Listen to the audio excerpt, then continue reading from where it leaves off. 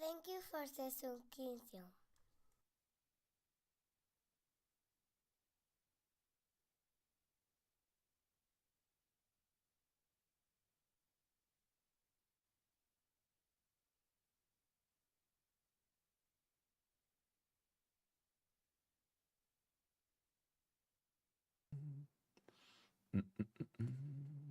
Now should be fine, right? Yes, it was default. Okay, I was telling that welcome everyone. Thank you for joining. You know, we are going to enjoy with another new and beautiful tournament. You know, we have been watching already the qualifiers, but now we're going to see the main event, and we're gonna have co-casters. We're gonna have interviews with the players, and I want to say thank you so much for the subscription to Super Bua, Promo Art, and DVD 6 months in advance. And remember that the draft is getting ready, but we have this program for today. This is the program for today.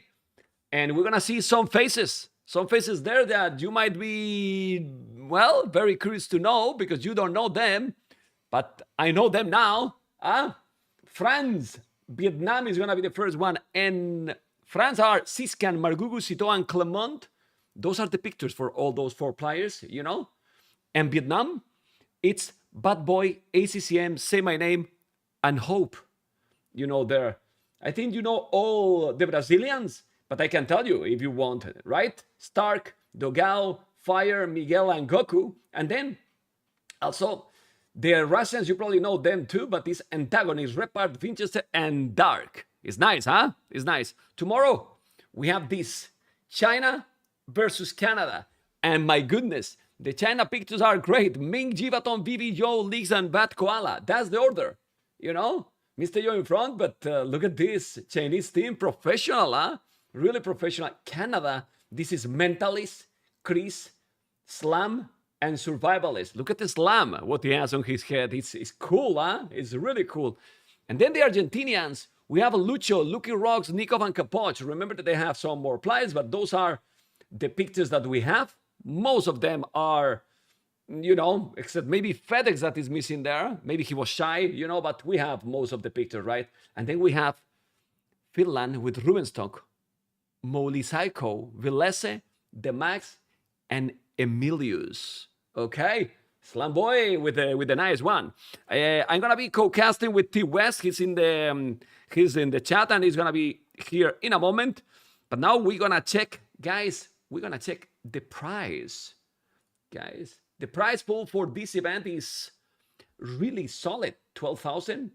You know, for the winner, 9K, 7K, and this is the distribution now. You know, they have guaranteed already $2,000, but they can get a lot more, as you can see, a lot more. But now I think it's time that we can see first the groups, right?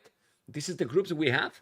You know, China, France, Vietnam, and Canada. We're gonna see France, Vietnam tomorrow. China, Canada, and this is the opening matches. Then winner match and elimination match. It's gonna be a brutal and quick tournament. You know, it's gonna be nice. Gonna be nice. Then Group B. Argentina, Brazil, Russia, and Finland.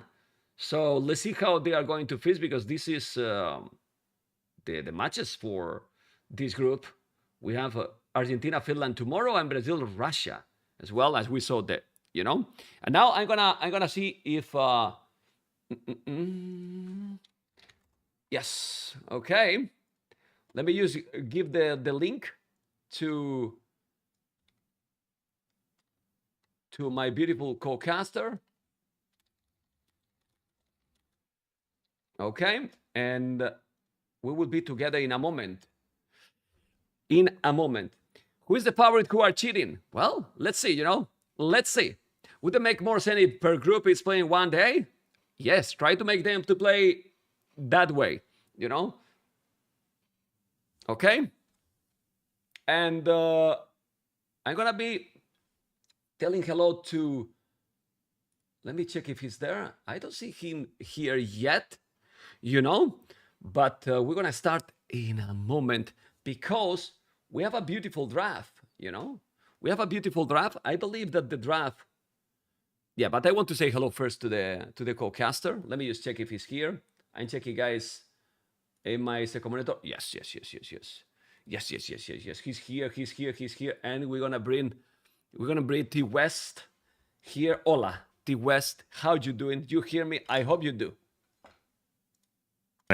I guess this afternoon for you. Yeah, it's very early for you.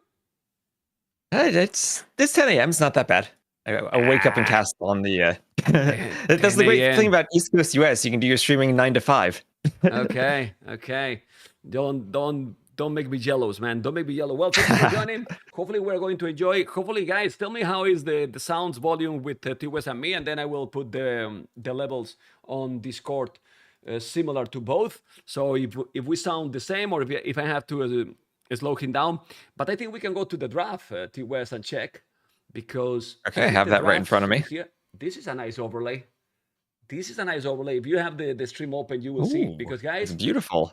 We have a nice overlay here. We can see the 4v4 that we will be starting the first game, then Alpine, the 1v1, as you can see, the big freeze, the coastal forest and the Arabian, and we have the teams there, France and Vietnam, and we have the civilizations, T-West, with bans, Spanish, Cumans, Vietnam, Mongols, Bohemians, and Britons. They ban, I think the bans is probably the most important because then, depending on the combinations they do for every map, we can analyze, but we see that they ban always very strong civs.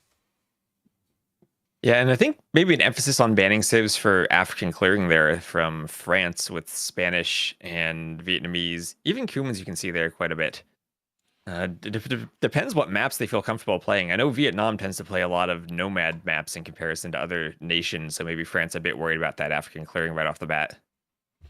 Yeah, I mean, let's see, because we have not seen yet African clearing. Remind to the viewers, and also I remind to you that the sponsor for this tournament made some conditions. One of the conditions, it was that there's always, a nomad map in all the cities, which I'm really fine, no matter what is the format, because nomad maps are very cool. And they're very chaotic. And again, they do favor some nations over others. Like you tend to see a lot of like China or Vietnam playing Nomad, whereas you'd see like Finland or maybe some of the South American nations also playing a lot of Black Forest, which isn't in the tournament. Yeah. And also for these cities, I wouldn't know who is the favorite, to be honest, because in theory, France is the higher seed. They might be the favorite, but as you mentioned, in Nomad maps, Vietnam is very strong. I don't say France is not going to be. Then in 1v1 Alpine, what they're going to use, because if you use Sito cannot play in a potential coastal forest 2v2. If you use Vietnam, the same thing, So, because we have to remind, guys, that who play in 1v1 don't play in the 2v2. So, it's complicated, right? What is your guess here? Yeah, well, I mean, ACCM, I think, is by far the strongest player on the Vietnam team. I think it makes a lot of sense to use him in the 1v1. For France, I think you have options with either Sito or Bargugu should both be pretty good 1v1 players. Maybe Sito a bit higher ranked right now, but I think both of them could be options. The 2v2s I'm more interested with is Vietnam. They don't have Backed anymore playing with them, who is their other top player. I'm interested who, outside of ACCM, they're going to consider their top two players for the 2v2, or how they're going to manage their team outside of ACCM. Okay, and African clearing, it will be chaotic.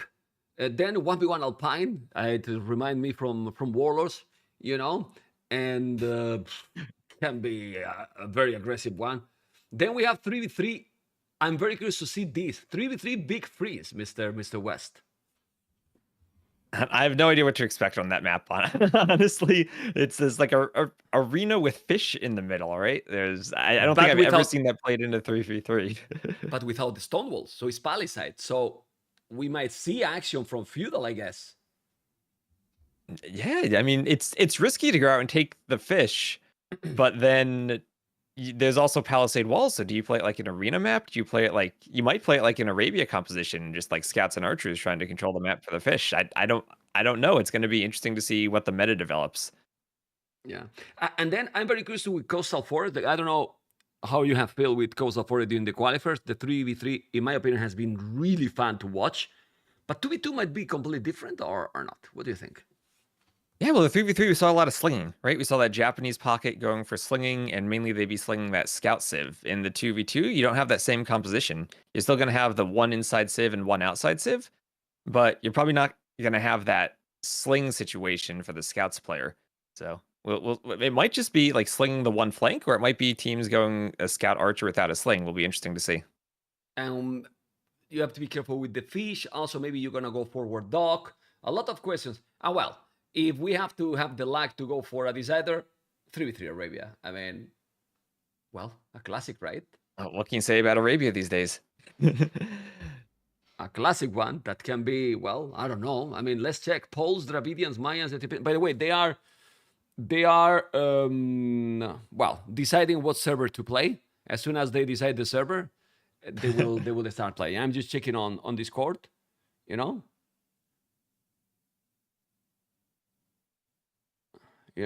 And obviously everyone want to pick the best server for themselves. So, Obviously. yeah, it makes sense. When this happens, we will start the game that hopefully is going to be very soon, because we have everything there. I was telling about Poles. Dravidians the second peak. Why will be Dravidians that high in the peak? So what maps? No, wait. No, wait a moment. It's not the second pick. Yeah, it's a start from the left to the right.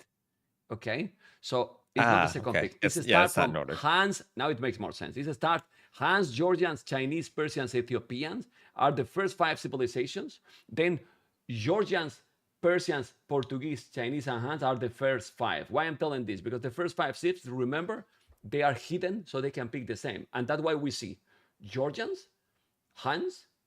Actually, this one is the first time that we see a lot of that are the same, like 4 in total, right? Yes. 4 out of 5. Well, I think it makes sense if you consider the African clearing civs.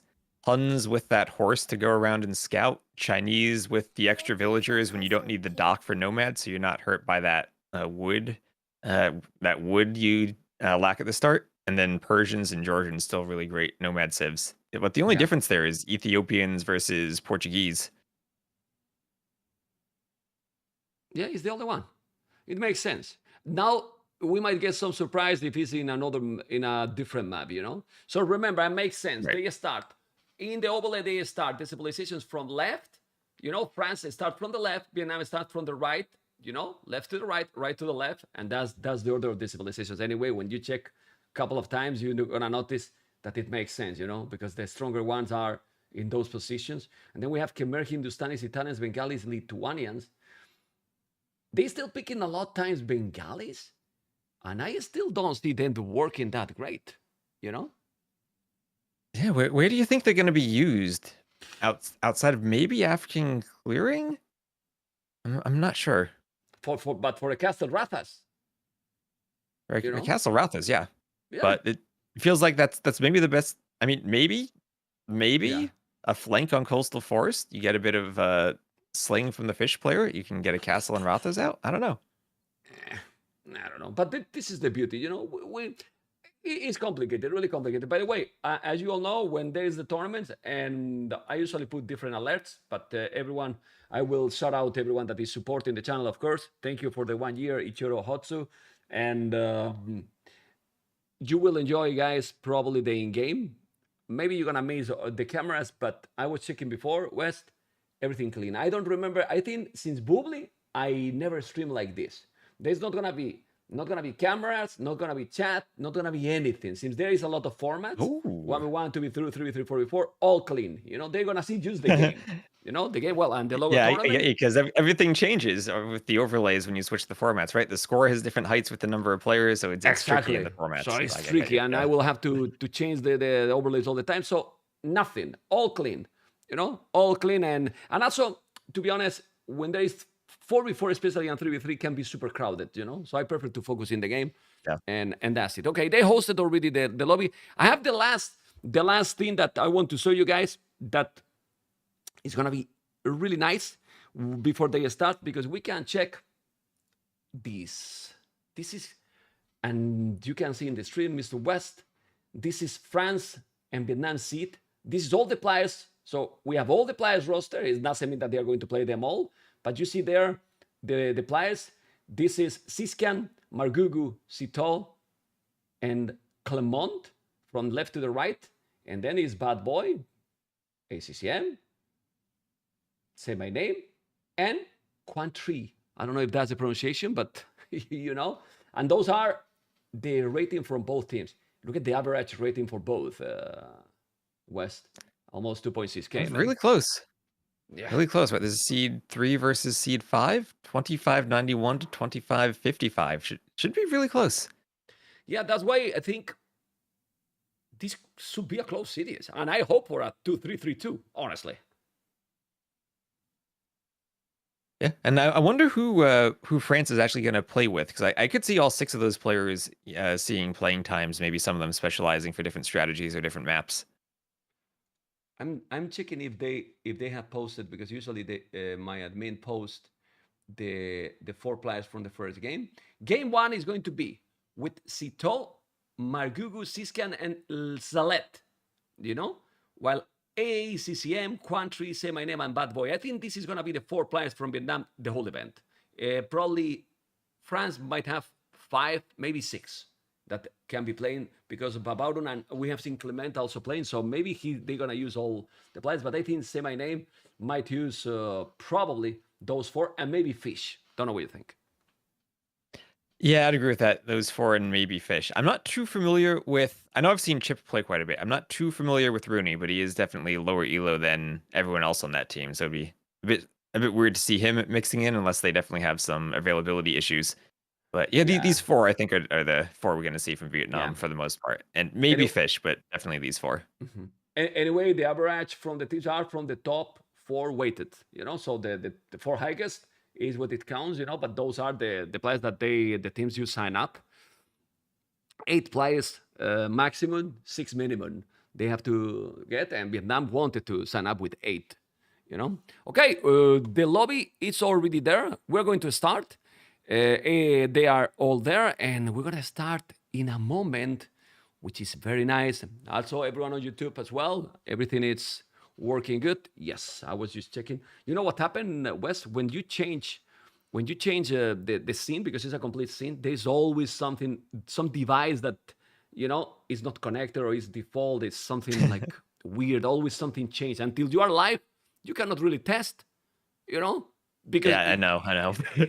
Yeah, you don't know if it's working. Anyway, this is starting now. We can get into the game already and talk about the civilizations. Very, very nice. Very, very nice.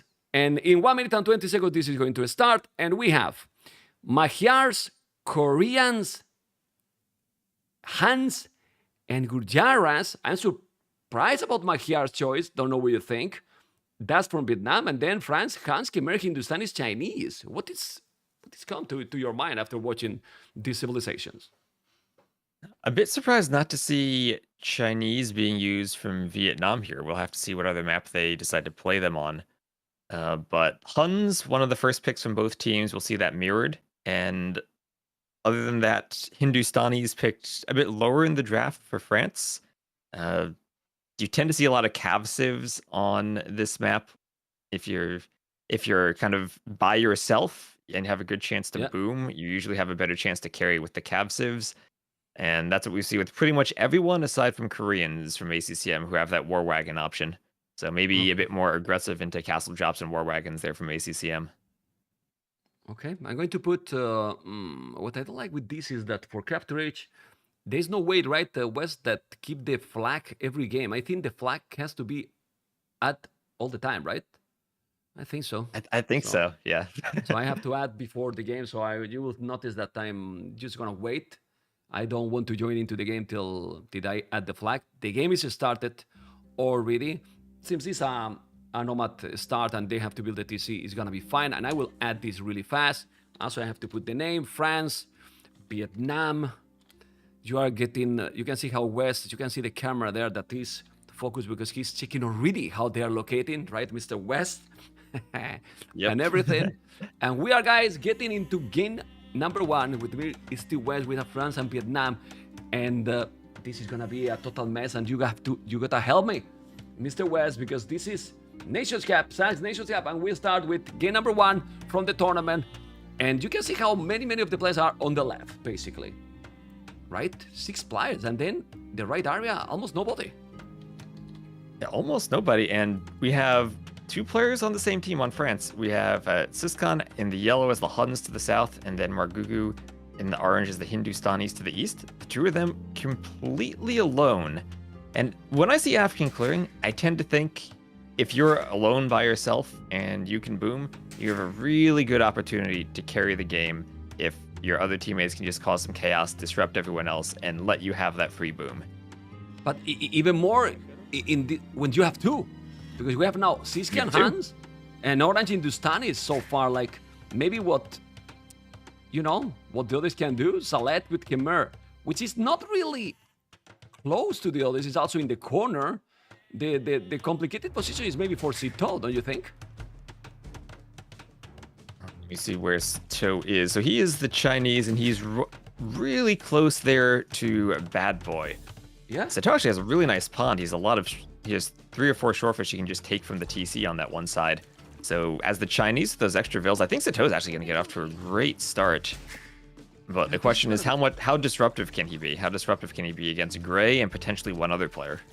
Can be tricky. The good thing with this map is, it's completely nomad stuff, because you can see how the good thing here, and we're gonna change also the land nomad to west, and everyone that is watching, that is not gonna be like Arabia position for the next time that they appear in the tournament. It's gonna be updated, and it's gonna be just nomad, random, and then maybe can be players together in a similar spot, which is happening here. But this map has that you're gonna get the hand, but to be honest, having all these shorefish, right? It's not so complicated to get there. The problem is the situations, right? How close you might be, and the positions might be the most important part of this map. Yeah, and we talked about those two French players being out by themselves. We also have 2 Vietnamese players at the north of the map, in blue and cyan. We have Quang Tri and Say My Name, who are kind of by themselves, but also together, which they'll be safe, but they also have to share resources a bit. They're going to have to share the ponds, share the golds, and share the rhinos. So they might still have a free boom, but it's going to be a bit trickier than the 2 French players who are all by themselves. Yeah, I want to ask feedback for people. I think like this looks cool, right? Like everything for the game, all is good, the sound and the video, because I have changed completely the setup, and hope everything is good. If nobody's complaining right west, I shouldn't even ask, because when there is something wrong, they spam. they spam, yeah, they let right? You know. So, yeah. The chat lets you know right away. yeah, and don't let me cast. So if they are letting me cast with you, this means that everything is good. Okay, we keep going. Tell me now if the sound now from my microphone is a little bit better. That being said, well, for now the start is gonna be slow. Do you think? Well, let's analyze. Some scouts here can be good, like. Or everyone going castle it, because when they are exploring, and they are exploring already, and they see some players close, like for example purple and red, see that gray is here, so do someone scout, and who could be scouts? All of their civs on pretty much in the game, aside from ACCM as the Koreans, are scout civs, right? Any one of them could open scouts. I wouldn't be surprised to see maybe Salet open scouts as the Khmer, simply because he doesn't need to do that barracks, and you're probably not going to be making too many spears if you're the scouts player. You just want to harass with the scouts. Sito could do it too, but he's also so close to Bad Boy that you might even consider just going for a tower rush, seeing how Bad Boy is trying to take that wood next to his TC and doesn't really have access to the one on the outside.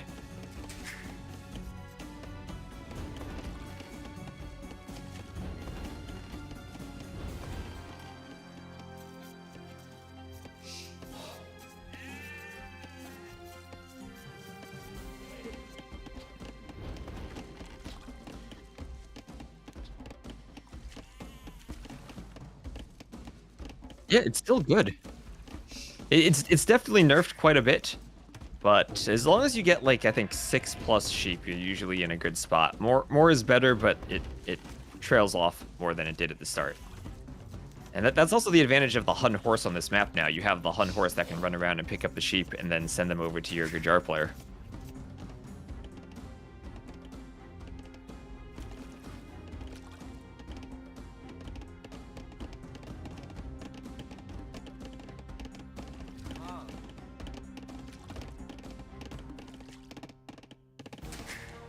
I don't know, like they're super far, and Margugu, He's gonna go scouts then, I believe. Oh, your chat's spamming you. They're It's saying fine, that it's you're fine. muted. I know. I'm not muted anymore. Okay. It was fine. It was just a moment. Like, a scout with Hindustanis? I was testing West, if they are still here, or is view bots, you know? Now we know that everything is Okay. fine. I muted. Yeah, we know. I was muted for a Lots moment. of AIs these days, you know. Exactly. Yeah. I think my viewers are most of them AI bots, you know, so it's okay. Okay, let's keep going. So Bargugu up, and he's doing the barracks. We'll see if he does the stable. You know, I mean, Hindustani is definitely a good civ for opening scouts, but you might not expect it when you're this far away from your opponents. You have the opportunity just to go up, get some TCs, and boom, if you head straight for the castle age. And here, your stable is going to be so far apart that, yeah, you're going scouts, but it's going to take a long time before you can actually harass someone with them. Okay. I'm checking now how Gray's... Ooh, look at Gray! Luring the Rhino and almost losing, but made the house. How the hell this is happening? And you know what? With 8 players, how can I catch up that? Such a crazy caster, this Membo. My goodness. Anyway, look at the tower from Sito. Taking the wood there. Don't think that tower is get too much. I don't know what you think, because he did the lumbercamp just to have the building there. He can still have the wood on his stone center, right? Yeah, and if you look at Sato's scouting, he actually didn't see all that wood by the TC. He might think this is the main wood line for Bad Boy, but actually it's not. There's a lot of wood clumped up right on the other side of the TC that Sato has not found yet. Exactly. And now that tower is just not protecting yourself, because you probably want to have a tower in your wood on your own goal. That tower is scanned up. Well, it's okay. I moved 3 villages. Not a big deal. Anyway, these maps, guys, the 4v4 are usually, I don't know how you feel, it's so difficult to cast these 4v4, West. Like, especially the Nomad starts. Yeah. Where to look, man? Like, where to look? I don't really know. Okay, and we see now Bargugu. What I'm seeing here is a team wall. If you look, there's a huge team wall coming up to the north there for Vietnam. But the scouts from Bargugu trying to harass. We'll see if maybe they can get in before too many spears come out. Old times, like the old times. But they have 3 plies in like a 20%, 25% of the map. It's not a big area, but if you wall, it's not a big area. It's still a big area because there's a lot of resources, so if you wall, you might be okay there, but then Gray is lonely. Like, really lonely with the Gujaras. Yeah, out there by himself. And also, if you're walling like this, if you're just gonna stay defensive behind the walls, you're giving up a lot of map control. Yeah, there are resources in there, but there are a lot more resources outside of it. That's something that France could look to take advantage of in the long run. Wes, we were talking about who go Castle Age. Nobody's going Castle Age. I think the only one is going to be ACCM. Ooh. He's getting closer. He still doesn't have the 800 foot, but he might try to go for the War Wagons. And now we see Orange is going to go into Teal. Oh, he didn't wall. He didn't wall, and now he's going to start to snipe some villages, West. And that's a problem for sure for Say My Name. Yeah, the scouts don't really have any upgrades, and the spear is going to come over. But definitely disruptive for that eco. He didn't get the walls up in time on the lumber camp and isn't fully walled up the front, so the scouts, even if they're not killing villas, they're still forcing you to move your eco around. And on this map, that can be really disruptive when you want to be taking those fish and maybe have to start going into farms earlier than you wanted to. Yeah, they have really a disadvantage. He lost already 2 before, and now the 3rd one, and Bad Boy has lost 4, while the French players, only Cito lost a villager. Okay. How useful is Capture Age, man? Without Capture Age, casting this will be a nightmare. For sure. Will be really, really hard. But you can see how they are completing the... No, they can't. Ooh, look at Blue, the market. He's doing the market in the last second, but they're still gonna break in. He needs more villages. It has only 1, and he's gonna be inside. That village is gonna be gone. He delete that market, and Blue is gonna lose more. France is playing right now a lot more aggressive, West. Yeah. Well, at the same time, Bad Boy also did some scouts to the west, and he's been harassing Red and just kind of running around, might be able to hit Sato too. So Bad Boy's trying to do some counter damage, even though I feel like France is getting some really good value from their scouts right now. Yeah, but then the problem is, there's nobody for France going up. And feudal units is gonna have a really bad time against war wagons. Like, a really bad time. ACCM is on his way up. Where do you think he's going to do the castle? Because he's already walled. Does he do it like at the front of the TC somewhere? Yeah, he Not cannot. really a He great cannot spot move. for him, I think, to castle. Yeah, but he cannot move anywhere. Maybe he's not even gonna make forward. Maybe he's gonna make even at the back to don't let them get Maybe. inside. Because Sito is around with archers, and I think he might see it. He saw it for sure for a moment. Okay. There's a lot of scout trying to get into Say My Name. He's gonna make a gate, a stone gate. He did the gate, okay. Oh man, he's trying to break in. He can't. Yeah, but this still is forcing some stone that he's not going to have for TCs later on. So stone gates are very expensive. Yeah, well, Orange is up. It's crazy. Margugu was up the faster, but you can see how with Hindustani's economy, you know, second stable, the short phase, few farms as well. I love how he has to protect the wood, and now the castle is up there. So yellow and orange going up. We'll have 2 players in castle. Well, Gray's not too far from going up now, and Gujaras, he's doing some damage here, being in between 2 players. He's quite doing a good job, West. Yeah, As long as you can harass 2 people, you're giving your team a chance. Okay, the hands with some good farmers, as you can see. And 3rd player going up. Wow, Sito going up to Castle. He's 3 players in Castle. It's true that ACCM is already there, but as we were talking, Gray is now killing more and more villages to Red. So he's doing a great job here. Yeah, it's pretty nice. He's doing damage to the Khmer player. Also, idle, forcing a lot of idle villages. Is this open? No, but if he's open, he still have the houses that you can garrison.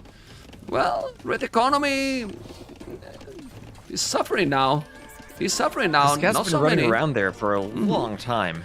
And just looking at the Vil count, though, I'm kind of worried about Bad Boy. He only has 27 compared to everyone else. He's really struggling being right in the middle of the map without good wood access, I think. Well, he lost 9 villages, you know? He has got killed 9 villages. That's why he's very low numbers. He's still on the way to Castle. He should probably move some villages, but let's see. Also some archers from Sito in... well, inside the walls, because he's not fully walled. And where is... I'm going to go to ACCM point of view. And this is the thing. He has 4 war wagons, and now he's doing damage. Yes, man. It's what we were talking. War wagons plus 2 armor. Wes, how the hell do you stop then with the schemes or archers? They melt everything. You don't. Yeah. It's such a good unit for the Koreans. They're cheaper than they used to be. I think there were 120 wood in AOC. Now they're, I think, 105. And now that free 2 pierce armor immediately makes them so tricky to clean up in the early Castle Age. Yeah. They just tank that TC fire like ACCM's doing too. They have so much HP. I think that's the biggest difference, right? To have the plus 2 armor for free, because you are saving a lot of resources and you have then upgraded instantly. Ooh. Oh, those wagons are going now to the wood line. He's gonna raid now Sito. Wood line. Oof, Sito, La Baguette. And now those scouts will have a lot against those purple units, so he can still kill more villagers. Yeah, Sito is in troubles now. He's in real troubles. And if we check the numbers, a lot more army for France, yes, but the wagons are more dangerous than all the army they have right now. I mean, they have crossbows, okay, but look at the wagons. Sito is losing a lot now. Check the village number he lost already, West. So many, men. Oh, now he's down below Bad Boy, down to 26 vills. And you know, that's what really makes the scouts so dangerous on this map. The combination with the war wagons. In early Castle, how do you clean them up? Maybe Elite Skirm is your only option, but the scouts just stop that. In the mid-wealthy West, Yellow is destroying Teal. He's still in Feudal Age. Say My Name is getting destroyed right now. Whoa. So many archers here. Raiding the farmers. Say My Name is out of the game right now because he never walled that area. And now the crossbows are really doing the damage. Blue need to move away as well. He's in Castle that has 5 scouts, 1 knight, 1 spear, and Francis is still going well and being really aggressive. It's true that ACCM is the player with the most villages in the game right now, but the rest of his team, well, Blue is okay, but Teal and Gray, West, they're destroyed. They're suffering. Yeah, well, you're being too nice. Hopefully ACCM gets enough war wagons to clear the crossbows, right? He should counter them eventually. And Margugu with the camels, though, makes it tricky for the war wagons. Yeah, but if you go with nice also Blue and having those war wagons, they should be fine. It's too many. It starts to be a lot. And we all know how ACCM is a try hard.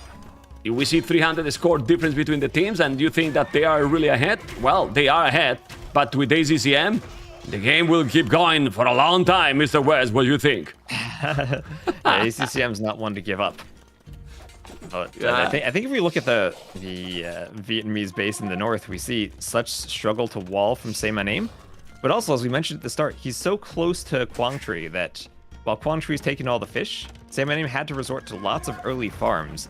And on African clearing, when the other players have fish, like Margugu's been taking the fish to boom, as Siscon's been adding in mills and just fish booming, that really puts you behind if you have to invest into that early farming eco. Yeah, we also have to remind people in the stream, what are the rules about this link? Well, for example, in many other situations, we will see probably, oh man, Say My Name is so behind, he's gonna start to link to others now. No, he can't. He cannot link. The others can link him, but him's from Feudal. He can't link to the others that are in Castle Age. So he has to still be part of the game playing. You know, man, the others can link him to get him back into the Castle Age. But that's the rules about this link, okay? So for those people that maybe don't know, and we give all those details, still the boom from ACCM, very nice and really scary, the amount of wagons, +2/+2 and no ballistic West. But he need to keep raiding. The problem with them is that, well, not the best mobility from those wagons. I mean, they're slow, not like the knights. Yeah, they're slow, but some of their mobility comes from their ability to run under TCs and kind of not care about that TC fire. I saw him doing that earlier, and he can basically get into Sato's base whenever he feels like running in. It's more the pressure on his own teammates that's stopping him. Do you like the second cast that he's doing? Like, why do you need the second cast? I mean, he's on the hill, yeah, but why is so close? I mean, he probably just want to be safe and keep spamming as much as possible because you know that he can't really go forward. Yeah, I think the question for ACCM is where does he go once that gold mine runs out in his base? He's going to need a second gold mine, and there are two near him, or he might just try to go into the back where his team is walled a bit more. Yeah, well, there's still resources, but now blue is raiding as well. The scores still say that France is ahead. We see how orange is booming. Thank you guys for the soup, appreciate it. Look at those wagons, and wagons chasing those cab archers. Okay. But still, I think he need, with the amount of wagons he has now, well, the problem is that the camels are there. Margu has so many camels, Mr. West. So many. So tricky, man. Yep, and of course they're the Hindustani camels that attack faster, and camels do get their attack bonus against the war wagons. So if you're not careful when you're out of position, then all of a sudden you might lose those war wagons to the camels. Yeah. Okay, let's see, he's doing more Town Centers. Gray is still in a awkward position. He's getting ready with the knights by red. There's a tower, but he's not, well, not garrison all the villages. Now the camels are out of position. He's gonna lose more, and Gray is still dropping and dropping villages. Only purple, only Cito is in a very rough position. Now, West, yellow, red, and orange are in a very solid one. Vietnam need to do something now, or this game is gonna be for France, man. I don't know how they can come back from this. Like, they have almost 3 players really struggling right now. And Teal is gonna be in Castles now. Wow. Yeah, outside of ACCM, they're all really struggling, as you say. And it's just war wagons from ACCM at this point. It can be really hard to carry with Koreans on African clearing if you're boomed and you're just by yourself, because you're not going to have that great answer to the camels. Yeah, well, he has 22 war wagons that are, it's a lot, like really a lot bad. The opponent has 21 cab archers yellow, 10 knights red, 19 camels Margugu, and even Cito, that is really low with villages, has 8 skirmishes, 7 cab archers, and doing monks. Well, now Thambrin even, like, yeah, a scary situation from ACCM because he's the one with the top score here in the game, but need to take economy, and they are not taking economy, and that only means that Orange, for example, is gonna have a huge economy soon in the West. Yeah, he's been booming. I mean, right now, he's already really surpassed ACCM in vills. He's up to 100 vills, and he's in a position just to go up and, with that great Hindustani economy, start adding in camels and think about moving to Imp and for Imp camels eventually. Wow, Imperial camels here will be crazy, right? Wes will kill everything. It will kill really everything. Teal is still so behind. He's trying to do now cab archers, but that's the thing. Siscan, who has Hans as well, has 83 villas. 50 villas more, Wes, only. 50 villas more. What the hell? Yeah. Yeah, I mean, it looks like the difficult thing for Vietnam in the long run is that it's just going to be that Koreans versus Hindustanis matchup. Their camel player, the Gurjars, is so far behind from having fought Sato for so long. It's absolutely crazy. But let's see. The wagons are here on top of that hill, patrolling a little bit. But just look how Sito is just holding at home with ACCM. One player with 39 villas is holding the one that has the best boom in their opponent team. Yeah, they need to do a lot of farming. They have 100 villas behind. Look at Salet with Khmer, nice +2, trying to take it down. Great EC. He's coming with few camels. He's to go back now, Red.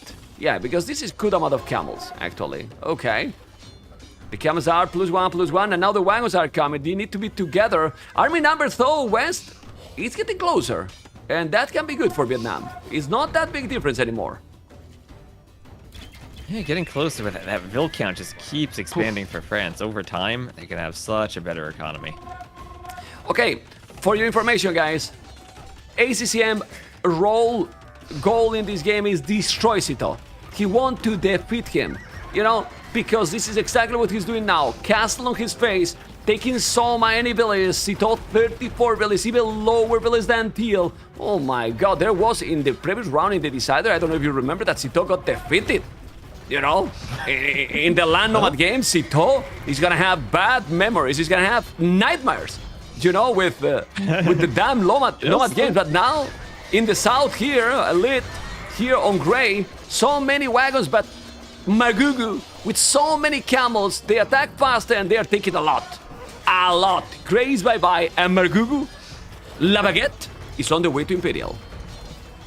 Yeah, you know, sometimes it's okay if you're defeated as long as your team wins, and it's just a race to lose villagers now between Bad Boy and Sato.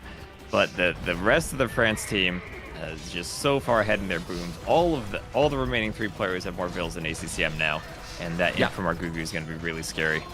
Yeah, and we were talking that Vietnam is very good in nomad games, but this nomad game, this African clearing, it's different, right? Like, if you go aggressive here, as we have seen, it can be rewarded. Definitely. Especially all the early pressure on Say My Name when they tried to team wall in this small area of the map, just opened things up for all 3 of them to take damage. Okay. You can see the wagons. It's taking more and more.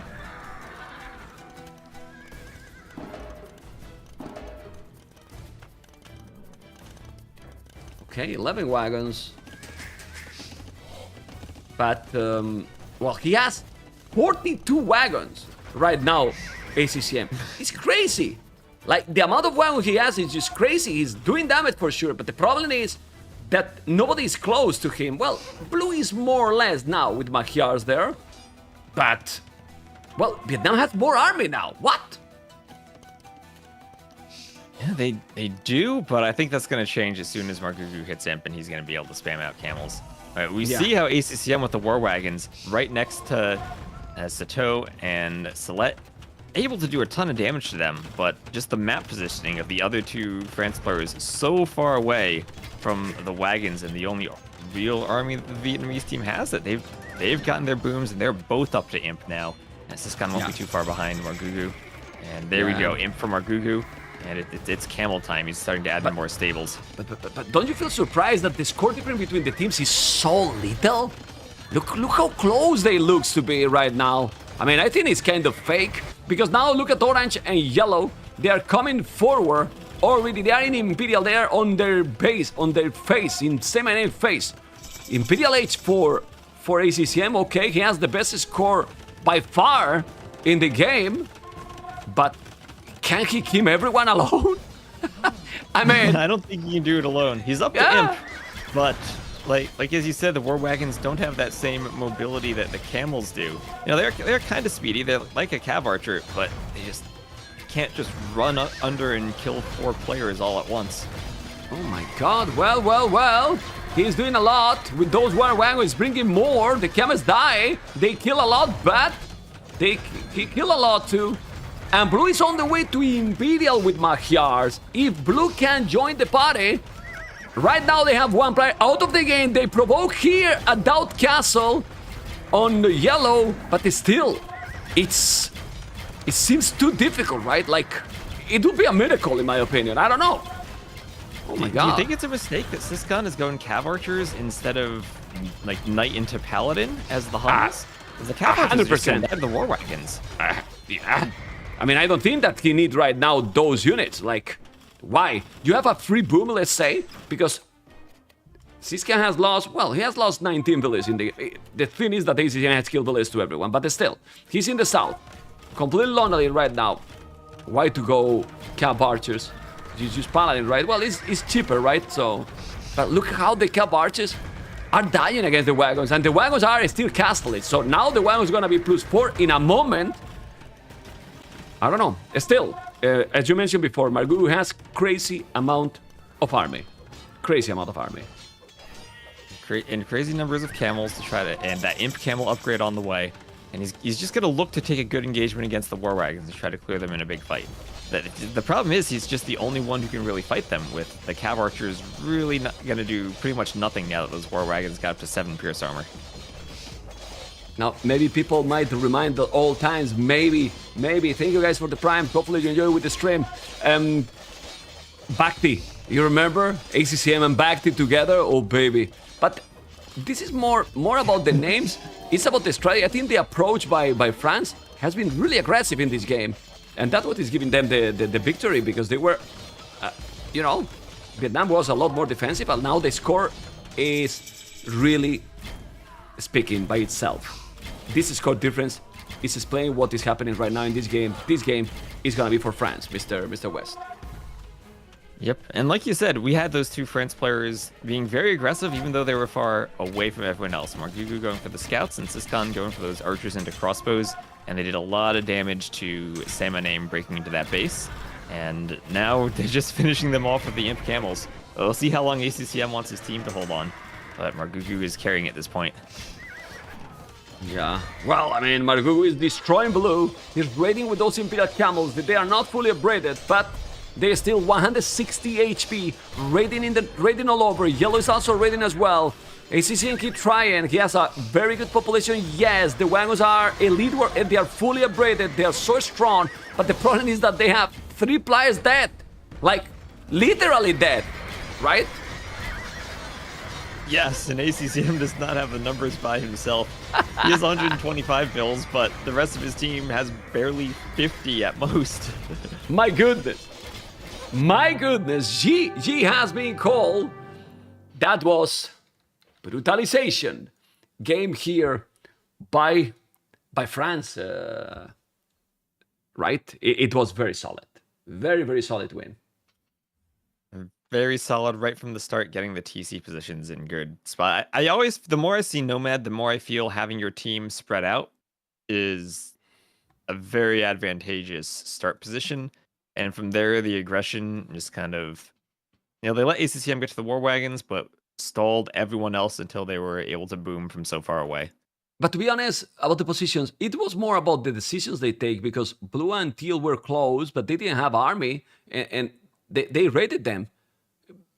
Like say my name wasn't ready to that action, and I don't know. It's I think they just were thinking more in the castle age, probably. Probably, like, they tried to wall but didn't get the walls up in time, and that kind of killed them, as they weren't expecting all of that aggression to come in if they had seen how far away the other two players were. Yeah. Well, and now we have, guys. We see there the map. Who has won this one, and that's African clearing. We have the civilizations already removed, and we're gonna see now the 1v1. The 1v1 is going to be, let me just check, because they say it on Discord. Anyway, we might see it in a moment also on the spectator, but let me just see. It's going to be in Alpine, Margugu versus ACCM, Mr. West, not Cito. Well, okay. Margugu likes to play these aggressive maps, but ACCM should be favorite in this one. I think so. That's what we were saying at the start. what's Vietnam going to do for the later games if they're not going to have ACCM if they're using him in the 1v1? It's France will still have Sato. Okay. Let's see what is going to be. And I don't know why it should appear. Yeah, the African clearing map should be removed, but it's fine because it has the crown on top. But I would like that this appear like this. You see, guys, people in the stream? But for some reason it doesn't appear, but it's okay. I will fix for tomorrow, or we'll try. Okay, Alpine, what civilizations do you think is going to be from the remaining one? This is a very aggro one. Lithuanians make sense, right? For a map like this. It does? I know Viper has picked Armenians in the past on this map. I don't know if ACCM would be that daring to do it here. But Georgians are always just an option on any map, right? They're Georgians. Yeah. Viper is masterpiece, man. Usually you see a lot of trash wars on this map, so I think Lithuanians do make a lot of sense, as you said. Yeah, let's remind that who played the 1 versus 1 can't play the 2 versus 2. Okay? So probably they consider that they want to have Cito for a potential 2 versus 2. I mean, as simple as that, right, Wes? If they are not using here Cito, it's because of that. You know? Right. Do you think it might be a strategy if you're assuming Vietnam might use ACCM here, that you just pick someone who like lower on your team to use for the 1v1, and then maybe it could have been a strategy to save both Sato and Margugu for the 2v2? Well, but I mean, I think the other players are. I mean, Margugu play a lot of team games too, but I think in team game, just having one of them is fine. You know, like you don't want to throw 100% because Margugu still have chances to win to ACCM here. While if you put someone else, there's probably no chances at all, no? Yeah, I don't know. I mean, if Margugu wins, maybe ACCM stops bringing him as his +1 to events, right? This is a... yeah. Like it said in Red Bull. Yeah. Okay. Let's see. They are about to start in a moment. They are hosting already here. And welcome, everyone. Hopefully you enjoy it. And after this series, I'll show you Los Brasileiros. Who's going to win in the next one? Brazil as invited team? It's the first invited team that is going to appear, Mr. West. Who is going to win? Brazil or Russia? I really do like Brazil as a team for Nations Cup. I'm going to have to go with Brazil. Well, historically, Brazil has got a big result in this tournament. That's why they're invited. They have. Yeah, they've consistently been one of the top nations. So Russia has some good players, but Brazil has that experience of playing together. Let's be honest. You know that I have good, good relation with Fire. It's the way that we can get Fire in a main event. You know, West. Don't. Man, it's the way to go. You know. Right. Sorry, Fire. We love you. You know, but it's what it is, man. Anyway, the game is starting, and you are damn right. But me too. You see these professional casters?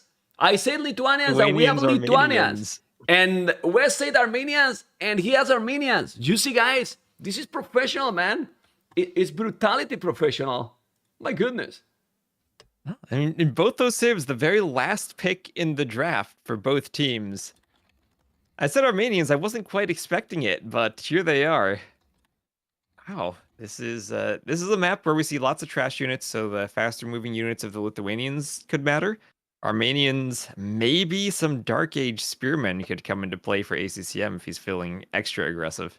Yeah, but in this map, do you think people remember how it is this map? Because we use it a lot in Warlords, but it was 9 villages start. Here, this tournament is 3 villages start, you know?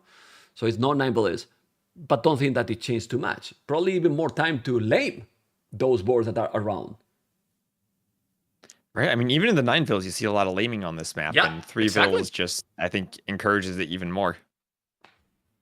Yeah, well, 20 seconds, guys. 20 seconds, this is going to start in a moment. Let's see if I have to change the flags or I have to change anything. Hopefully you like the overlays. and everything that we have prepared for the stream, so you have a nice experience. And let's see. I like how Memp cannot stop moving around as he broadcasts, and he was barely well. This is about, but this is about personality. You know, I'm a very quiet and calm caster, right, West? And that's why I move all the Memp time. also has a lot of buttons he has to press while doing the stream. He's got to move around and press like 10 different overlays. That's true. While Wes is just chilling and enjoying, you know? It's a good job too. You are doing a good job, but it's a little bit different. Ladies and gentlemen, game number 2, France, Vietnam, and we have Lithuanians versus Armenians. They are so close. Alpine bring me so great memories, but now it's different. We have the 1 versus 1, and who is the favorite here? Margugu or ACCM, Mr. West? I think ACCM definitely should be favored as the higher ranked player, but I've seen Lithuanians a lot used very successfully on these maps, or on this map. Armenians, I've seen them before, but I'm not quite sure how ACCM is going to end up playing them. The mule cart can be useful, moving it from that thin wood line on the upper ring to the outside and grabbing some hunt on the way. But Lithuanians with their faster moving trash units, you don't have much gold on this map, so you tend to see a lot of spears, a lot of skirms, and that's what the Lithuanians specialize in the feudal age. Okay. Well, about the format, guys, remember, the format of the tournament, 4 versus 4 first game. Second game, 1 versus 1. Third game, 3v3. Fourth game, 2v2. And the 5th game, in case to be needed, 3 versus 3. That's the format of the best of 5 all the time. With the difference that it's not the same map all the time. It's changed. In every round it changed, but not the format. That being said, in this 1 versus 1, West, maybe with Armenians, we might see finally Lone Swordsman earlier than we should. I would love to see that, but we could. It's not really happened, right? Not happening. I mean, the tricky thing for that is you still need gold for the swordsman line, and you need to secure the gold on the outside for that to happen. Yeah.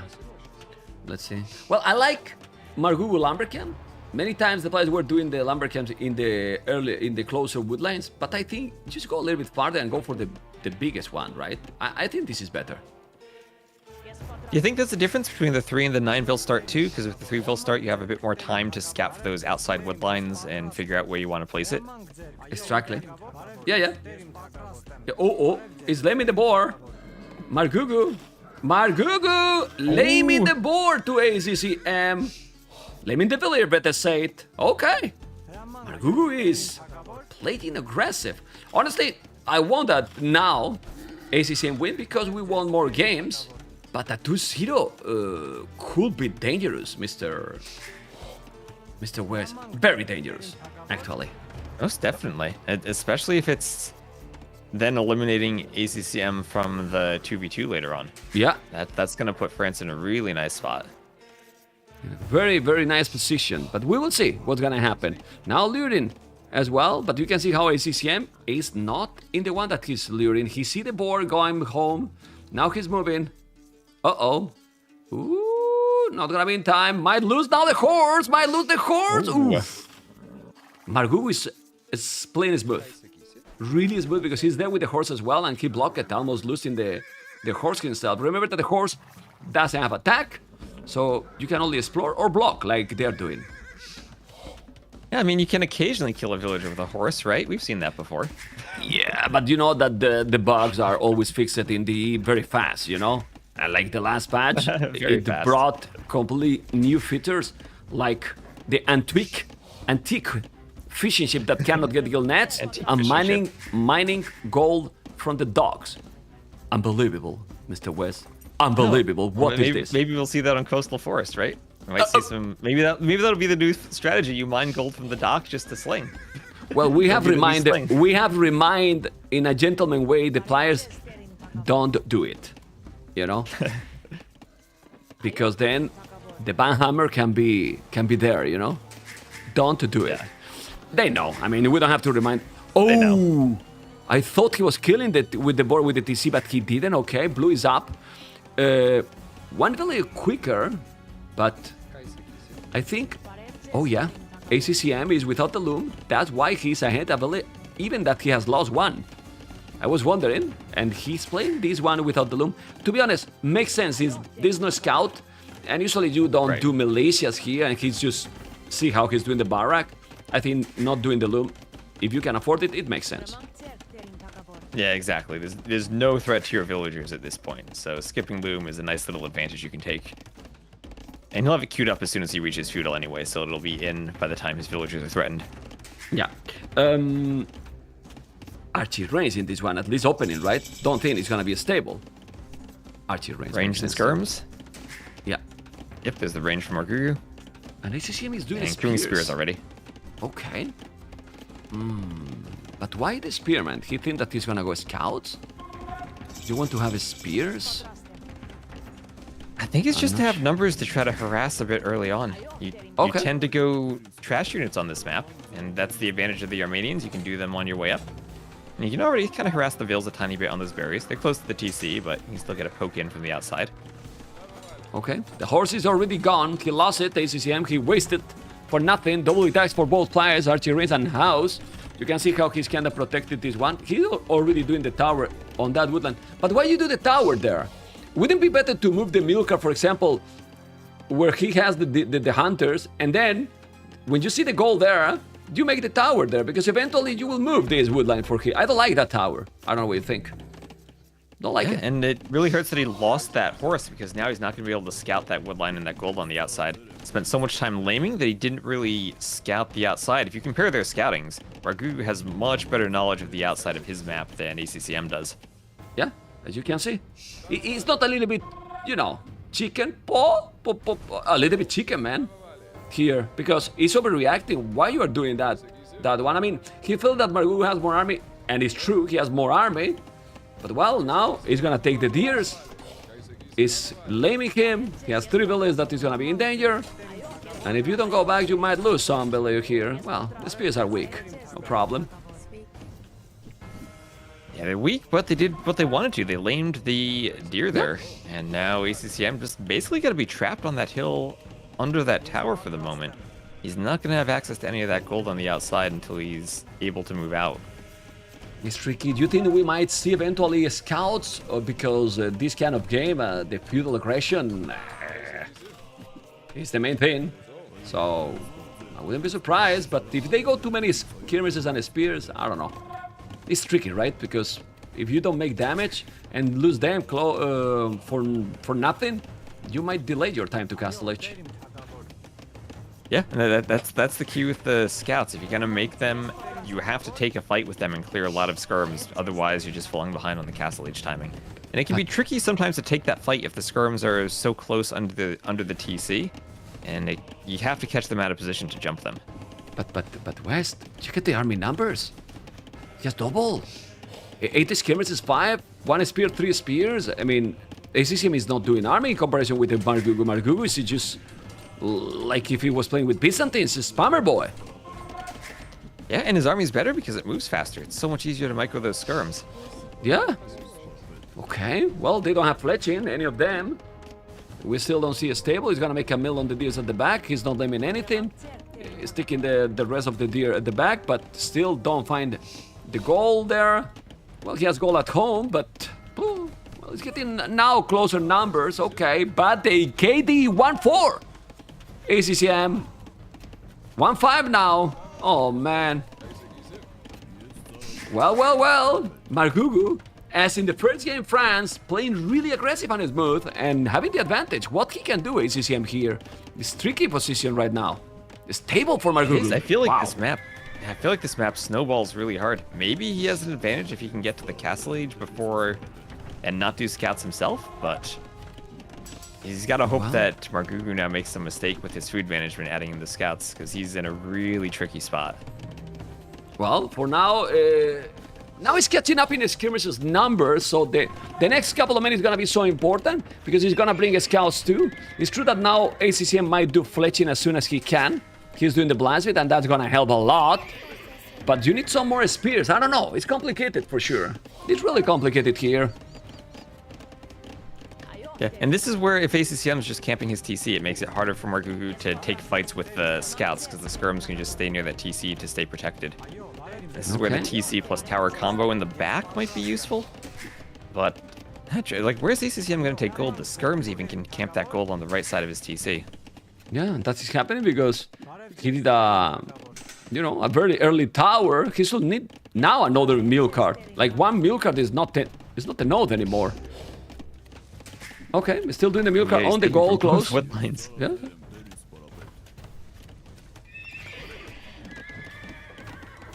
I don't know. It's still is 6 units lost already. Population is close, that's true. But look at ACCM on the right. He moved few villages to take some hand, and he might see another goal. Yeah, he see the goal there. He's fine now. He's moving well. Here, ACCM. He's now ahead in villages. He catch up kind of the numbers. He's housed now, which is tricky. But Fletching is helping a lot, and I love Tone Watch. Market here for Margugu.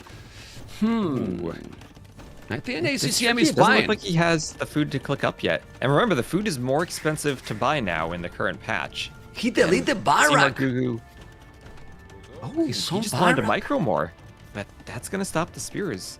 Well, I guess ACCM's not going scouts, so you don't really need as many spears. It's mostly about the skirm numbers. I think he's starting to fail. I'm not sure if he want to go castlage when there's a lot of army on the field. Might make that at the end he's gonna get the numbers down. Oh man. Well, he's coming with the scouts. He's trying to kill They're weak those scouts. skirmishers. Yeah, and those skirmishers are without fletching. He's taking those scouts. Let's see. Yeah, those scouts are dying even against skirms. Hit. Yeah, okay. Yeah.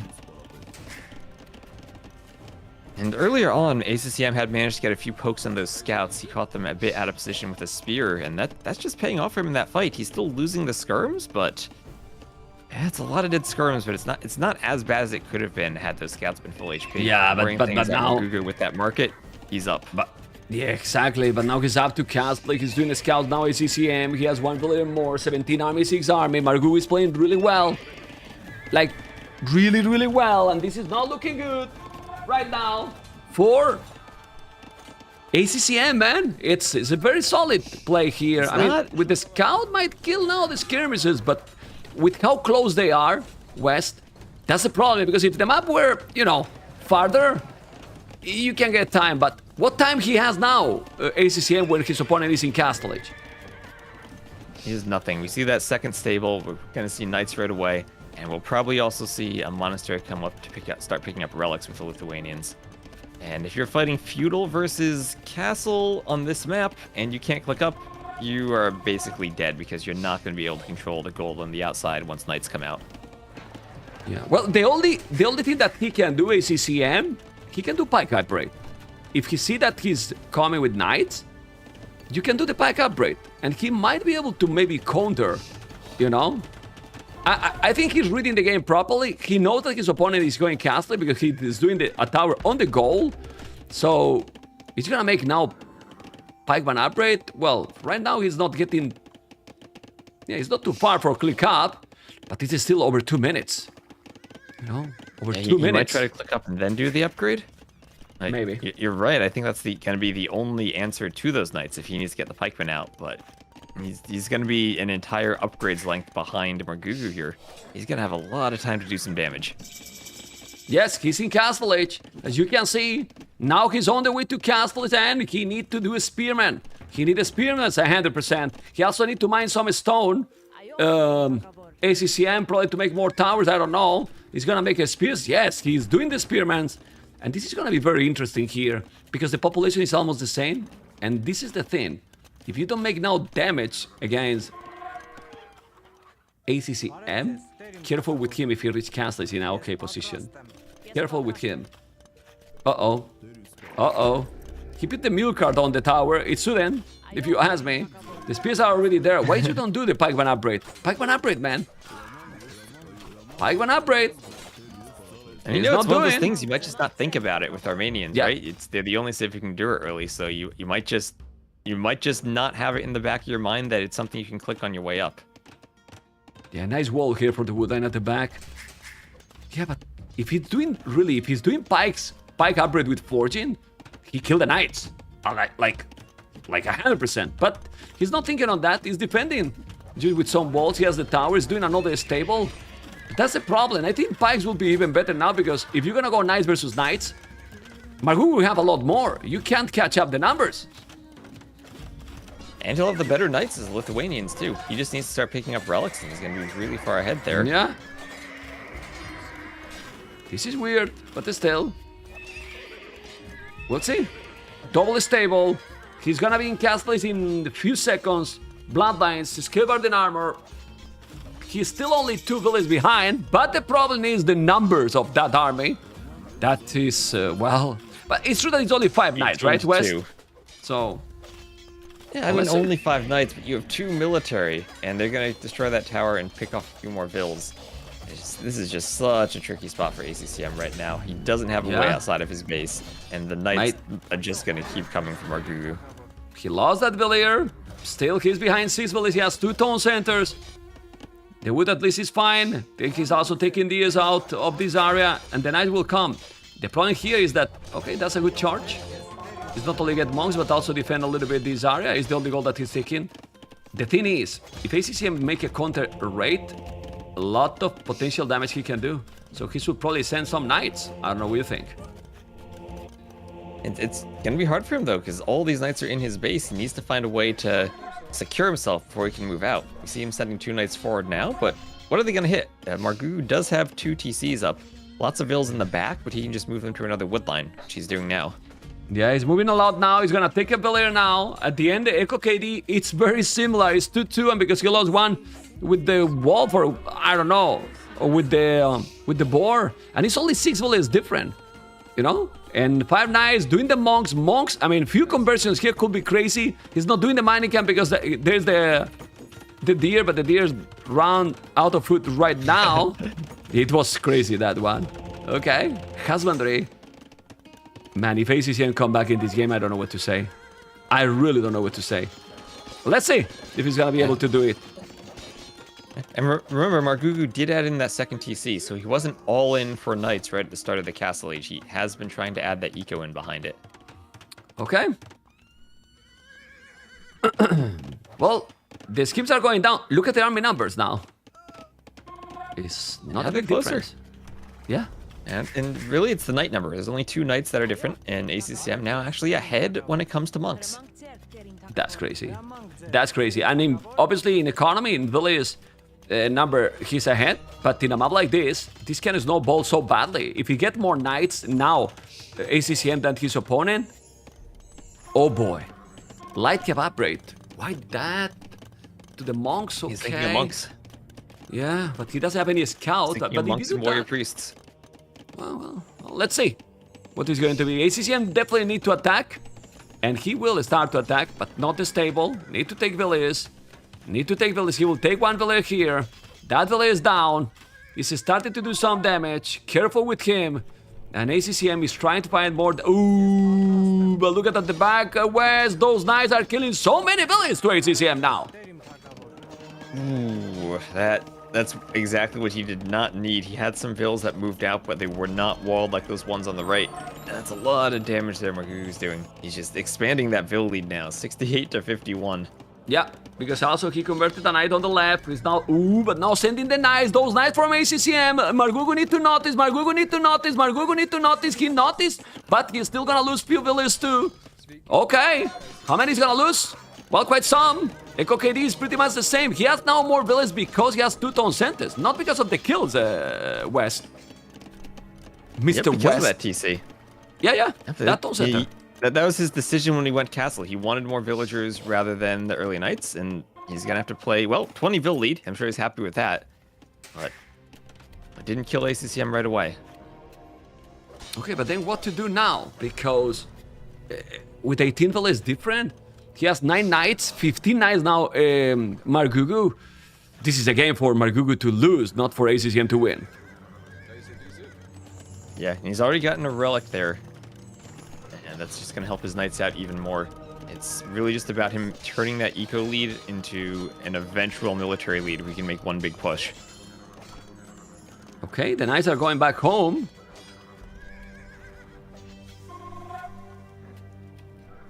Gotta be careful. No, the army numbers is crazy. I don't know what ACCN can do. He has more charge at the back to charge, but this is not like Georgian charge that give you economy. I mean, you protect it, but you need a lot more echo right now. Okay, losing another Billy is 6-5 only, the KD. But the problem is that he's still on 1-tone center, Mr. West. 1 TC. Still on 1 TC. Maybe the good thing for him is that he does have a lot of relics in the back that the Lithuanian player won't be able to pick up. So I think the relic spawn for him on this map was nice, but that's about it. Yeah, he's more exposed villagers that are not walled to the north too. Margugu might be able to find them. Ooh, his knights are so close. Yeah, it's still raining, but you have to be careful here, Margugu. Don't lose a lot of these. Nah, he still has so many knights. He's +2 attack now. He has 1 relic, so those are with, yeah, +3 in a moment. That's pretty sick. And the population difference is insane. Ladies and gentlemen, France, Las Baguettes is gonna be 2-0 against Vietnam. Oh boy. I mean, he's playing really Billy good. just keeps expanding. He is, and he's getting another TC up too. He's bound himself in a really nice spot. He's playing Lithuanians great with the trash war, and everything is going his way. Explain me why he's doing a siege workshop now, ACCM. To counter the crossbows? Why he's doing siege? That's a good question. Maybe he wants to push the TC? Yeah, with what? Well, anyway, he's ready now, the gold miners. I don't know either. But you know, you're the co-caster here, and I have to put you in a difficult position, man. What is this? Anyway. I don't know. Do you think he pressed right hotkey? Did he want another stable, maybe? I don't know. Yeah, maybe. Because in this situation, doesn't make any sense. If you don't have a second TC, this is looking really bad. It's gonna take some monk, okay. KD is not even that big difference. It's only 9. But the problem is that the boom here is huge advantage for Margugu. Wow. Well, it's nice to see how players like ACCM, you know, big favorite, and that has been in Red Bull Wall a lot recently, is having no chance in this game against Margugu. Yeah, so he's still trying to find ways to hang on, like he always does, but I feel like this map snowballs really hard. Once you get a good skirm advantage in the feudal age, you can just kind of ride that to that faster castle each time, like Margugu did, and then when you're there, you have so many decisions you can make that win the game, whether it's going all in with knights or taking this more eco-focused approach like he did.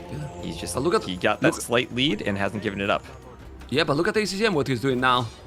He's now having more army and is starting to make damage to... Oh my god, if Margugu loses this game with 43 villages more, I stop... There's no way.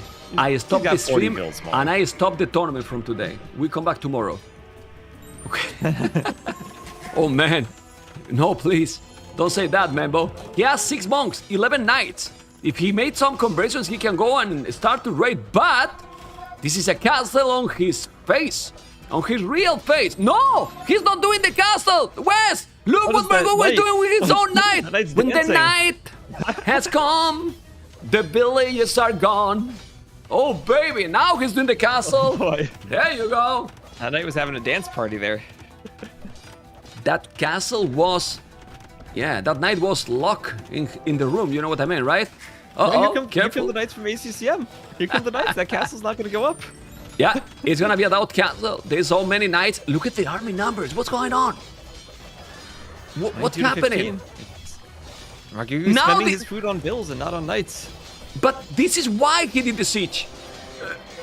The siege was from a potential castle. Now he has the siege workshop. He's gonna send the ramps. How many knights he got? Unbelievable. Unbelievable game. Seriously, look at the score. ACCN keep trying. And now, with so many knights, 15 knights going with the ram, another charge here. He might kill those. And I don't know, but ACCM has now a lot more army than his opponent. He's gonna be able to come back from the hell. Because this is the hell, what he has been. I mean, he still have double the army, villains on the charge, but this cast, man, the charge is so bad as a defensive unit, like really bad.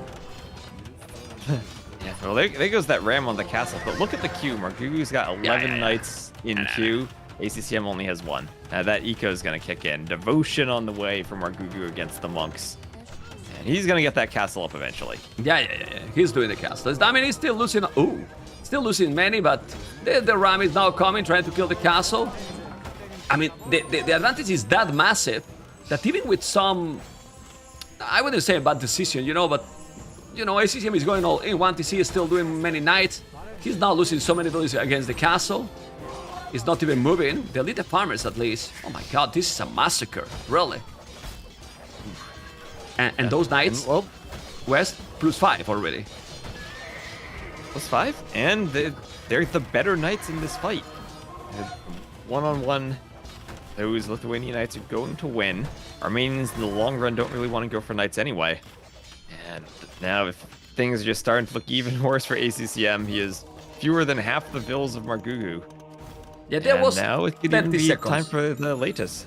Yeah, there was 30 seconds that he was looking, ooh, he maybe throw, but, well, he still have more army. And look at the amount of monks he has. 13 monks! What?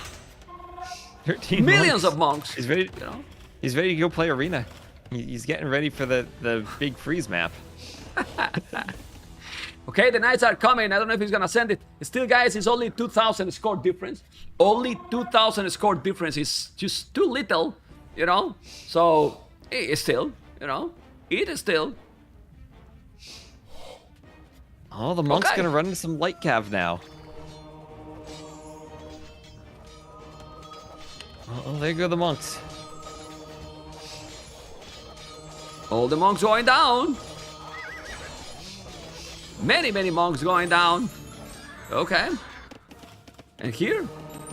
Well, these knights also already in there. The population difference is double. He's doing Saturday, but doesn't matter. This game, I mean, it's typical ACCM game. Typical at this Mr. point. West, right? I mean, he's got 54 vills, 27 of them are idle.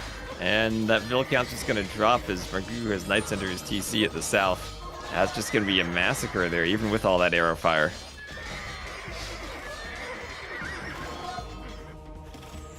Total brutalization. Here by Margugu.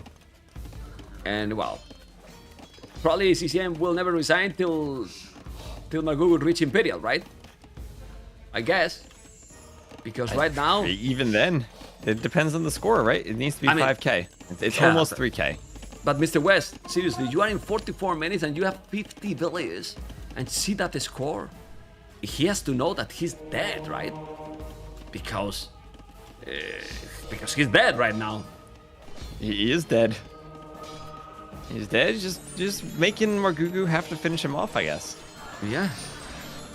You want to make him suffer and be so tired for the next game that is gonna be a completely different story, right? 3 versus 3 on a brick freeze map.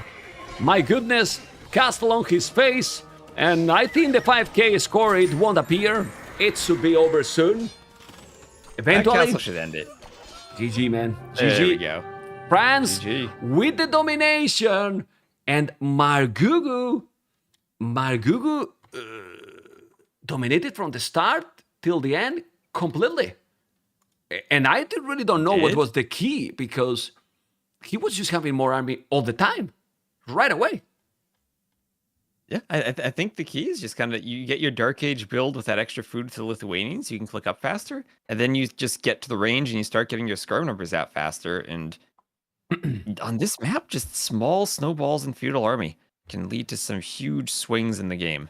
And we still really don't know, Mr. West. I mean, why the hell Armenians? Like, I'm really not sure why Armenians, honestly.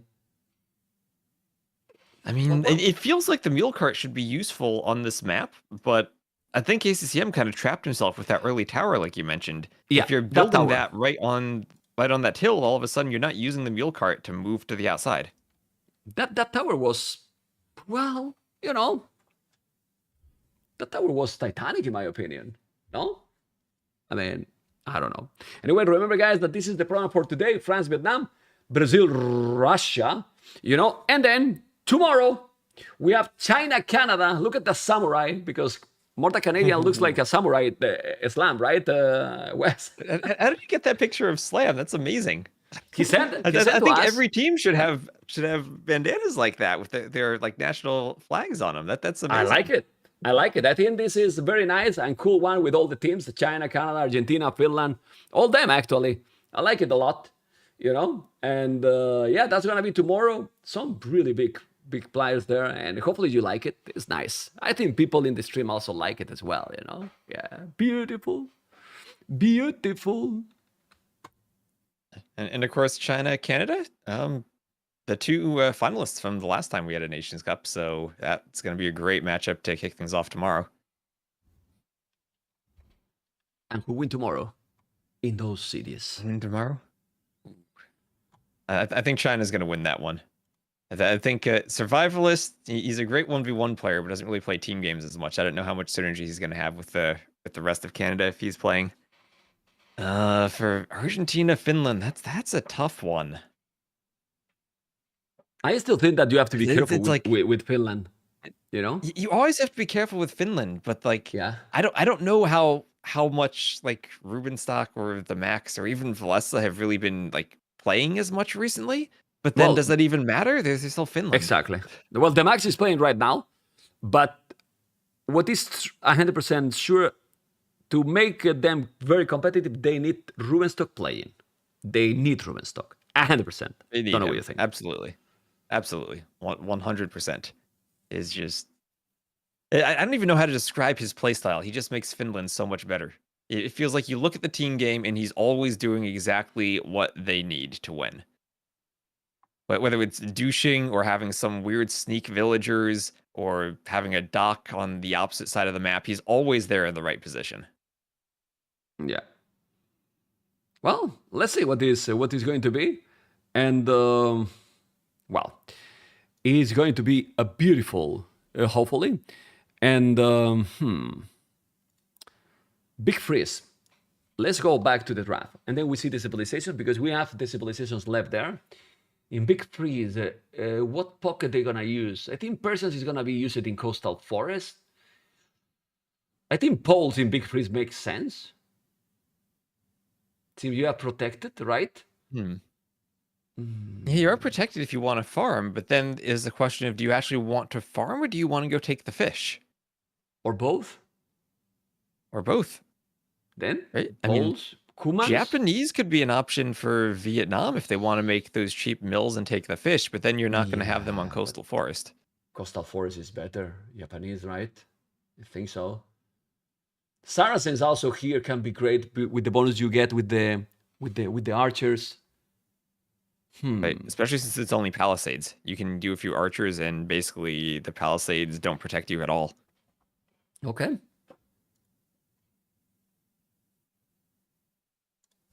Let's see what it's going to be.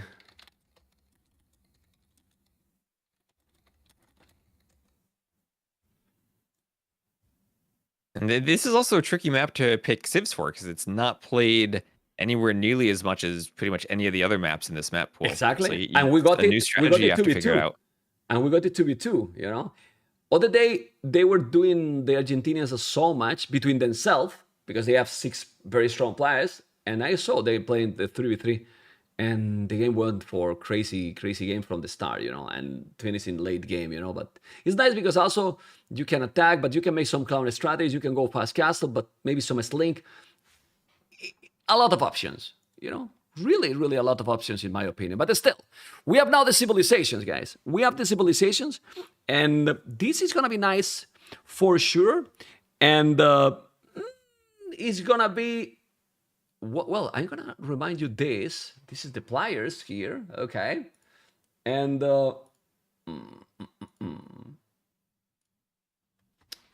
civilizations, ACCM Franks, Poles is there as a pocket, Italians and Bengalis, Franks, Portuguese, Malay.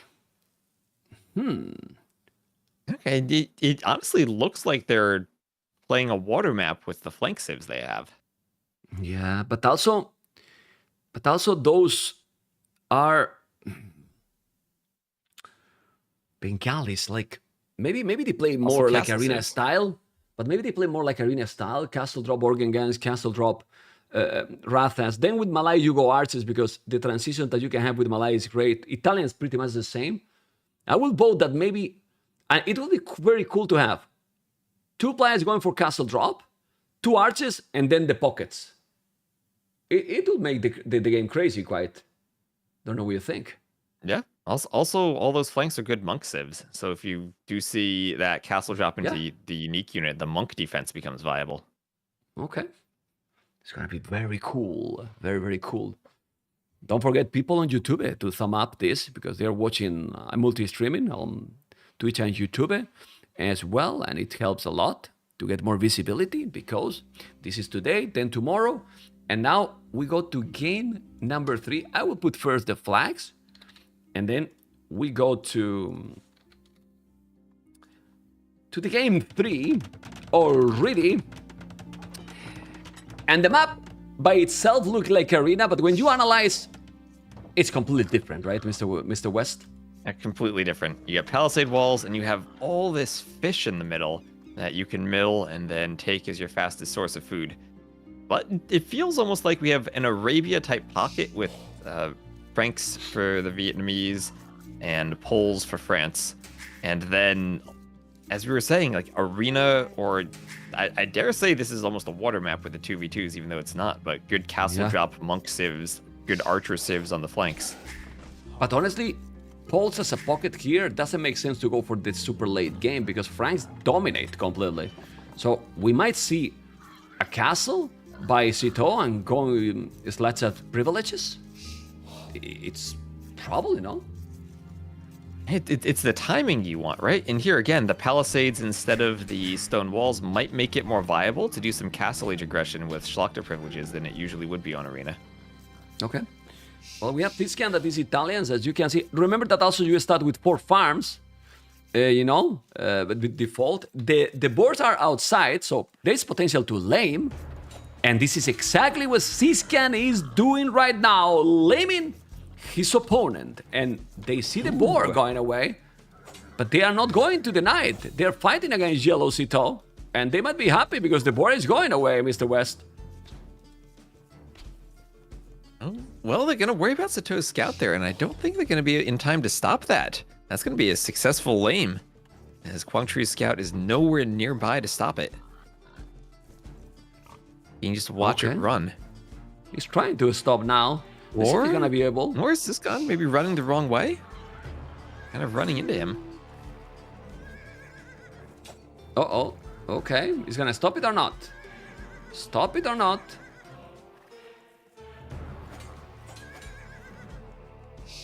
This is gonna be close. That pond getting in the way. Has to delete part of his wall. Oh! In the damn last second, the board stopped it, and now that the scout is kinda useless. If you hit a guy now, he want to block it, but you're not gonna block it now. And the board is going home, because the board want to be with Daddy. And Daddy is Teal, you know? And Teal nickname, people say that it means hope. Is that truth, Mr. West? Is hope? Esperanza? I've seen him use that as part of his name before, but okay. I don't speak Vietnamese. I have no insight into that, unfortunately. How come that? So disappointed, man. I thought you were multilingual, man. What is this, man? Disappointed. Well, Mr. West. only English and German, not Vietnamese, unfortunately. Okay. Okay, we see how Citeaux now is doing the forward. Is taking the board. And he has on the corner 4 villas on wood. 4 villas on wood for red. Purple with 3 villas on wood. And I would love to really see organ guns and Rathas. I hope that they do something unique, you know? Something unique. Some unique units. Yes. Well, bad thing for Citeaux. He did just lose his scout to ACCM. And now Siscan, close to losing his scout, does just manage to save it. But keeping your scouts alive on this map, I mean, eventually you might have that opportunity to heal them with monks. So every scout lost kind of sets you really far back. Yeah, and you can really go forward, for example. Like, a forward here is not like in arena that there's stone walls. A forward here can be deadly. And if you don't have scouts to explore what your opponents are doing, be careful with that. Really careful with that. Yeah. Okay. And now Siscon, he's kind of trapped inside of Sato's base trying to keep that scout alive. It's going to be difficult for him to get his scout back in a position where he could spot any type of forward. He probably shouldn't go because he need to wait till... Oh, the ACCM is going to go inside? No, he could go in, but he's not. Now we see red and purple going up. That's Margugu and Siscan. Blue could go up, but it's not going up. So blue is going for fast castle, right, West? With this kind of approach, this looks like a fast castle opening. And I mean, his gold's really far forward on this map. Your base really isn't that large.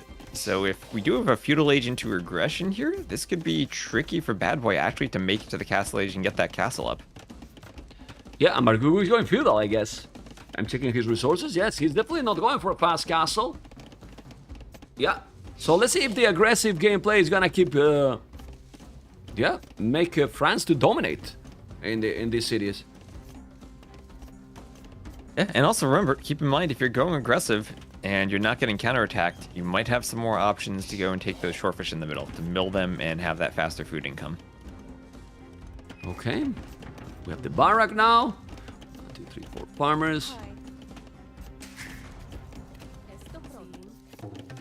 This is very nice. 24 population will be up. Green is gonna go fast castle as well. That's more expected, right? The pocket to go for a fast castle. Yellow as well. Yeah. And then we have red, Siscan. So both flanks are going to go juice ranges. I'm not sure if this is a good strategy for France right now. Don't know what you think. Oh, we'll see. I've no idea how successful it's going to be to go for a range that far back in your own base, because you're going to need to get probably 4 or 5 archers with fletching forward hitting your opponent's walls, because basically one defensive tower now keeps them safe since they're already walled. And I think it's going to be tricky to do a lot of damage, but we'll see what they're able to do. Especially if it's only 1 range instead of 2. Like usually on Arabia, you see 2 ranges and your pocket coordinating with scouts. Well, I guess we do see 2 ranges here from Siscon, but only 1 from Margugu. Margugu failed and lost the scout. That's really bad now. But Margugu is coming forward with the 4 villains. The good thing is that blue can't see it coming. He might see it, he might see it, he see it coming. And now he can just do a tower himself to defend. I don't know, it's gonna be up to Castle Age, but you need to protect the goal. He's doing the tower, and then he will put so many villains on a stone. This is the thing here, Mr. West. If he's able to put the castle and make Organ Gans, they melt anything in feudal. Is that correct? Absolutely. I mean, so many unique units are like that, just melt feudal age units. We saw that with the war wagons earlier. And whatever unit we have, Rothas, war wagons, even Jembo or Karambits on the other side, gives you such a good advantage over any feudal age opposition. Okay, we see how yellow is going up super quick, but yellow, Sito, is not doing army. This is even worse, because right now he's gonna try to boom and make probably the castle for later, but at this point, green, ACCM will do knights. And then purple is gonna get destroyed. Hey. Because, I don't know what you think. Ooh, he's not even doing the tower. What? I mean, he can get destroyed, but as long as Sato is booming, maybe Sato still can carry there. He's gonna have archers to put in the tower, so the vills won't be as idle as bad boys are. But still needs to repair the tower at some point. So maybe they want Sito to dominate the world alone? Yeah, but the problem is that Might be their plan. Yeah, but you can also make damage to him. Like, if you do damage to purple, you say, hey, let's move to the pocket. It's and doable. he's really not that well defended with only the walls. Yeah. The palisade walls. It's doable. Well, we see how DL is doing a lot of archers, Red is doing a lot of archers, but both stay at home yet because they are you know, they're chicken. They're really chicken at the moment. And also remember, guys, that this tower from blue will be now West more HP in a moment, in 5 seconds. So it's gonna be fine, and the tower is gonna be now a good company. It will be a castle for Bad Boy. And that castle is gonna make just there on the stone. The shopper. Yeah, he should buy probably. Well, he has the stone now, and he will do the castle probably there in the goal, I believe. Yeah, I wonder if he'd be tempted to do the castle forward. Again, Nice it's only there. palisade walls. But this is the thing, you don't need it. Like, you make now a siege workshop, send few organ guns, and you break in easily. Like You really do, you easily. do, that's true. That's true, you don't need the castle to break the walls here. You can, basically whatever army you have is going to start breaking through the palisade walls, no problem. Okay. Welcome, Margugu is selling his soul to go up to the next age, and he's going now, but kinda naked. Yes, because he has nothing to counter right now, but Margugu transition to Castle Age is amazing, you know, with all he did. He just, yeah, this is the thing. They're supposed to be nerf the market a little bit. Doesn't look too nerf, Mr. West. It seems very similar. Well, it's still expensive, more expensive. You're still gonna buy your way up. I think it's maybe after you reach the castle age and try to add in all your upgrades that it might start to hurt you. Oh, we see Margugu going for the stone walls. At least the archers stop any type of forward buildings, but now ACCM coming with a knight too. It'll be knights and organ guns here, both heading for Margugu. ACCM may be looking for some revenge from the last game. Okay, he's coming now with the organ guns. As you can see, the knights are coming as well. He's gonna be soon up, but he's not yet up. And now he's doing the stone walls, as you mentioned. But it's gonna be fine. And then this is where now yellow, Citeaux, is gonna have a brutal boom. I mean, Franks is also have a good boom. He has 3 TCs, heavy plow for free. He's just fine right now, ACCM. Franks is so solid as a boom civilization. Solid, but it is against Poles, and Citeaux is pretty heavy on that stone. If he gets a castle and then Schlachter privileges and starts spamming knights, he's going to have the numbers. He's going to have the numbers for sure, because ACCM opened with the stables. He's spending eco on the knights. And if Citeaux's teammates can hold, they might just give him a chance to carry the game. Okay, let's see. He's doing monks. Siska is doing now loom. He's doing Botkin arrow. Peel does have the Botkin arrow. He has the crossbow, but without Botkin. He's walling completely yellow. So they are playing now. But this is the thing. In the previous games, France is winning 2-0. They went very aggressive. This time they are playing completely different. So I guess they have already practiced this. They have trained this, and they know exactly what they wanted to do. But let's see if now it's gonna work. The good thing is that now Teal is disturbing the boom from Citeaux. Like, if Citeaux is getting killed, those farms and so on, that's not a free boom anymore. Yeah, and also that goes pretty far forward. Can the crossbows hit that? Maybe harass some vills on it. Guangxi does have it in his vision. If he heads over there, He can might see it. be tricky, and Citeaux needs his teammate to defend him there. And I think they're gonna break in. I think this is open. This is a hole. This is a hole. I think there's a hole. He didn't go, but it was a hole. And I think he didn't go because the pathing is absolutely amazing, as we all know. My goodness, did you see those knights? They were trying to find a Scarlet, and then they fight, you know.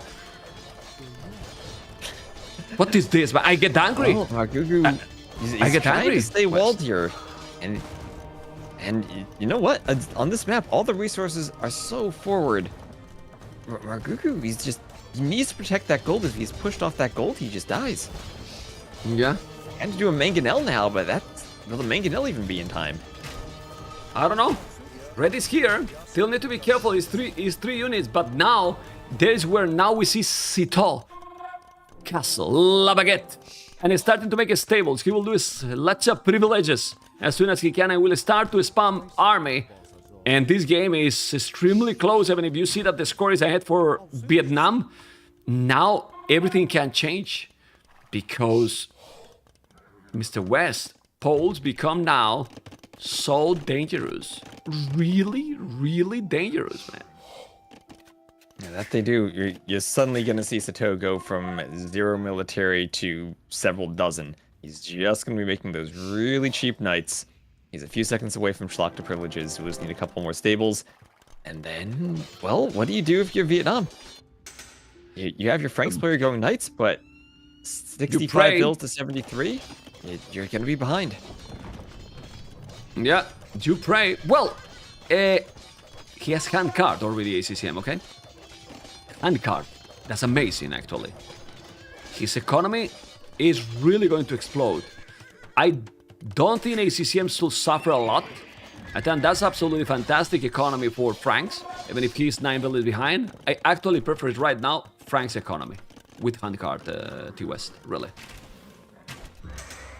Okay, well, we'll see how Sato is able to do in the next few minutes and how much army he's able to pump out. He's got 3 stables right now, adding in knights. I know that you are skeptical because you trust a lot in this farm bonus, which I do too. But I think the key is that the discount is really too much, 65% cheaper.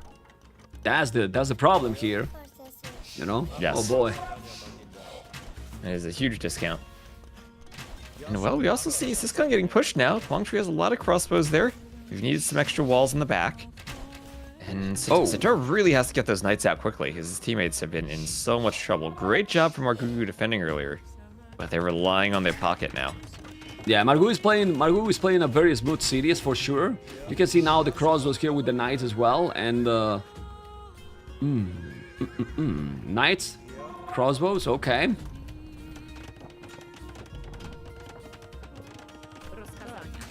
TC on the surface in the outside here for Sito.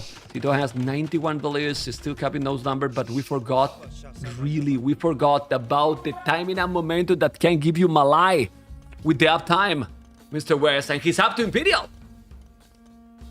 Yeah, and the great thing for Quangtree is he's been keeping those crossbows alive. He really hasn't been taking any bad fights or losing them, so he'll have that immediate bracer, chemistry, and Arbalest upgrade path. Arbalest is a bit cheaper in this patch now, so easier to go for this strategy. Yeah, do you remember, guys, that on they... the way already for him? Yeah. He's got some timing. They made a 50 gold discount, let's say. They're on sales. Uh-oh. Okay. They're on sale. Yeah, I mean, it's what it is. I don't know for how long, because remember that they reverse the patch all the time. It's true, man. I mean, now I come back. Now I come back. What is this?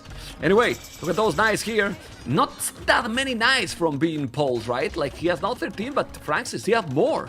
As you can see, Franks can compete with poles, Mr. West.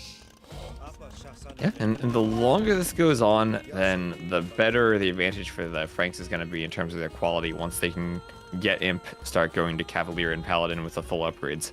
Yeah, and now Red is going to suffer a lot because Steel has the +3. He has to be careful. He can't go there. Okay, then we have Blue also on the way to Imperial. Both flanks from Vietnam. Very smooth play here. 20 villas more in total. So many units from both players, yes, but Teal has the timing, has the momentum, has the upgrade, has everything. And ACCM, Mr. West, is clicking up to Imperial in a moment.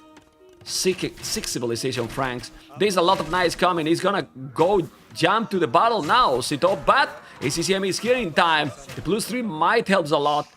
But the problem for Teal is that, even if he's cheaper now, as you mentioned, no Arbalest yet and no chemistry. Now chemistry is on the way, but you need to keep going here.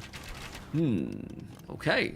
And so many organ guns that are... Where they are, the organ guns? Coming, right? Oh my god, they are so slow, man. They're poofy, Mr. West. They're slow. Looks like they're gonna try to go 3v2 on this side in the south and just kind of ignore Margugu for a bit while he booms. And it's risky, but the Portuguese up to Imp too. Margugu's gonna stay castle. This is gonna be a big fight here as the organs come in. Yeah, the organs are there. But that's the thing. What you do now with big galleys? You go monks. You need something else. You do Rathas, doesn't look like great. Elephant archers could be amazing, but need time. They really need time. Organ guns are there. There's knights and archers. I think it looking that the game number 4 might be a reality because, well, so far so good. Vietnam has the advantage. Yellow has 40 knights, but 30 knights from green. And I see a pause. Do you see a pause? I see a pause too, yes. I'm scared. Can you check if they have a lag or something? I hope not. I don't want to alt tap. I don't even want to have a possibility I got a sorry go and they go right away. Yeah, okay, let's go. Okay, I was talking about the knights. So many knights from yellow. Yes, but green will have cavaliers soon. So those yellow knights. Oh no, but green is going away. No. Ay. Well, green is out of position. Yellow is coming, and then maybe with those knights you can kill everything. Or the organ guns are enough to hold. Knights, more knights on the way. The Arbalests are also. Well, the Arbalests are upgraded now. The organ guns by blue are going to the sky, Mr. West. They are flying right now. And if you are a believer, they are with your God, man. They're there, man. There you go. That was a great moment for Sato. ACCM just fell back out of position, and all of a sudden this push that was doing damage to red has been stalled. And Sato, he's able to click up to Imp too. We have Chivalry, Cavalier for ACCM. Crazy Pulse economy and 48 knights, but Franks, like ACCM is playing amazing. He has also almost 40 knights, you know? And it's gonna be Cavaliers and plus 40 in a moment. When he's doing the upgrades, it's gonna melt yellow army, right? It will melt. It's Franks the upgrades, also. Though. Needs the upgrades. He's by his stables. He's gonna have reinforcements. There they are. And Sato's just gonna run away. He's gonna say, I don't want to take that fight. I'll wait for later. I'm gonna run. I'm gonna go to my friend Margugu. He has a bunch of monks. He's gonna try to convert you. But the Arbalists are coming. He's gonna force the fight though. Yeah, but the Arbalists are coming. Arbalists are coming. Red is in Imperial. Red has Arbalists as well. They are out of position. Blue is coming with the Organ Guns. I love to see unique units involved. Purple is now doing Elephant Archers, but you need time for the Elephant Archers. It's not a node with those monks. Still, similar village number and army numbers, but Paladin upgrade. Mr. West and Paladin for Franks here might clean absolutely everything. Yeah, remember we saw Chivalry come in earlier, so that Paladin upgrade's going to be really quick. Ooh, so and it'll be finished before Sato even gets Imp. And the tricky thing for pulls is that you're not going to get that final armor upgrade, so the Arbalests are still going to be so much more effective for the Vietnamese team sitting in the back and getting fire on the Knights.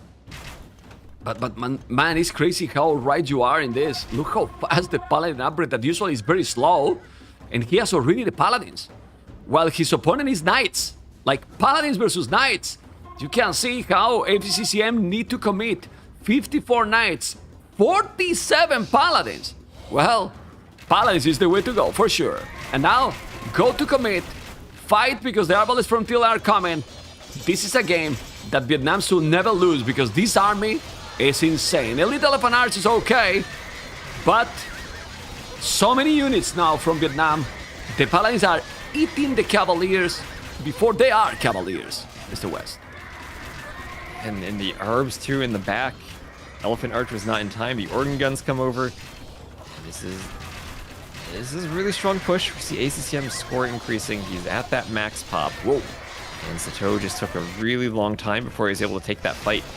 And I think the key for Vietnam is they never really engaged in that fight in the Castle Age when the Poles had the Knight advantage. They waited for these upgrades, and now it's just a massacre. Yeah, they are doing an amazing job here. The scores keep growing and growing, doing even devotion in case that there's no monks there. But now the army from Poles disappear. If you have Poles here, you need to commit in castles and killing castles, because if you don't, you die, Mr. West. That's what's happening to Sato here. He's just being overrun. He doesn't have the army to fight this. His population is now dropping down to 20 military. Yeah, look at the total army from the team. They are gone right now. And Poles need to have the castle aggression. Vietnam hold it really well during that age. And now in Imperial, they have a massive advantage. And we're gonna see Coastal Forest 2 versus 2. That is gonna be the next one. But Vietnam won't have ACCM. But France won't have Margugu. Who is more needed? I believe Vietnam, right? ACCM. But it's a completely different map. And a 2v2 as well, so anything can happen. I would love to see the 3v3 Arabia, Mr. West. I would love to too. And you never know what type of strategy they're going to come out with for the 2v2s now. This is the first series we're going to see in this set where we don't have any 2v2 strategies for Coastal Forest at least revealed right now. And we'll see what they come up with. Yeah. Well, crazy domination in this one by Vietnam, right? Like, they played excellent in this one, and they didn't give a chance. You can see how also Teal is pushing now in front. Population from Red and Teal is crazy. Crazy difference. It's coming with the Cavalier, but doesn't matter. This is Paladins, Arbalists are coming. And well, Margugu has some Elephant Archers, but didn't work. 2-1. Mr. West, and the series that it was looking that could be a 3-0 is not being a sweep. And Vietnam's still alive. And just great play there. Avoiding the aggression from the archers, not taking much damage from it. And then avoiding that period of the game where Sato had more knights with the Poles, waiting until they got their upgrades. and then just overwhelming them with that timing advantage. What was clear is that if they can go for the late game, they had better saves. So France should do aggressive gameplay. And in this game, they didn't play aggro. Well, he tried Margugu with Bengalis, but again, we see how Bengalis, it's you know, it's not versatile civilization. Like, it doesn't feel that it's great for this one with so many ships we have. And they didn't use, for example, Spanish. I think Spanish was banned. No, Spanish was banned, right? Let me just Spanish go was back. banned.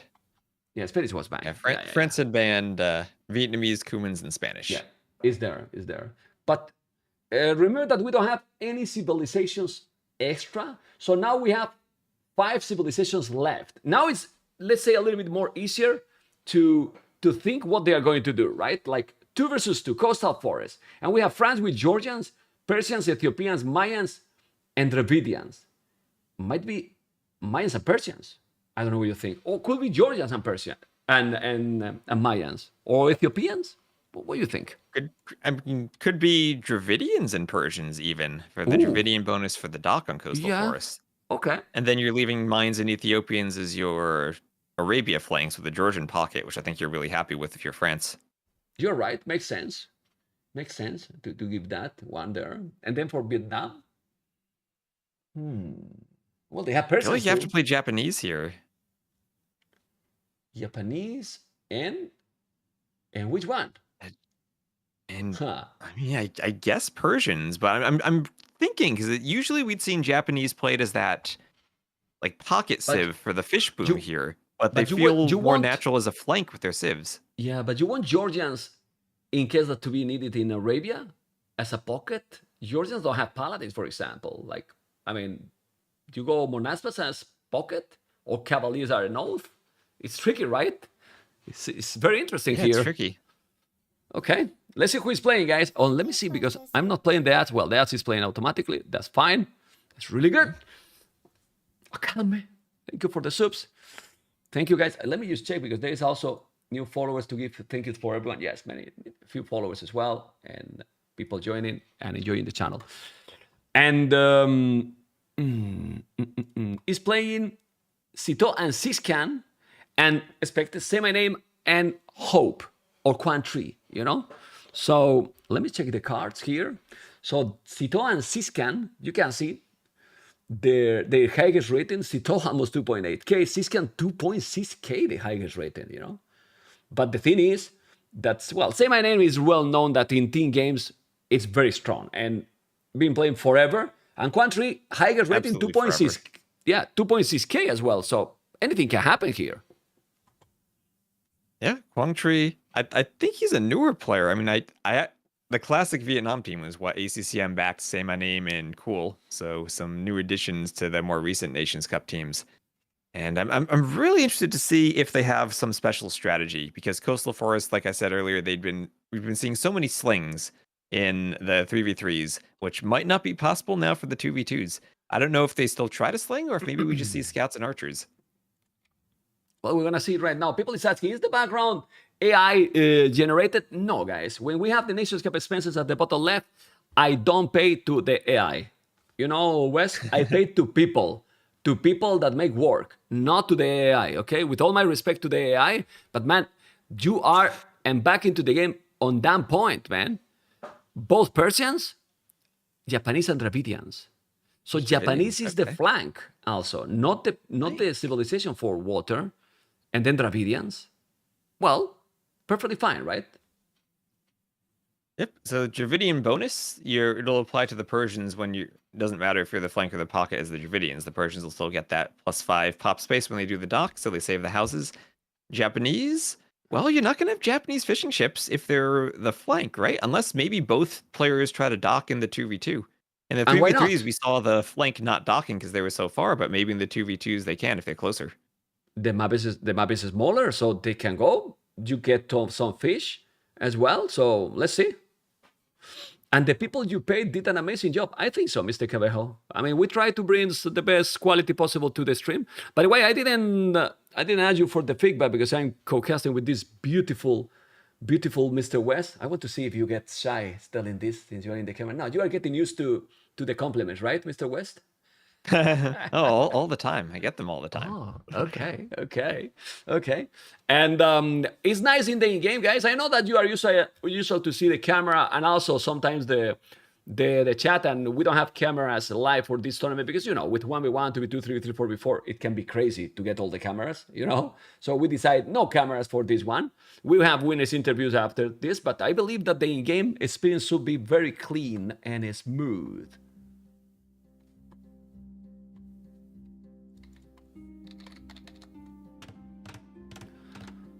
Okay, we are getting there, and I'm gonna put fast the flags because I was getting asked questions, Mr. West, by my admin, but I cannot do everything at the same time. And there you go. We are in game number 4, Dravidians and Persians, and well, the map is smaller, West, but to go for the dock, the flanks is still far. I will say it's really very far, right? Like the same distance that in the 3v3. So. Well, Japanese is okay as a flank, but, well, I don't know. I think Japanese is just, ooh, say my name, Laming already. Laming. Oh, baby. Oh, baby. And some goats. Yeah, well, he recovered the ships, but he's not going to recover the boar. Oh, my God. That's pretty sick if he's getting, and he will get. He's so close. Well, that's 340 foot more for blue. All right, can Siscon maybe go for a counter lame here? He's close to scouting a couple of goats in that boar, so he might be able to get that back. And maybe even better. Woo! There you go. 2 and 3. 3 goats. Woo! 2 goats and 1 sheep, okay? Please. Speak properly, okay? It? And now the boar. My goodness. Well, not a bad lame. You know? Karma, lame, getting control. And now he's out of the fog of war, so out of the vision. He's getting lame, yeah. Out of the vision, yes. It's big lame here. But blue and he knows. also has the Toe Scout coming over to help him too, so he should be able to get that back. Blue knows. Oh, he's taking the ships back. He can see another. Oh my God. And now he has another on the left, but yellow is there. Yellow is there. You can see how they are trying to help each other. This is what happens when there is the cartography, right? From the start. Because all this makes that the team work. It's, you know, team exploration. But look how he's trying to stop that boar, man. But then red is not even moving. What the hell? Well, but at least he recovered the 3 goats, the ships. So he's fine. And both players are okay right now. He's gonna see the 2 ships at the bottom? No. Oh boy. Ooh, just missed them. Yeah. But I mean, that's about how this map starts. Lots of aggressive laming, but all in all, I think that canceled out with both players getting a board, just losing some scout HP. Well, and now what you prefer? Because they have both Persians, Japan or Dravidians. If you say Dravidians, you don't come to Caucase with me anymore. Just tell him. What do you prefer, Mr. West? Well, I wonder how they're going to play this. I wonder if it's going to be straight scouts from the pocket, or if maybe they try to like sling the flank to do like some type of faster archer build and maybe get a better uptime into crossbows from it. I don't know. I mean, the Dravidian team bonus is definitely helping the Persian pocket a bit more than the Japanese bonus now. You get that extra wood savings from every dock you build. But what the hell, man? I'm threatening you and not even threatening you. You say Japanese? What is this? I'm losing all my power. I have no power anymore. Anyway, let's see what is going to be now, because the population is symmetrical, mirror, exactly the same. Opening, Siscan going for the goal. They don't go for the mill. Don't like especially the Lumbercan from Say My Name. I mean, it's okay, you can defend and protect it, but, you know, could be more at the back. He's doing the loom now blue, and I wonder it's gonna be a scout and archers, right? Just that they have to be careful with the fish and to have a good economy going on the fish and not lose the fish, because who is losing here the fish, it might be huge. Yeah, I don't see any vills going for a forward dock right now, so probably will just be scouts and archers.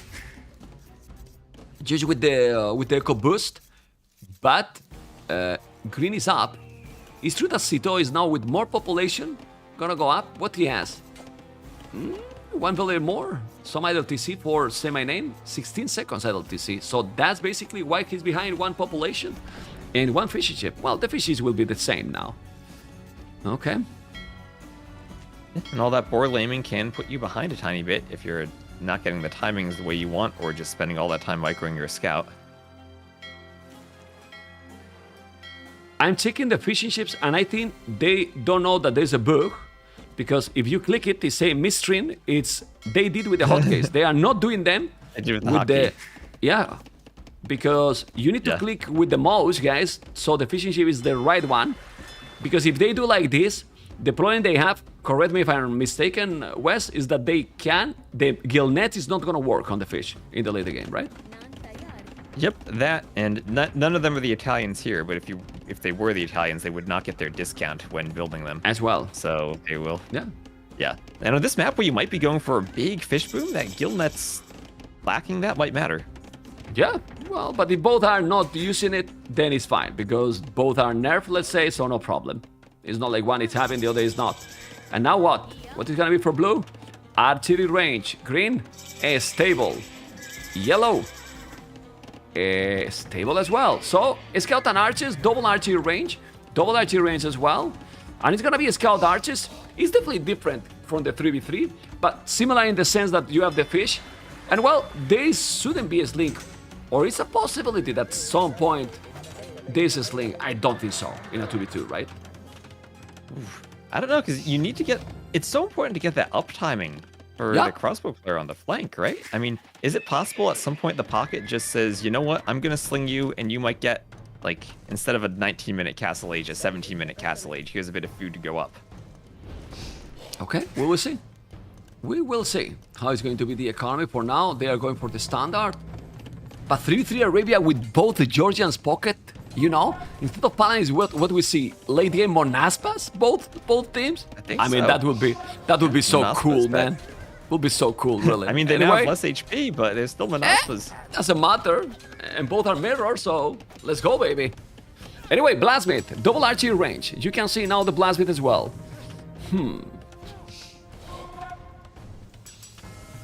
And what I like here from Say My Name is that he has his ranges up on the hill. That might make it a bit easier to get that hill advantage when they're taking the fights. Yeah, it's important. It's a great point there, you know? Because you don't have to go up, you have the position already. And red, so tricky. Still, France with more villages. Well, more villages or more fish? More fish, actually. 8 fishing ships, and doing more. Well, I don't know why green is not doing more fish, because look at the wood he's floating right now. He has more, He's floating quite a bit. Yeah. Okay.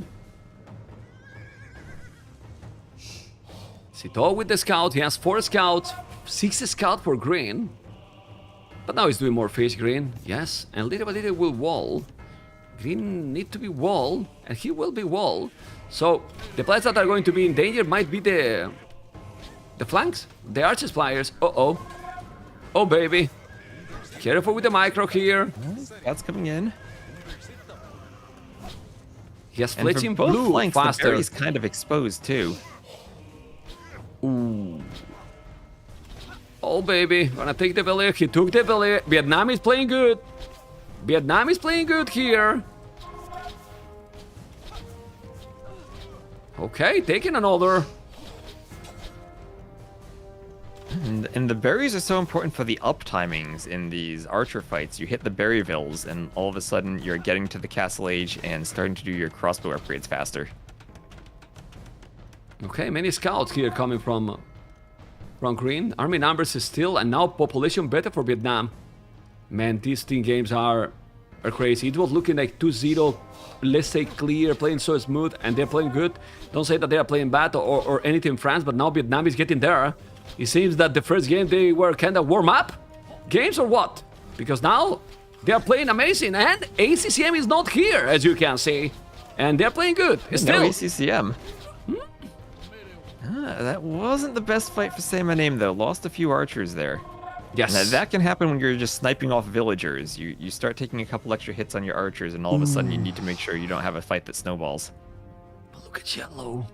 Mr. West. Yellow is playing now better. Bloodlines Like, forging. yeah. Not only All the those Bloodlines and fish. forging, 10 fishing ships as well. You know, more army for green. Yes, Bloodlines for green. Okay. But this is tricky, man. This is really tricky now. Yellow is coming. You need to wall here. White is not walling. He's walling now. You gotta be careful. There is a tower. Blade will be down. Where's the army? Out of position. Why the army is on the TC? Can you explain me? There's no resources. I'm protected on the TC. You have the TC, and then you let this happen. I don't understand this. It's crazy. You were playing amazing, and now this is snowballed so badly, Mr. West. They're just not walled. And we'll see how this fight goes. They just weren't fully walled up there. But, I mean, they're kind of clearing each other's armies here. Okay. The battle is a disaster for them. Like, it's really weird what they did here. Like, they were playing amazing, but look at red. Wall completely, but then here the army was out of position. The tower is up. They lost everything, and it's game over in one battle. It's crazy. Why they were there with the army? I think they wanted Say My Name to be walled, and they were worried about protecting the berries with their armies, but just the walls weren't there in time. Yeah, but doesn't make any They're on the sense. And gold. why he's not walling anything? It's crazy. That was a really crazy mistake, honestly. Really, I don't know. They were playing so smooth and around. yeah, it's 22 army, 7 army. Like, they don't have army anymore. I mean, green is doing a scout, but blue has 2 archers, and now they doesn't have a stone to make another tower there. The game is snowballed completely, and well, it's unfortunate, but it's gonna be the 3-1, right? Oh, It looks like. And there's always rooms to try to snowball on this map. Okay. But yeah, it's a tricky spot now. It's 12 scouts, 4 scouts, triple the Oh, scout, good line. no archers at all. Well, he has bloodlines and a skill bar the number as well, green, but the problem is that he has no army. And now blue is getting destroyed. And ladies and gentlemen, France is gonna get the first win in the main event. Gonna be 3-1. We wanted the Arabia game, but it's not gonna happen. Fortunately, they were doing really well, but it didn't work. It definitely didn't work. Okay. Yes. They did there's the job. GG. They did the job. Just shows you how fast the scout archer meta can snowball with one bad fight. You're out of Well, position one moment and you're dead the next.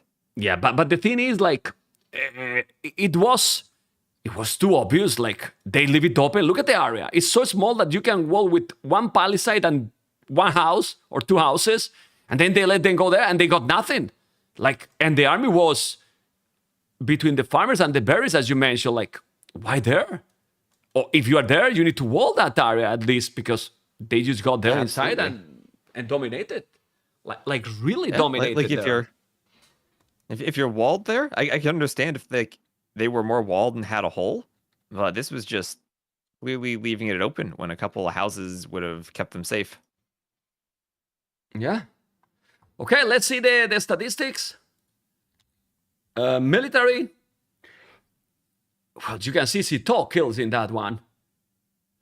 28-9. Economy. You can see the resources. Like, red and blue had the same. The problem is that it was just that battle, you know? It's true that Cito was playing, in my opinion, a lot better with Persians than green. He got a lot more fish. More fish. Yeah. And well, it did let him get the that's upgrades good. right before that fight, too, on the scouts. And the Yeah. forgings, bloodlines, that mattered. I mean, he had how he can have 16 fishing ships and then green 6. That's the difference of the player skills, I believe. Because he was going to do the 3rd dog. He has 3 dogs as well, but 3 dogs with 6 fishing ships. Did he kill something with fire galleys? Ah, he was killing fish. He was on the as water, well. too. Not the water really. too. Like, yeah, but Persians didn't lose any. Green didn't lose any fishing ships, so he made 6. He made 6 only. You know.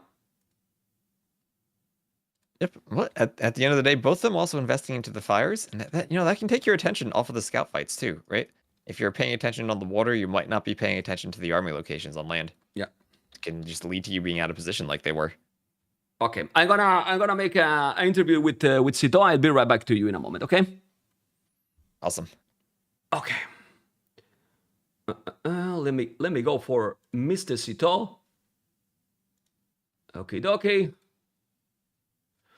Let me just go for Mr. Cito, amigos. Let me just remove my camera, and we're gonna be with Mr. Cito here. I think you hear me, right, Mr. Cito? Yes, I can hear you. Hello, ma'am. Nice. What's up? This time easier. We don't have the link with Team Ninja. We go Discord, much easier. Okay, congratulations, La Baguette. Thank you, man. Thank you. Okay. Thank you. I mean, I get one today. But but I have seen, I don't know if you have, like, the trend on this series has been you played very aggressive in most of the games, except the game that you lost, actually. Yeah, true. They played really aggressive, the game that they won. And every time it pays off. I mean, 3v3 is really good for aggression. African clearing as well. I mean, yeah, the maps are really chaotic, so aggression is really strong. How hard is to focus in maps like African clearing? When you have also the exploration in the start, you see the 4 players, even if you are on boys, it's not so difficult to control everything? At the beginning, in Dark Age, it's okay. But like in Castles, it can become really messy. For me, it was okay because I was dead the whole game. So I could just look at the map and analyze a bit more. I didn't have to micro too much. But yeah, like this map is really hard to play. Like Nomad maps in general are really hard to play because there is stuff everywhere. Yeah. I mean, are you going to have very good memories with the Nomad maps in this tournament? Because in the previous round you got defeated, and in this one, I don't know. Okay, I didn't get defeated. We resigned just before I got defeated. Sorry. Apologize. I was like, apologize. Okay, apologize. Yeah. Sorry. I was like, guys, it's time to resign. Guys, it's time to resign. It's time to go, you know.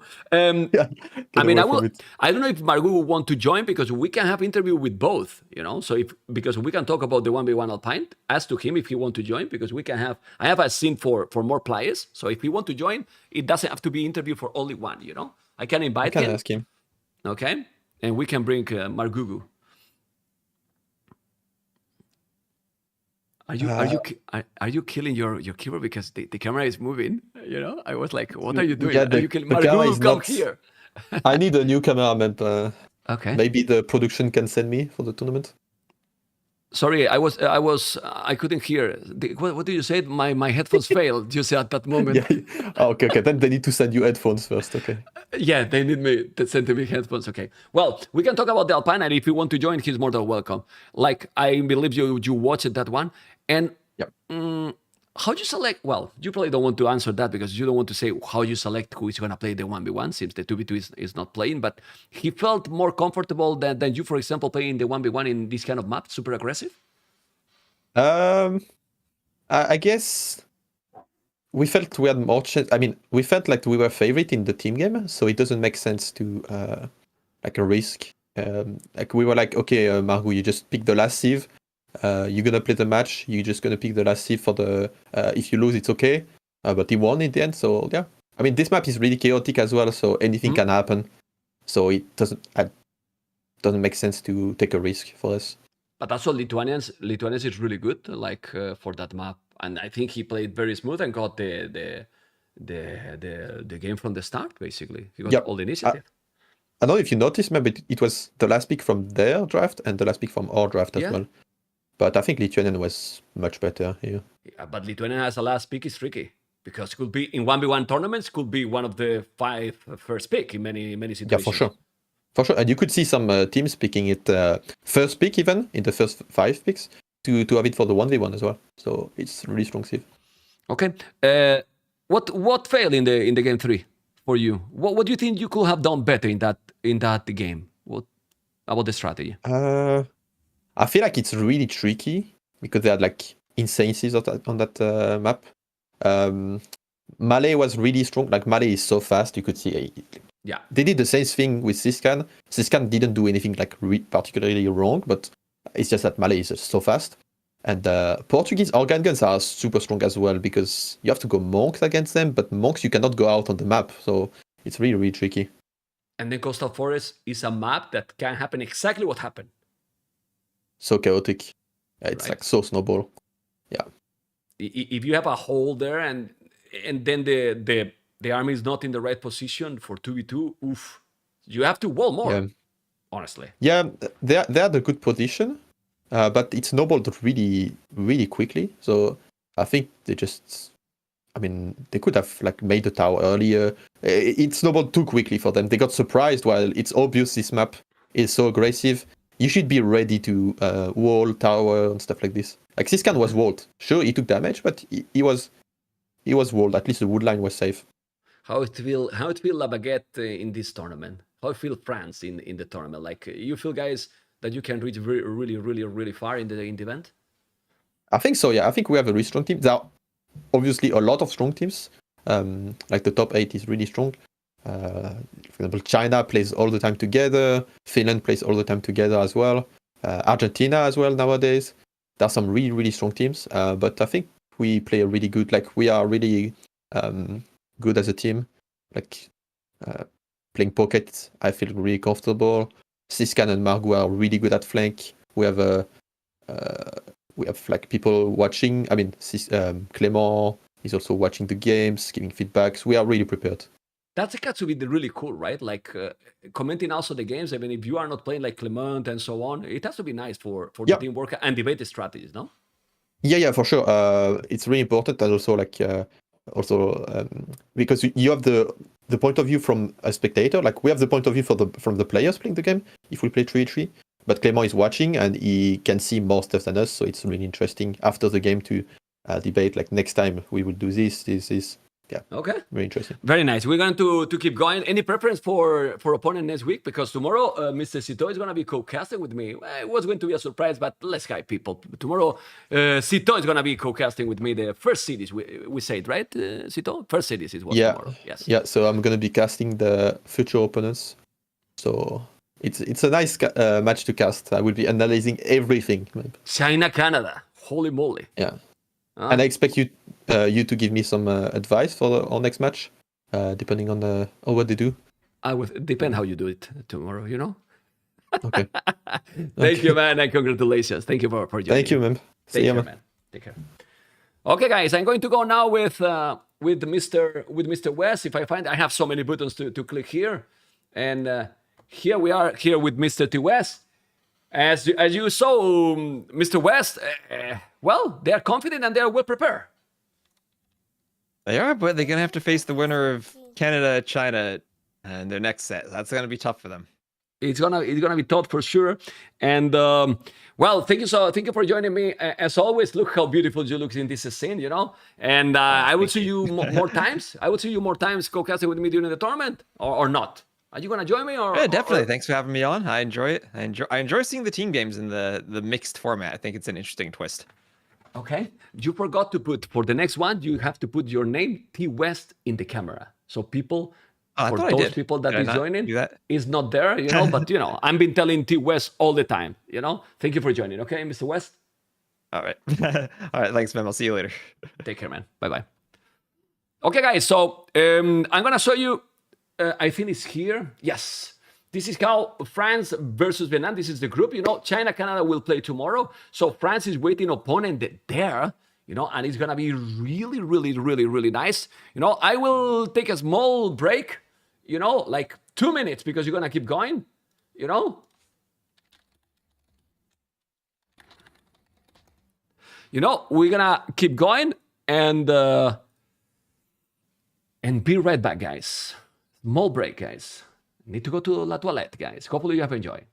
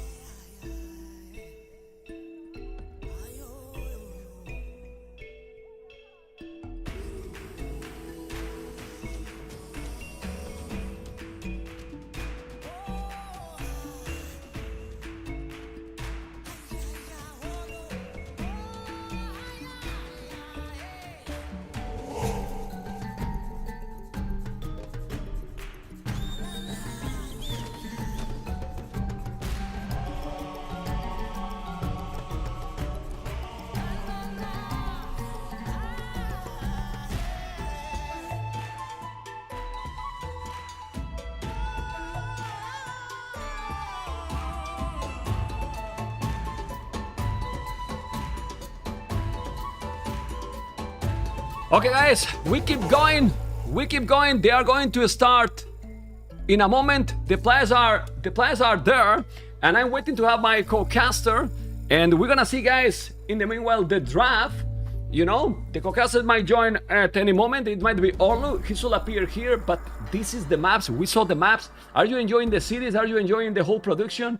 Remember that this is really cool. It's $50,000 prize pool by Mr. SAX, you know? And it's nice. Tomorrow will be the tomorrow will be Cito and Fire as co-casters. And now that I see Fire there, and let's see if Mr. Orlu will join. I think he will be in the camera probably faster than in the voice. Is the music so loud? I hope not. I like to have the music here. Well, it's 50k this event, 20k the other, and hopefully you enjoy with this. We wanted to make, not gonna lie, some extra videos, but was complicated. Orlu is there, but he is still not on voice. I hope he's gonna join me on voice. He should know that there is a channel voice on Discord because the game is starting. Hola, Orlu, he's not there.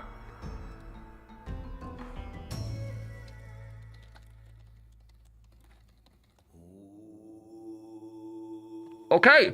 And we are starting, you know, they are started already, so there is no delays at all. No delays at all. I think Orlu is not muted. He's not on the sound yet. We have Winchester, Repar, Dark, Antagonist, Miguel, Goku, Stark, and Fire playing. Okay. Hola, Orlu, how you doing, man? You didn't want to join me, man?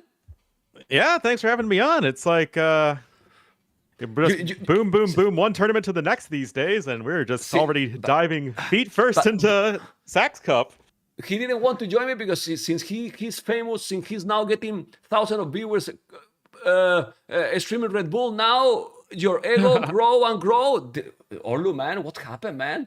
What is this? Thank you for joining. You were there. You have a much better idea of what happened than I did. I know, man. I know. But it was cool also for you, that one. It was probably a nice experience for you. Orlu, have you seen the previous series, right? And yep. How Snowball can be some of the maps as well. But now we have a map that is more tricky. And one of those maps that you like it as well, right? African Caribbean is starting, and we have some crazy civilizations on the field. Yeah, getting a decent amount of variety already from the first game, even only around half the civs are overlapped, which is always something that I am looking forward to seeing. And this is also going to be the first time that we are seeing Team Brazil play together for this tournament. And we are jumping in now here into game number 1 as everything is all loaded on up. Vamos. I'm going to take just 30 seconds because I need to put, obviously, Brazil. And I don't want to put in the screen. And we'll put the name for both teams. You are doing the same, right? Yeah. Yes, and I don't like to put in the camera since the start is a bit slow. It's okay, and I hope that Capture is gonna add the option to keep the flags all the time because having to add every time is tricky. Guys, game number 1. We have Russia and Brazil, and we have Winchester, Repar, Dark, Antagonist, and then we have Miguel, Goku, Stark, and Fire. Where's Dogao? Dogao is not playing this one. Ooh. Yeah, that's pretty interesting. Dogao is still probably the best Brazilian player in terms of 1v1 skill these days.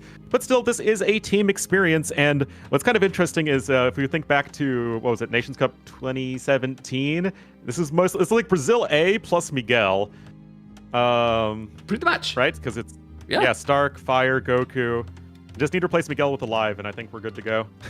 But look how romantic these are. Fire and Dark, man. Fire is a lovely guy. He wants to be close to the opponent, even if he's not good, you know?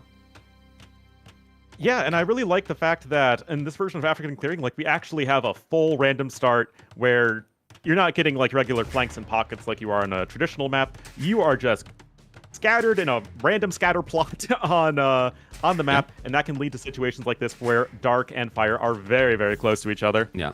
And for your information, in the remaining games from Land Nomad in the tournament will be like this too. You know? Oh, makes me happy.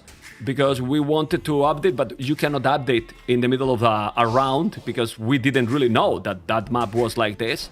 And then we were like, okay, in the next rounds it will be a Nomad map because flanks and pockets in Nomad doesn't make sense to me.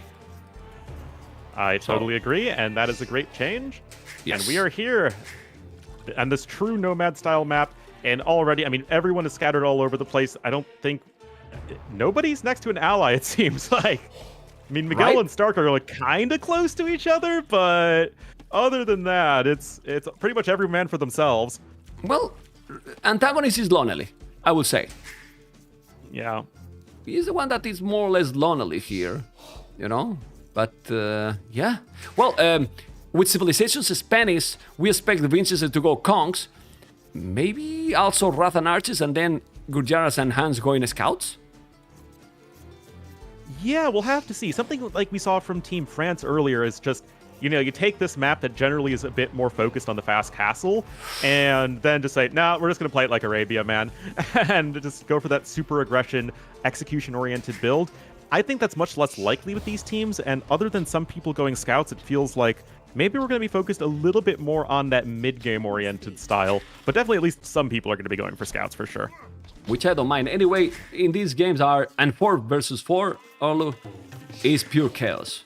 Like, from the start till the end, like how to focus in everything and how to do it, you know, because even with the you as co-caster here, it's still 8 players that you need to check. Like, imagine 8 players are looting at the same time. And then there's 2 players losing the village. How are you gonna catch up that? You just need to have extra pairs of eyes, man.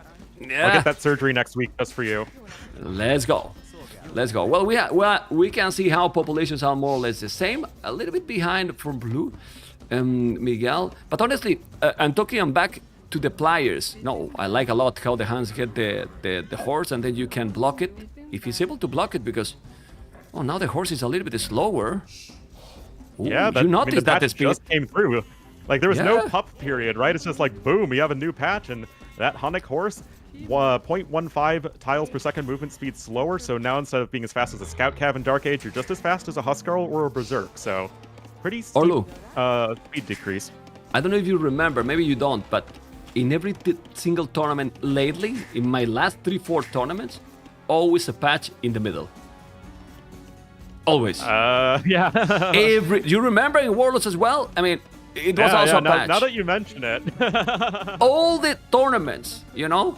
There was also in the last King of the Desert a patch as well. I was like, it's on purpose? What the hell, man? You know? Anyway, thanks God it didn't matter too much, but, you know, it's always tricky because... and also there is some stuff that is not working 100%, but well, since this is LAN maps, it's a minor thing for sure for this tournament. Anyway, anyone going to go up quicker? Seems like you were right. And then I wanted to ask you, since they have players, because some other countries, you see a clear top 4, but Brazil is playing without Dogao, and look at the still, how good is his team. So it probably makes sense like, hey, let's just decide what players are going to play each map, right? Like, to have more people involved. Well, exactly. I mean, and it's not even just that. I mean, yes, you could say, yeah, Dogao is probably their best 1v1 player right now, but it's not, I think, by an enormous margin. Brazil kind of right now doesn't have anybody in that top 10 area, but you got a lot of players in like the 20 through 50 range, and that just means you can sort of mix and match whoever you want, just depending on who you think has the best chemistry for any given map or civ or anything like that. It just gives you options, which is really nice. Yeah. Anyway, let's see. Well, Brazil team is, you know, it's kind of legendary in Nations Cup, right? Right, Orlu? Like, they have always been in the top 4, let's say, all the time. Mm-hmm. I think so. Yeah, I thinking back to it, I'm pretty sure. Yeah. I think so for sure. Anyway, up, orange, purple, and yellow going up quite quick. You know, well, red as well. So 4 players going up. Still green not going up. That's Miguel, which is surprising because he's Hindustanis and cheaper villages as well. And you want to go quick with this civilization. It's not that it's so slow, but it's 22 villages. Ooh, almost losing the village, but it's not. And what teal and orange going to do? Because they are so close, Mr. Orlo. Yeah, and of course they know all about that. Dark is going to be the first one up to Feudal Age on his team. That makes plenty of sense. Archery range going to be coming down for him immediately. The Gajara pick is kind of interesting on this map because you're still pretty slow in getting the extra sheep in the mill.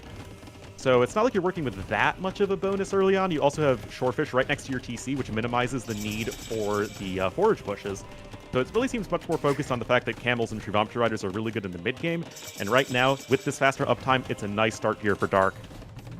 Okay. You can see, ooh, stable. When you have an opponent that close, I mean, if you are Machiars, that makes sense. It's tricky to go for a stable, no? Now, it's forced to make a tower right away. Uh-oh. Yeah. Those spears are coming. You need to wall that palisade. Oh, nice house. Well, we all know Fire, legendary speedster when it comes to his APM.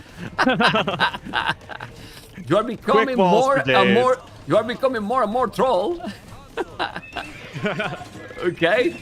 Well, let's see the micro here. This is a problem. The tower will be up, but Fire is having some issues here now. His economy is kind of mess. Now Bill is on the tower to take the units, and he should be fine. Who else is doing army? Because we have now, as we expected, Winchester on the way to Castle Age. You gotta be kidding me, Orlu. 22 villages and he's up to Castle Age. For real? Really smooth early game here by Winchester. And he has 2 seconds idle time, ma'am. That is a very clean build here. Just on the map that normally you don't get the cleanest start, right? You don't usually have your African clearing build set up to a T like that. So really nice from Winchester. Definitely the star here for Team Russia. And let's see how well he can do. Yeah, but I'm checking now Stark and Fire going to Orange. Dark, he forced to make a tower. The tower is in between the gold and the wood. He's fine to protect a little bit the gold, but that wood is about to expire. So that's just a kind of a panic tower. Dark position in the map. Orlu is terrible, right?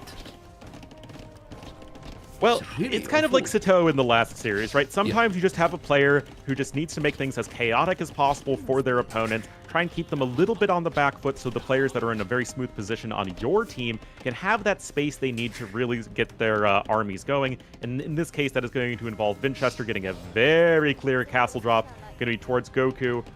And Repard has taken some damage from Goku's scouts, but is still nice and far away from everyone else.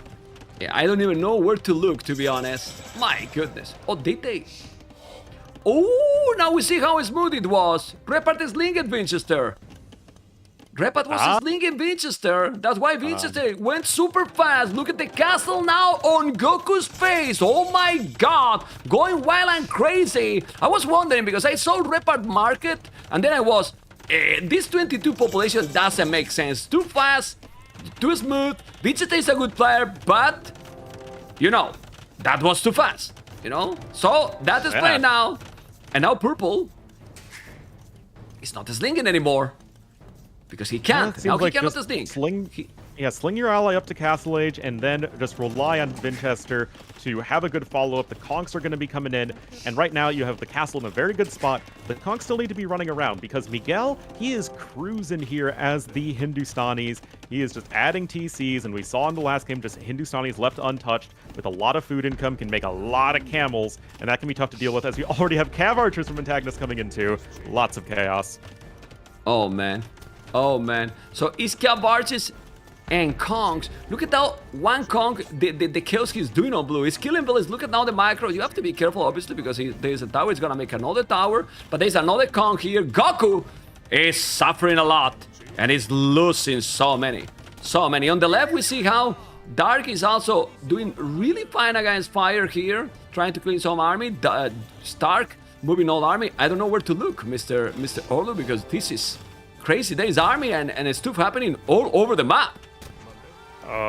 We are able to see Goku wall out the Conks a little bit, but still having that high Pierce attack means that you will be able to punch through that house foundation pretty quickly, escape with the Conquistadors, you can bounce around to whomever else you need to. But yeah, everything is just a complete mess in this game. That said, the populations are all still pretty even, so nobody seems to be getting a huge lead so far except for Winchester, who got slung. Yeah, did he got more? No, it was just to go up to Castle Age. It's just to go Castle, and this is really good because look, he did that link, and somehow, well, no, they know where Purple is, but they are not attacking him, and now he's on the way to Castle Age himself. That's quite impressive. I don't know what you think. Yeah, he It's lost nice. one Vil early on to Goku, but, you know, that's not anything you can't recover from. And Repard, because he has that bit of space to work with, should be able to sort of wall himself into the corner of the map and get that extra time he needs to really get his economy rolling. So I actually really like this position here for Repard in that slinging role. And it's just giving so much space for this whole eastern side, antagonist plus Winchester, to really go to town with the help of Dark, making things chaotic on the west. Fire in the other side of the map is going to the damn hell right now. As you can see, so many Cavards from antagonists having the hands, doing so many units, while the other hands, well, there's no other hands. They didn't pick hands. I'm surprised they didn't pick hands from this map. I think it's kind of a must having the early horse. I don't know what you think. I think it's probably more important on Land Nomad than here, especially post-Horse Nerf, because you have a pretty consistent TC spot, right? You know that in the middle of the map, there are just a bunch of pawns, and the chances of you getting a good TC location are very high. I mean, I would rather have Huns than not have Huns, but it doesn't seem like a must-pick like it is on Land Nomad. Makes sense, because there is so many shortfish, right? So, and you're gonna find it all the time. Okay, Cavards is still going. Gray has... going to go for a slink. Ooh, they're gonna slim Miguel, I think. They're gonna slim Miguel, I guess, because Miguel has the 3 TCs going with the best boom in the game by far. And we have seen how Miguel can dominate in these kind of games. But against the Kongs, even if you have the camels, I don't know what you think. I mean, we know that Hindustani's camels are OP, but Conquistadors, oh boy, man. Kongs are like, oh, you think you were OP now, Hindustani camels? I've been OP since 2000, man. Exactly. And hit them back, you dominate then, right? Yep. Okay, another stable, you gotta be careful. Coin is from purple, but now this is the thing. Repar is going to slink as well. We'll try. Let me just check here for the resources. No, they did coins, but they are not slinging at all. Nobody sent it any resources, but I guess purple now will do. How much resources he has? Well, not many. Like, well, he might have slinged something, TCs, but... right? Yeah, so there's only so much he can really even potentially sling. Fire coming in with a few scouts here as well, going to try and catch the slinging player off guard. And without some perfect quick balls, this could be a very sad TC. Oh, baby. But Fire is failing, and those scouts are with Bloodline soon. +1/+1 might kill a lot now to the Slinger boy. Well, Purple is not gonna sling at all. And now Gray, Stark is the one who is slinging to Miguel constantly. With Coin is already activated, and Purple is Repart is in the damn hell right now, Mr. Olu. He got destroyed. Absolutely, just not expecting Fire, who's, you know, basically on the other side of the map and theoretically has his hands full with Dark. So that is a nice utilization there from Fire. He knows he's not really going to be able to contribute all that much as this game goes on, just because he's been stuck in Feudal Age, he's been getting harassed so heavily from Antagonist. But, like, that's what you need to do in team games, especially on a Nomad map like this. Sometimes you're just not going to be in a position to just have a power move with booming into a super strong unit. You just have to make something happen with the few units you have. I don't know who put the title in my stream. I will check later, but it was not fun to put that title in the stream, by the way. I have updated already, and we will keep going. I will check, and who did that, it will be the last day as moderator in my channel. Anyway, let's go now with those scalp arches. 1, 2, 3, 4 tone centers. Yes, I know. 1, 2, 3, 4, this is for yellow. 52 villas. Miguel has lost 11 villas, Olu, and even with those 11 villas, he's still ahead in villas to anyone else. Well, not on red. Wow, look at Antagonist. And he has killed 19 villas, Antagonist. So crazy. Yeah, and like that's the thing with Team Russia, right? You know that Vinch is going to be really good. You know that Dark is going to be really good. What about that supporting cast here from Team Russia? Antagonist, I mean, he's a good up-and-coming player, but hasn't really had any major tournament success in 1v1s or team games yet. Repard doesn't usually play that many team games with the other Russian players. He's not part of Sols. But right now, here in game number 1, this is not just great execution, but also great job playing off of each other here from the Russians. You love to see it. Yeah, but that's the thing. If they are, a very high skill players, and they prepare, I mean, if they have not played together, if they have a clear strategy and a clear role, and this is what is happening here, it's going to be a domination, and they are having a domination in this first game because I don't know how they can come back from this. I know that he has a good boom green, but Fire is out of the game. 24 villages Fire. 24 villages. Still in feudal, and he will be feudal forever. But the thing is that Red with 40 Cs, Vincent with 4 town centers, they are going to be unstoppable. I mean, Red especially, Arlo. I mean, and what's so crazy is that Vish had a flawlessly executed early game, but he received the sling, which obviously kind of makes things make you look even stronger than you possibly could be on your own. But still, you're receiving the sling and you're making stuff happen with it. Antagonist received no sling. He's just like, no, I'm just going to go kill everybody here with Huns and my Cav Archer mass.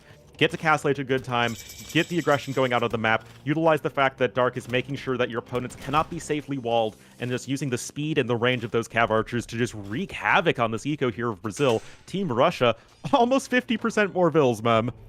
Yeah, it's pretty crazy. I mean, as you can see, Red is just gonna make the building to go up to Imperial Age. Green has 50 villages. 50 village idle, it's getting raided all the time, the map is chaotic, the aggression is happening all over, and a 4v4 that it could go for the craziest game, but this is Nomad, right? It's about to be, I don't know, in 30 minutes, when Red reach Imperial, how do you stop him? If you are having troubles now, it might now with the upgrades in Imperial. And no ballistic? Yeah, all this damage? Without ballistic, okay. No, it's just good unit movement, making sure that you're scooching in as close as possible with the CA. And then you also have Dark, who's able to support with just a few units here and there. Again, it's just being able to make something happen without having a huge army. It's why Lix is such a good team game player. He does it all the time there with the Chinese team, which I think we're going to be seeing tomorrow. And, I mean, yeah, this is... It's hard to find any huge flaws here from Team Russia's performance, except for the TC from Repard, which is, unfortunate. Yeah. And then we are checking the panel about this link, and Red got 0 resources as link. Like, he's doing all this on his own, as you mentioned. And that's really brutal. The one who is receiving now some... Well, and Vincent only got resources just to go up. After that, they're always linked a little bit Dark, who is not having a big impact because he was in troubles in the start. Of course, now, the good thing is that they're doing really well because they know that the dangerous players here, it was Miguel, and they are all going against him. Yep. All going against Miguel. You see? Amazing. Really amazing. And I gotta say, Mem, I 100% agree. 3v3s are the most skill-intensive team game mode, but 4v4s, especially on like a Nomad type map, like they can just be the most fun, the most chaotic, and I think it's always like, to me, a great reminder of like why we play AoE 2. It's just like having fun, being able to do weird things, and being in these sorts of situations you don't see by grinding 1v1 Arabia every day. Yeah. No, I mean, when I talk about 3v3, it's all the kind of different maps. For example, maps like Black Forest, Nomad, 4v4, every time. Yeah. Every time, I agree. But all the kind of maps more, in quotes, meta, you would say that 3v3 is better for a team game, But back into the game, you can see Antagonist is gonna drop a castle into poor Fire, but Fire has 6 towers. He's still in feudal age. Oh my god, I'm gonna troll him tomorrow a lot when we're going to be casted because he never reached castle age. Orlu, he's still in feudal age forever. No. He's trying to play the one campaign scenario where you're Magyars and you have 1 million stone but can't build castles. So all you can do is just spam Magyar towers, and that's exactly what Fire was doing there. Don't troll him, man. No success. Don't troll him, man. He's my friend, man. I mean, Orlu, you are becoming a bad guy, man. It's not good, I'm such a bad guy. We love Fire, and love even more though this performance here from Team Russia in game number 1. That was sick. That was really strong. Like, it felt that Brazil didn't have a chance actually in this one. Yeah. Well, not really, right? They didn't have a chance at all. And if we check, the strategy was perfect. I mean, antagonists killed the most, the best KD ratio, 31 army, economy. You can see the economy, like 27,000 resources collected by antagonists. That's crazy. And the slink was so important. Well, they slinked the most to Miguel. So this is how, this is speak by itself, how good was the strategy, Orlu, because the guy who got the most slink didn't have an impact in the game. Yeah, and the sling happened first for Team Russia, which I always think is super important when we talk about slinging, is that the proactive sling almost always beats the reactive sling, because it's all about just getting that momentum advantage, and that is exactly what we saw Team Russia do. Very, very nice. We have now the 1 versus 1. I'm just checking on Discord who is going to play this. Game number 2 is going to be Fire versus Dark. Is maybe Dogao not available? I have no idea. Or maybe because if you play the 1v1, you don't play the 2v2, maybe Dogao is going to play the remaining games. But right now it's going to be Fire versus Dark in Alpine. Maybe they want to save Miguel and Dogao as a combo for 2v2. On vacation. On vacation with PH. Well. Some people say that it's on vacation. Okay, I don't know. I guess you're allowed to go on vacation every once in a while. Yeah, I should go on vacation too, Orlu. Tomorrow I go vacation. And Okay, we continue the tournament when I come back, you know? Sounds good. Anyway, sounds good. Well, let's remind people that this is the opening match. So obviously, if you cannot play today and your team lose, you still have one more chance. But only one more chance, because if you lose 2 cities, Orlu, that's it. You're done. You know?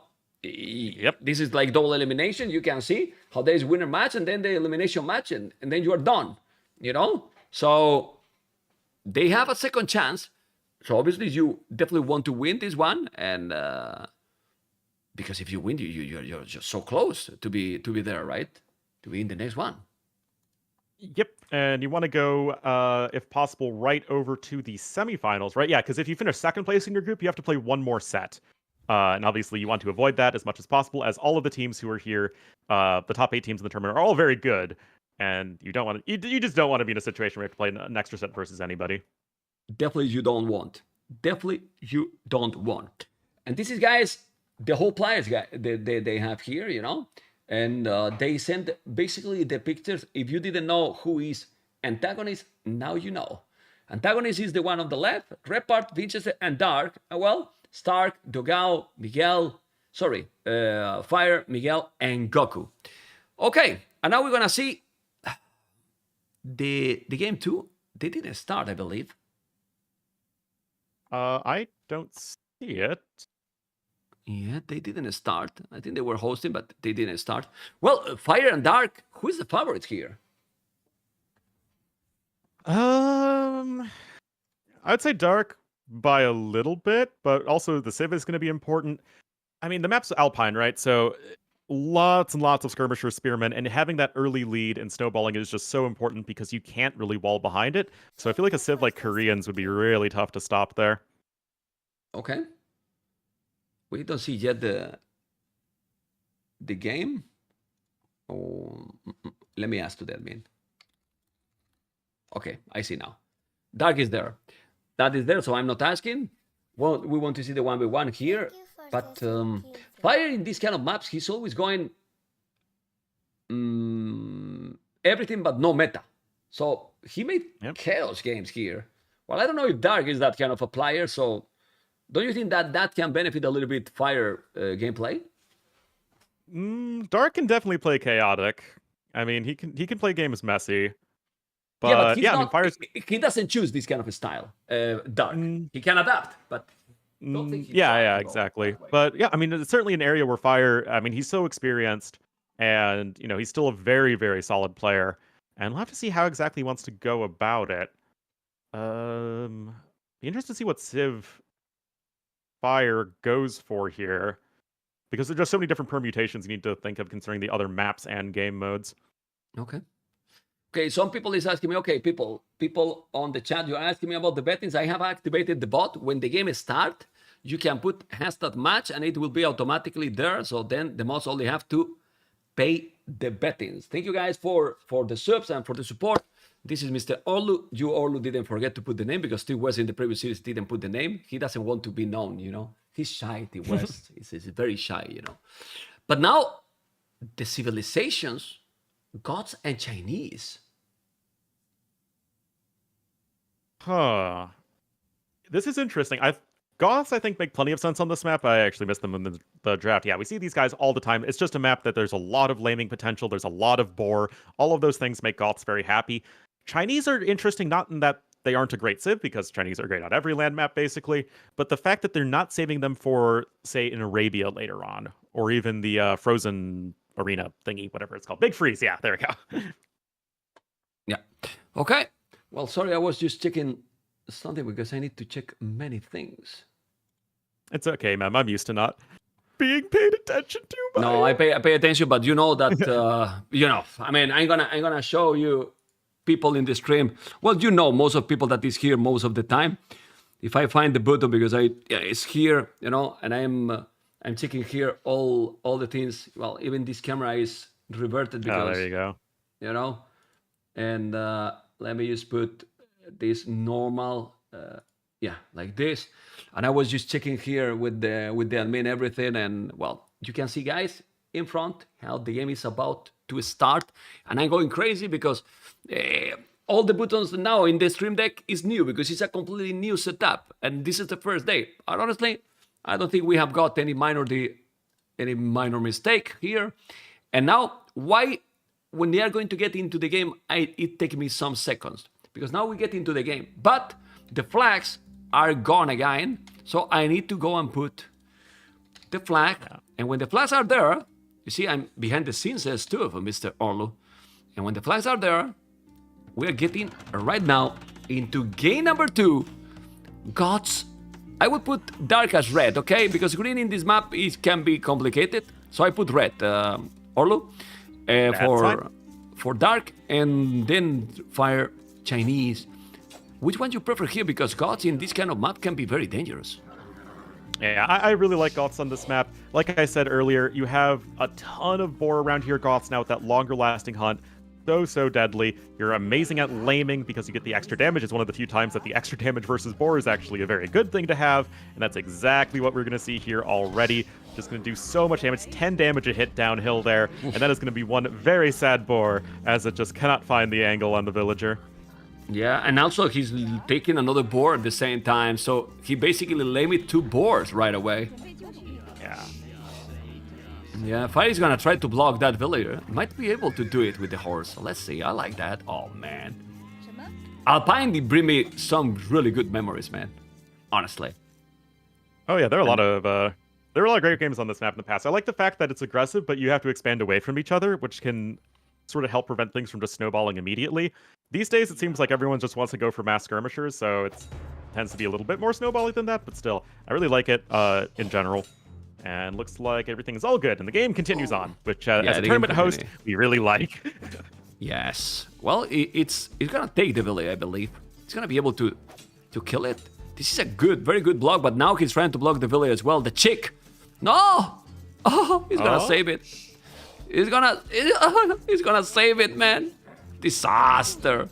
He's now going with another village. Look, but is using too many villages to kill or not? I think this is worthy. It's also with quite some food. He's gonna take it. One more hit. Come on. Come on. We're hits. Another one. Armor. And then, he got it. What is a Kamiyuk villager? Okay. I mean, he used it 1, 2, man. 3, 4 villages for that. It's not too much. And look at now the sheep as well. To kill that villager, he used it quite a lot, but he's now 2 villages ahead. Fire 41 seconds, LTC, Dark 12 seconds. I'm not sure if I like that. Well, China has always more villages than the opponent, right? So it has to be okay. Yeah, still though, a lot of boar meat left to take here for Dark. Fire, I mean, he is... Theoretically, he has one more boar he can take to the north of his base. You cannot see it. He hasn't scouted it, though. Oh, that is absolutely tragic, because he's going to run out of food in just a second. Well, it's bringing another boar, now from Dark, you know? And if he's going now exploring, he should be able to see eventually the last boar. I think he should be fine. I mean, is that the limit? But should be fine. I don't know what you think. The timing's going to be close, but yeah, he is totally fine for now. And so long as you can just keep that TC running, that's really all that matters at this point in the game. Resources collected naturally going to favor the Chinese player. Still, there's plenty of boar meat left for Dark, and looks like he is going to be going to the one to the northeastern side, which will give him a theoretically 2 more boar even.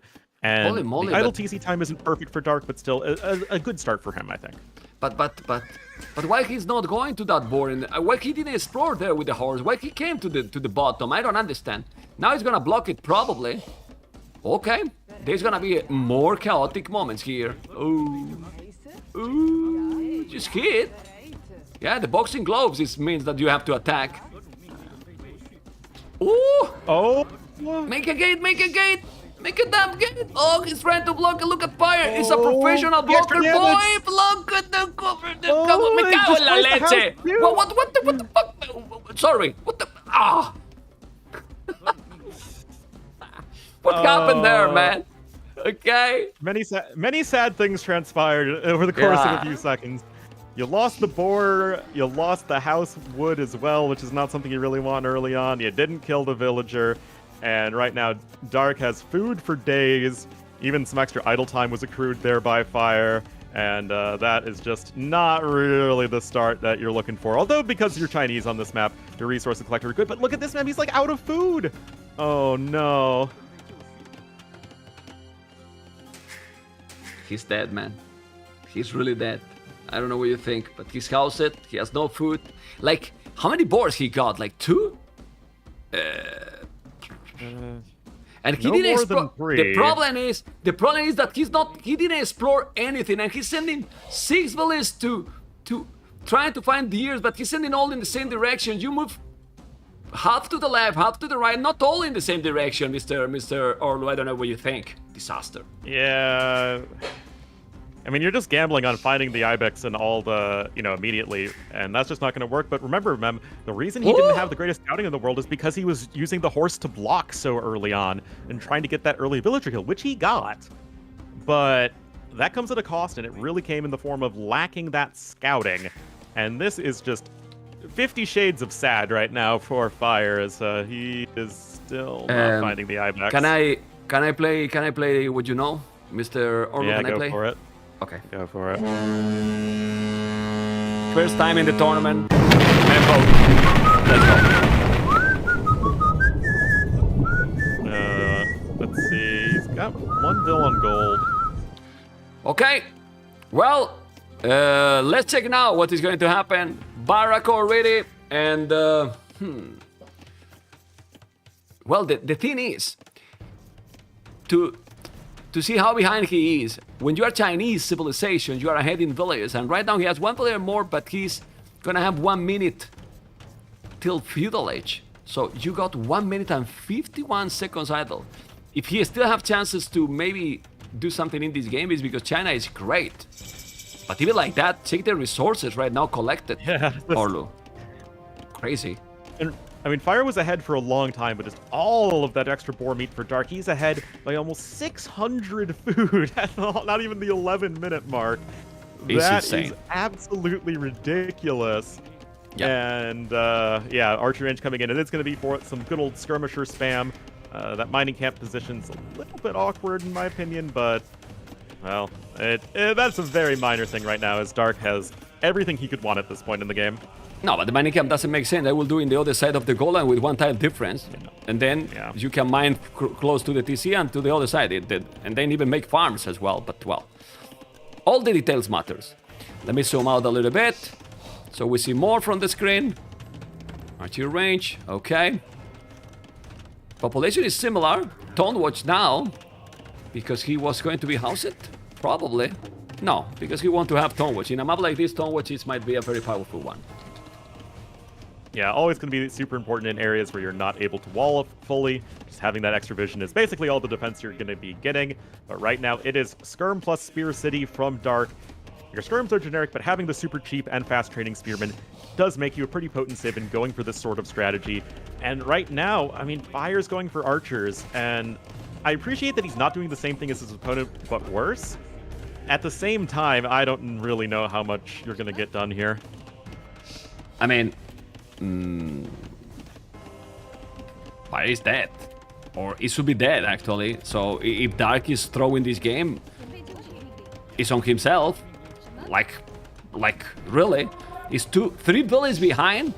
You know, double the army. He already forced him to make the tower. He has the schemes here being annoying. And also the archers he's doing, the only way that he can do damage if he's able to knife something and avoid those skirmishes. He needs to attack, right? Because he can't do anything with those archers. Yeah, he needs to find a way to get some damage done. And that's at least something that the archers can give you, is because you are not going to be walled on this map, you're going to have some villas that are very far flung from the town center, and that is exactly what Dark has. But obviously Fire needs to make something happen in the right now time frame. He's sending a few archers out, but look at this here from Dark. Beautiful scouting. Sees exactly where those archers are going.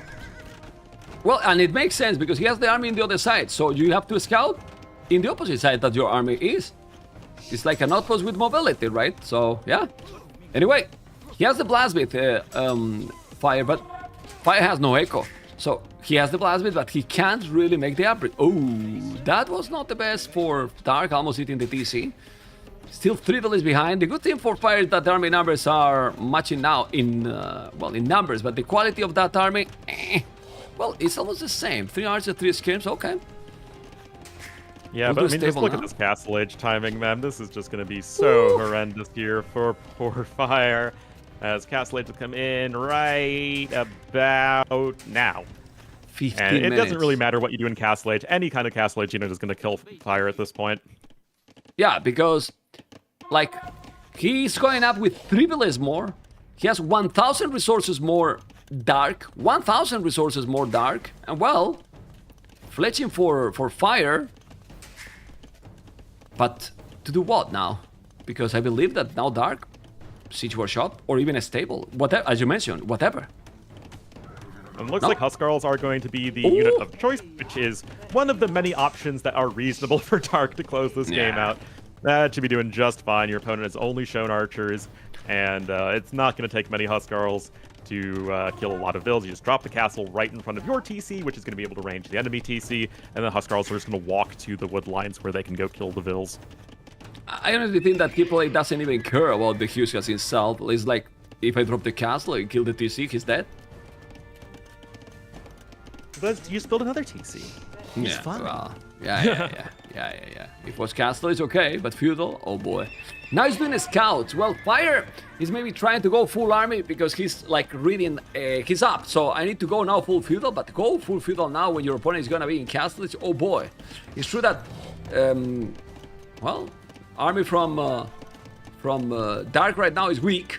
It's only few skirmishes and only 1 spear. So if you go now full feudal, maybe he's gonna try to make the chaotic games we were talking. Chaos Course Corner is gonna mine a stone. He's gonna mine 7 villages on a stone, and Fire is definitely improvising right now. Right? Yeah, I appreciate the thought process, though. You're trying to find a way to win, and you're behind what is going to give you the best odds of success in this game. It's going to be if your opponent's army is out of position, if they're being too greedy and clicking up to Castle Age, you just loop around and just start killing a lot of villagers. Now, Dark is playing too safe for that, as he's going to drop a castle in just a moment, but still, it's at least the right idea from Fire. Yeah, but if he's now Fire doing a lot army and he's doing, then maybe his opponent is not gonna drop any castle, and right now he's starting to kill villages. 1 close to the TC, not really. The scouts need to go back, and Dark is multitasking properly here, but he's being a little bit greedy. The thing is, tower will happen for Fire, but is that tower gonna be enough to stop that castle? Unlikely. It's doing the how tower long have you with been doing this? Yeah. What is the success rate of the tower denying the castle? Well, 21 villages, you know. 21 villages to do that one, and he's sending now villages to attack. Oh man, he's gonna make it. He's gonna make the castle for sure, but he's losing a lot. Look at the population. Oh my god, he's not gonna make it the castle. He's gonna make it, he's gonna deny it. He will do it, but, you know, the castle is up, and now what? Population is better for Fire, but how do you do anything against this? Exactly. There's still builds that are going to be dying on the flip side. It was still a lot of idling time that was caused. Dark was able to take a good fight on the back end of things, cleaning up his opponent's Feudal Age army, and now it's just not going to take many Huskarls to fully get the kill here. Yeah. Fire should resign, and he's resigning. The start from the Brazilian wasn't probably the one that he wanted, Mr. Arlo. Yeah, our Russian player Dark absolutely dictating the pace of the game from basically second zero, sending the two vills forward to lame. It is a big risk, but with that extra damage versus boars, able to make it happen, able to just feast on all of that longer lasting pig meat, and just so far ahead economically. There's literally nothing that Fire could do at that point. 11% more efficient economy is insane in any game, but especially in a game that's only 21 minutes long. Yeah, it's pretty sick. And then if we go now to the draft, that this will say 2-0, and it's going to say 2-0 in a moment. We have the big freeze now, but let's check the civilizations. It was Chinese the best choice for Alpine with what he has on the field there? Because what about, I don't know, Khmer, for example, that you can make farms all over, you can expand, go back there. I see better options than China. China is great in those kind of meta games, but when the game is so chaotic, they suffer more than others. I don't know what you think. Well, they definitely are the happiest when they're just chilling, sitting back, and leveraging that really strong early eco. I would have liked Khmer or even Slavs more personally. Just really able to lean on that farming, try and play that more extended feudal age style, utilize the mobility, because that's just not something that Goths are going to do that well. And now that I see it, if you're drafting Goths at all with these maps, you're probably going to be playing them on Alpine. Yeah, well, let's see. Let's see now. Then in the 3 versus 3, I'm checking the civilizations here, and what would you go for this map? Because this map is a map that we are about to discover, right? What is the best strategy to go?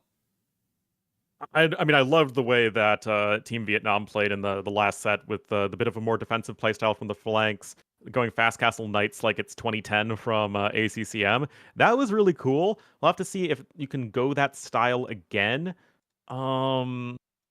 It feels like Bengali Malay flanks and Slav pocket for Team Brazil, and then maybe a Koreans, Italians, and then Poles pocket.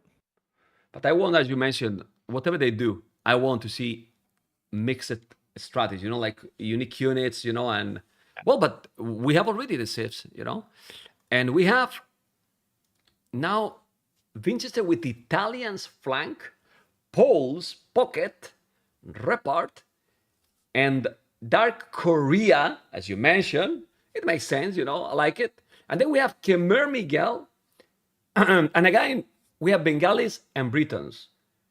Is Bengalis that good that we always see in pretty much every tournament, like all the time? Really good on any closed map. I mean, you just have a good eco, good monks can keep you alive until late game, and they have a good late game. And the thing is, Bengalis are also pretty bad on other maps, so if you're good on closed maps and bad on open maps, then you're kind of getting into the situation where anytime that there's a closed map in the pool, they're going to be one of the better picks. But would you consider this map super close? I mean, we have the walls, but since it's spicy and the surface is outside, there's potential to really go aggressive. Why not to go, for example, Menatam opening and towers forward? You can break easily, like easily. Possibly. It's just you could pick an aggressive civ here, or you could pick an aggressive civ on Arabia or coastal forests, which are just so much more aggressive, execution-oriented maps. And it's not like you can pick the top tier aggressive civs on every single map. So I feel like it makes the most sense to play a little bit more passive here with your civs. Okay. Well, they are going to start in 20 seconds, guys. 20 seconds. So it's going to be beautiful, beautiful. And Poles, are they going to go for a sling with Poles, maybe? Poles are one of the better slinging civs for sure. Do you really want your pocket to sling, though? Well, if you get a fast civ for Italians, for example, with cheaper resources to go up every age and go condotieros, stop them. Yeah, it's always a good one. But this is the thing, with this. it's potentially a lot of debate about what they can do. And then the opponents might be thinking, what do we do? Because what are they going to do, right? Yeah, and lots of mind gaming can happen here. That said, these civs all generally make sense, so I don't necessarily think we're going to see anything too crazy. Britons, I think, are the biggest surprise to me just because they are so good on open maps. But obviously Britons are also good on a map like this, so it's not really that wild. Okay, so we are in the game number 3. That hopefully is not going to be a 3-0, but if it's a 3-0, were you expecting... It's true, they don't have Dogal, but were you expecting a 3-0 over Brazil? I didn't. I sure didn't either, but also the fact that Russia had to qualify does perhaps mean that they've been just playing more together, and they've been developing strategies for longer. So, maybe that's part of it, but I mean, it's just been a brilliant performance so far, and it's only a best of 5, 1 4v4 in a Nomad game, and then a 1v1 on a chaotic map like Alpine. I mean, things can get out of hand really fast. Yeah. I mean, we really wanted, like, it's a $50,000 event, but we wanted that the games are smooth, that we don't want, like, yeah, I mean, you could do best of 7, but we wanted a smooth series as well. And this can be quick, but it can be very long, because you can have, well, in Alpine, potentially fast games makes sense, but you know that some Nomad games can go for a long time, you know? And this map, for example, easily, depending how they played, it can go for over an hour game easily as well. Like, it's all depends how the players are playing. And for now, as you mentioned, since Russia played the qualifiers, that's gonna be probably benefit to those over the invited teams, except if the invited teams has been not only playing, but probably checking the qualifiers. Do you think they did that? Yeah, certainly. I mean, I don't think anyone's just gonna waltz in unprepared, but still, I mean, I think there is still a noticeable difference in comfort when you're really having to play through that qualifier on, especially when you're playing with guys that you might not play with constantly. There's nobody really plays a ton of team games these days in a big group setting other than Rage Forest, which is obviously its own kind of thing. Okay.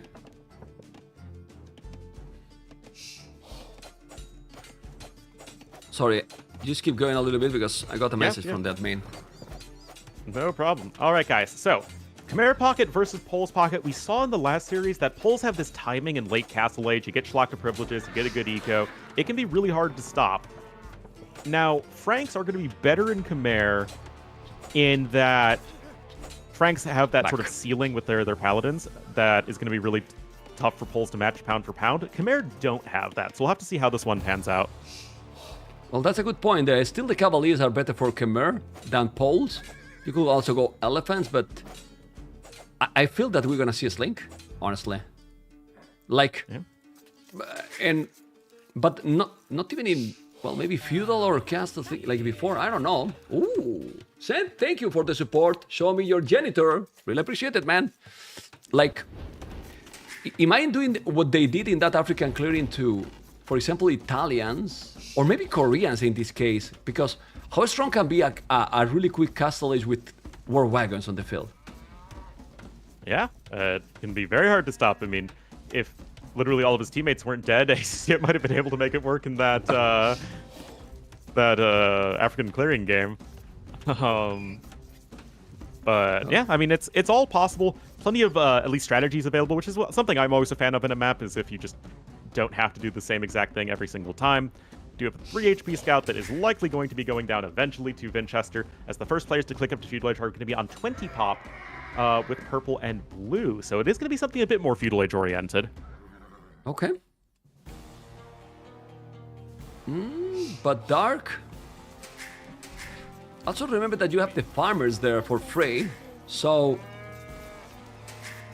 it is, let's say, more, well, no, way easier to go for Castles if you want it. But for now, 20 population, 21 and 20, as you mentioned, everyone is going super quick up. Seems that everyone is gonna go Feudal.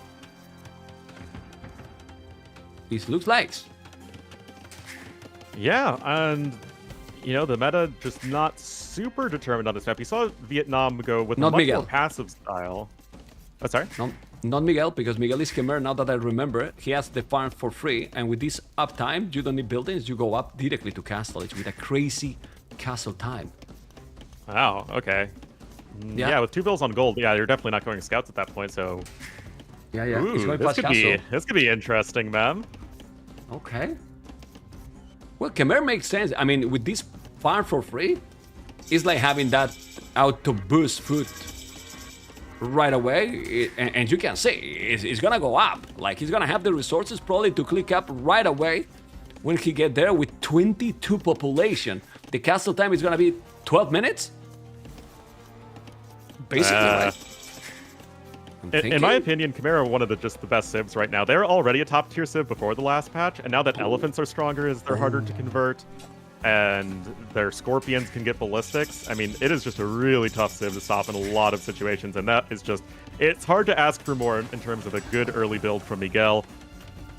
It's a sling, man. 4 seconds It's a idle sling. time. It's a sling, I told you, man.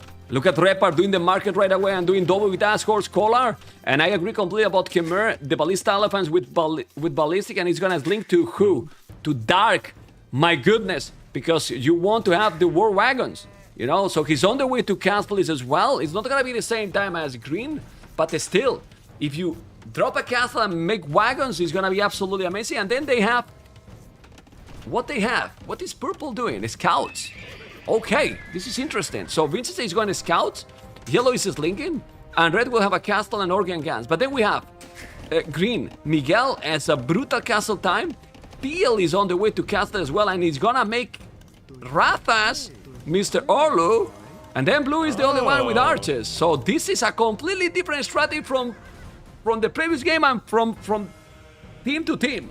Amazing. And I love that. I mean, this is what makes team games so interesting, is you have different teams doing different things, really sort of adapting the map and the game to what they think is going to suit their playstyles the best, matchups the best. Goku's just chilling making archers. He's getting himself really well set up defensively. I like the way he's, you know, sort of SimCity'd his buildings here. And he should at least be relatively safe in the short run. But it's just going to be, can you really help support your ally? Because chances are Dark is going to be going right after Stark here in an epic battle of chonky unique units. Yeah, it's gonna be amazing. For those people that is just joining today to the stream, to the tournament, remember that we have always 4v4, 1v1, 3v3, 2v2, and in case to be needed, 3v3 the game 5, but we rotate and change the maps every week, you know, to also keep the tournament fresh, not gonna be the same all the time, you know. So that's why now this is a 3v3 big praise, not gonna be the same, and the next week is also rotate again, just to let you know. Anyway, people was wondering, you know, Orlu, for that time I'm just giving this small information, and now red might see the castle. Oh my god, and Dark doing the castle here, but then he's gonna keep his linking, I believe, to red and to go up to Imperial, or not. Yeah, that's what I would do in this situation for sure. He does have Loom, so Stark Scout is being annoying. It's on the range? Oh, with that castle? No. I mean, the castle's in range to the castle, yeah, but yeah, I think yeah. the Vills are perfectly fine, Yeah, especially yeah, as we don't have fletching in or anything like that. And I mean, it's not a matchup we see a lot, but I feel like War Wagons should do pretty well against the Rathas. But Orlu, look at the damage Vinchester is doing on Miguel, because it's important. My goodness. It's opening the gate. The scouts are inside, and he has got a lot of idle TC from Miguel, a lot of idle time more than TC. Now the archers are coming, so should go away. Winchester, well, he's inside. Okay. Oh man, we got Mrs. O'Leary's cow right here causing the Chicago fire. Oh my goodness, keeping that gate open. Oh no. That's not great for the player that you are relying on having an amazing eco. Already 2 minutes idle TC time and counting here for Miguel. Just that unfortunate situation. Well, I think that's definitely worth it for Winchester. He created the chaos that you don't want to have when you are on a Khmer position, because look at Khmer now. 33 villas, yeah, 3 TCs. But he's not ahead to anyone, and Winchester is already on the way to Castle Age. Oh, and look at this, Mem. Stark with a little bit of a hole behind the first palisade. Those villagers are going to have to run for their lives. The war wagons are out. They get those free defense upgrades, which is always super handy. But you do have Bengali monks, and that's certainly one area that Bengalis are a lot better than Koreans at. And those war wagons are going to have to be pretty careful. Yeah, it's gonna be fine now. Having the monk is completely fine. Yeah, it's completely fine right now. The question is, yellow is not slinking anymore. He's slinking only for the uptime to red, and he has the caster here forward. He's doing war wagons because the Rathas are coming, and he's trying to be annoying. So nobody's going for a fast imp. Blue is about to go up too. And what is now Vincenzo going to do? Vincenzo is doing more stables, so he's gonna go full knights, it seems. I think Brazil is in a better position right now. Yeah, I definitely like their position more. Vinch here, like, I mean, you can go knights as Italians and it's fine. But against a civ like Britons, who are going to have be doing archers really, really well, and you're just kind of going generic knights as Winchester, it's not that great. And then, even after all the slinging, Miguel still 48 bills to 37, is in Castle Age. Yes, it wasn't perfect for him, but, you know, he's still getting himself back up on track with just that ridiculously good Khmer Eco, and right now, Stark's doing a great job of holding. Yeah. And now the boom from Miguel is absolutely brutal, you know? It's really, really brutal now, as you can see. Stable. Okay, remember that now in the next game, if it's happened, and it started to look very good for Brazil, it's gonna be a 2v2 coastal forest, and they cannot use dark, and they cannot use fire. So, it might be Winchester Repar or Winchester most likely antagonist in a map like Coastal Forest. I don't know what you think, Mr. Olu, but that will be later. Yeah, because sense. Right now, they need to still finish this game. And we see now coinage from yellow. So, it's gonna slink to probably red to go Imperial. I think this is the way that they can come back in this game, because right now they are behind. You can see the numbers in military and in village, Mr. Orlu. And it's kind of weird because on the wacky arena-ish style map, you have the Brazilian team doing better than the Russian team, and this feels like a map that's like tailor-made for Team Russia and not at all for Team Brazil. But clearly, these guys had a really solid plan. Just have Stark go with the castle drop play. He can defend really nicely with those Bengali monks. And then just so long as Goku's nice and safe, he's going to Castle Age with an enormous army of archers that Vinch is going to have a tough time dealing with. And not only that, now green coinage, if he is linked with this boom economy he has, his sling is gonna be a lot better than yellow. But he's slinged a lot of resources to dark. Dark is still... he's going Imperial, but instead he did Botkin, doing more wagons. I don't know, we'll see. What is Miguel going to do? Oh! But Miguel is slinging to Goku!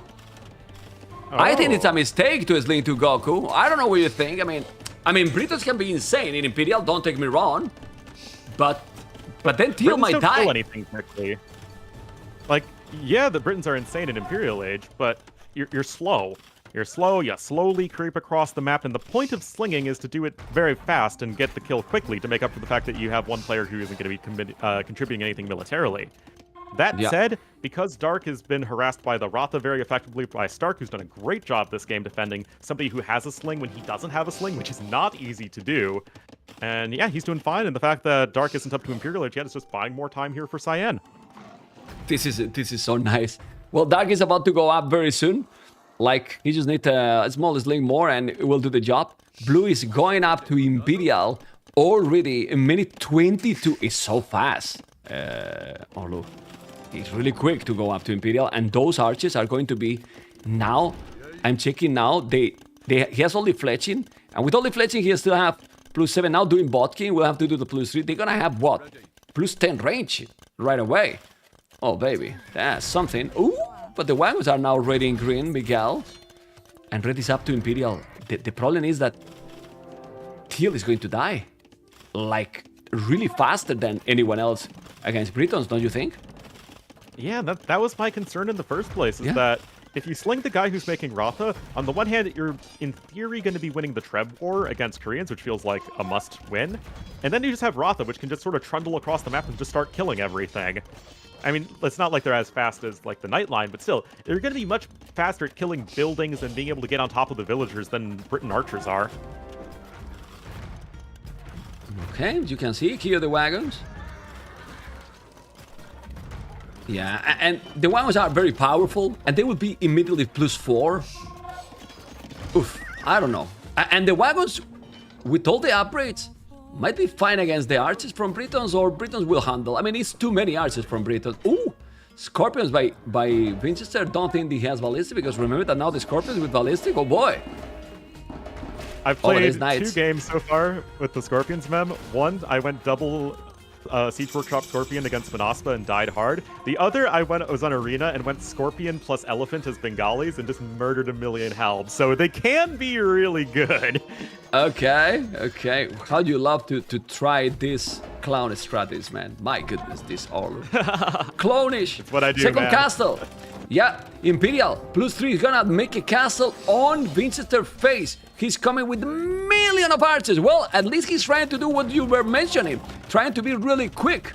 You know, like really quick. You can see how Yellow is sending resources to Red before he gets Imperial, because when he's Imperial, Yellow cannot send resources to him anymore.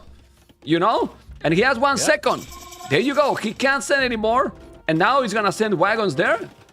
Or not? He need to kill Teal quick, so maybe he's gonna be this a 2 versus 2 soon. Oh baby, This you know what I is mean? Pretty wild, pretty fast, man. I mean, yes, the castle's incoming and Vinch is going to die, but Vinch's job right now is just to die slowly, and that feels like it's tough for these archers just to start killing everything, whereas you have the double trebuchet production here at the castles, and I mean, I don't know what Stark can really do to stop that.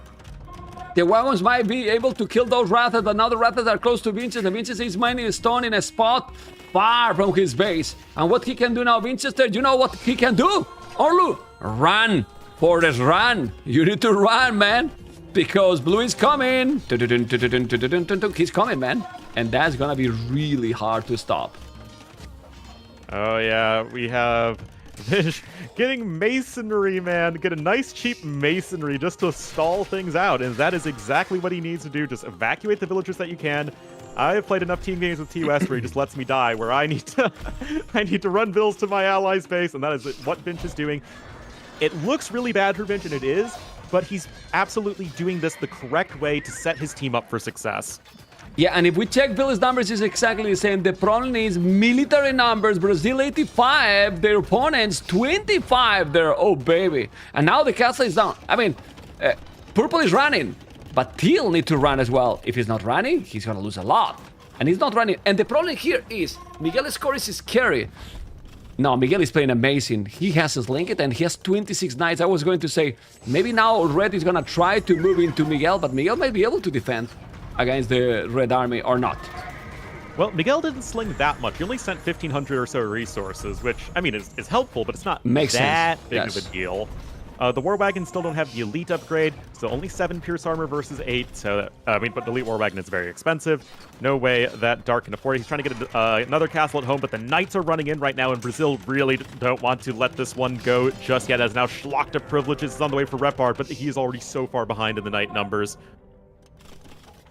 Yeah, it's gonna try. He has 86 villages, but the thing is that Green is on the way to Imperial, and Brazil here, los Brasileiros, Orlu, are dominating, are clearly dominating here. Now, look how many war wagons got Stark. He's gonna have more war wagons than Red soon. What the hell? Those monks are OP, man. Really OP. Man, it's amazing how good a bonus is when it's not attached to a unique tech. It was a terrible unique tech for Slavs. Now it's a fantastic bonus for the Bengali monks. Just getting that as soon as you hit your very first monks on the field. Now we have a nice selection of war wagons for the Bengalis player, because what are war wagons but Rathas with a big fancy roof? Yeah, it's really complicated, and it's gonna be even more complicated now. I mean, if you see that Dar has the best score in the game, it really doesn't matter when Green reach him. He's gonna do Cavaliers, he's gonna make all the upgrades, and those Cavaliers, I don't know what you think, Orlo, but they should clean absolutely everything, honestly. Yeah, there just aren't gonna be enough war wagons. They don't have the elite upgrade. No thumb ring in yet either for that little boost.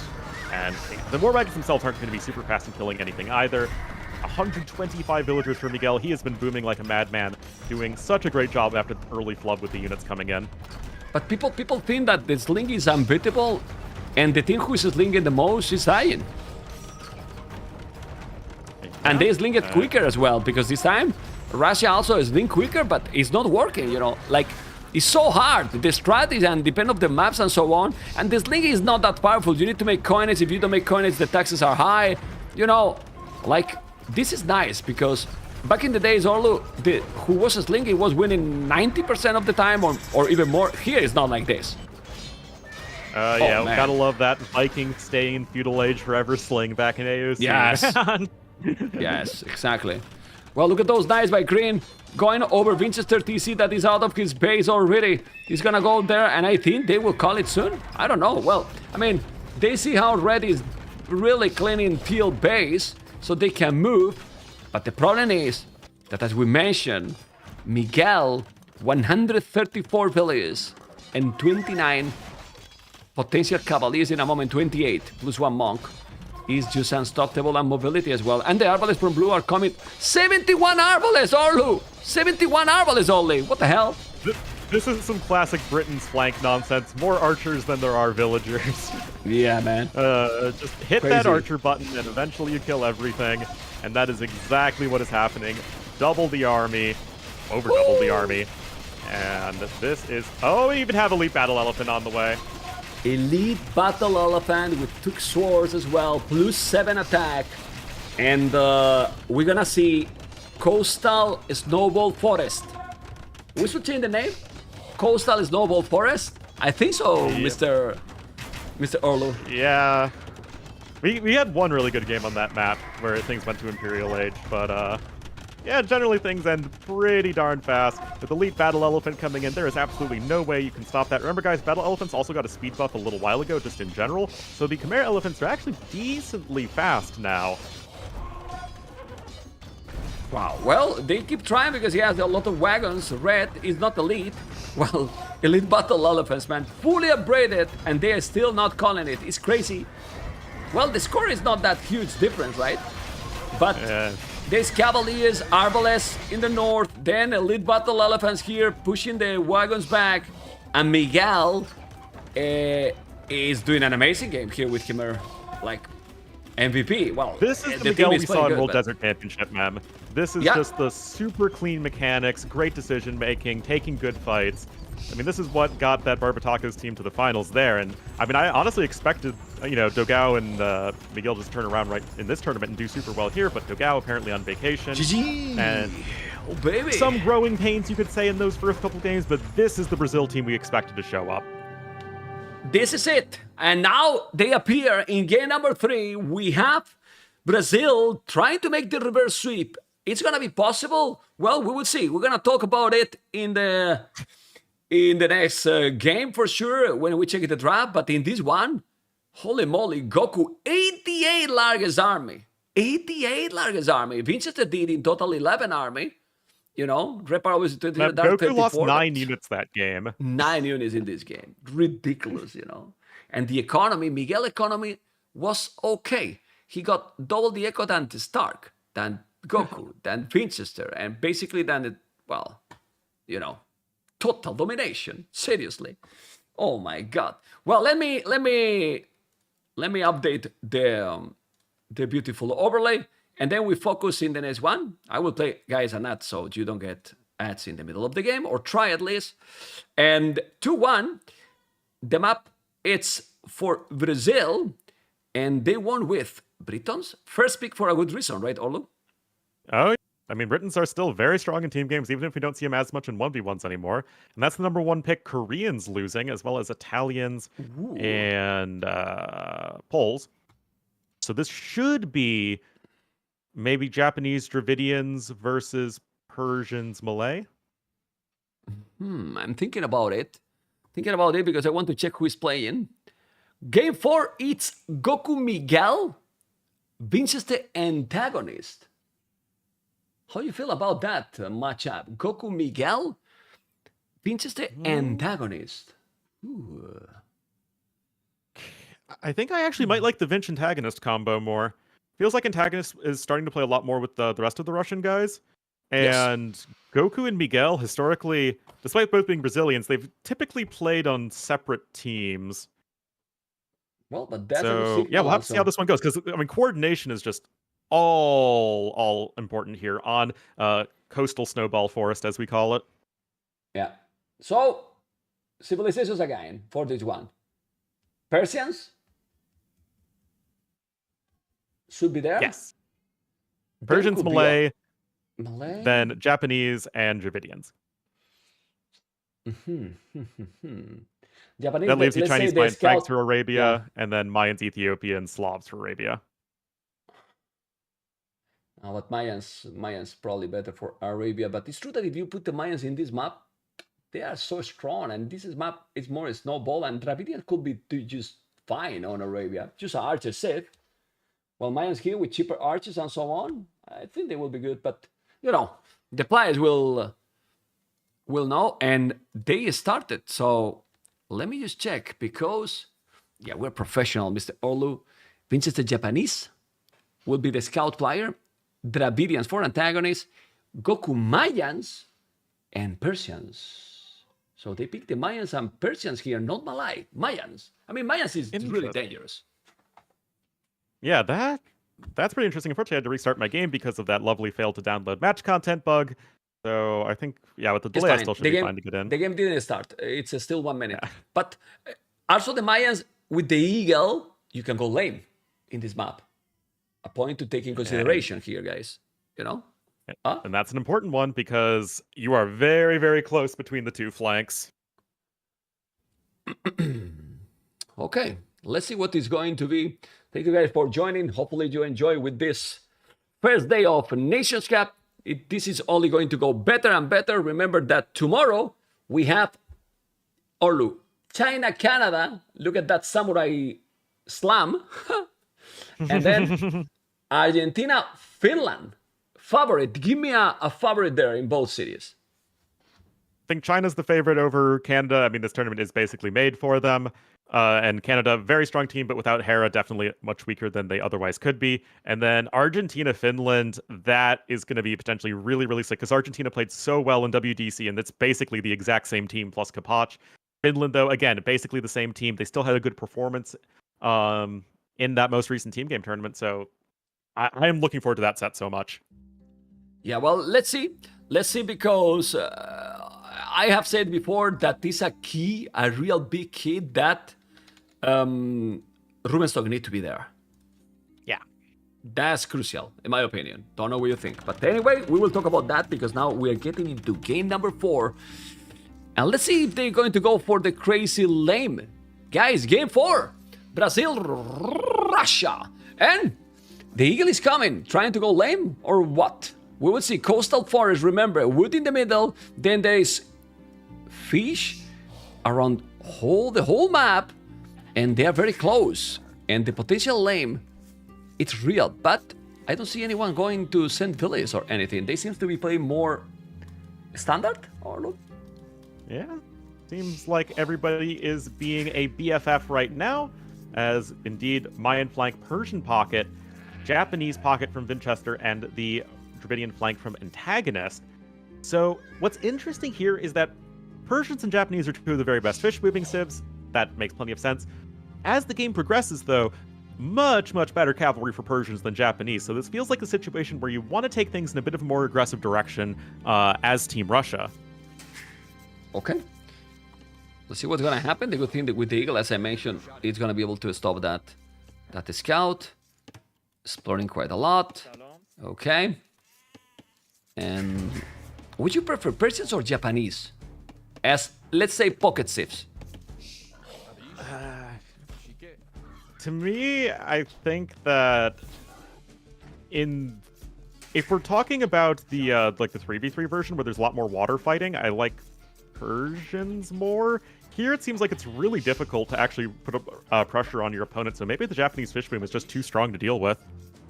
And if you go for the later game, Japanese for sure in the later game. Like, you can bring here the crazy towers, the cab arches that can be amazing, you know, the halves. You don't really need to go for cavalry in a map like this in the late game. I don't know what you think. While Persians get kind of more stuck, I don't know.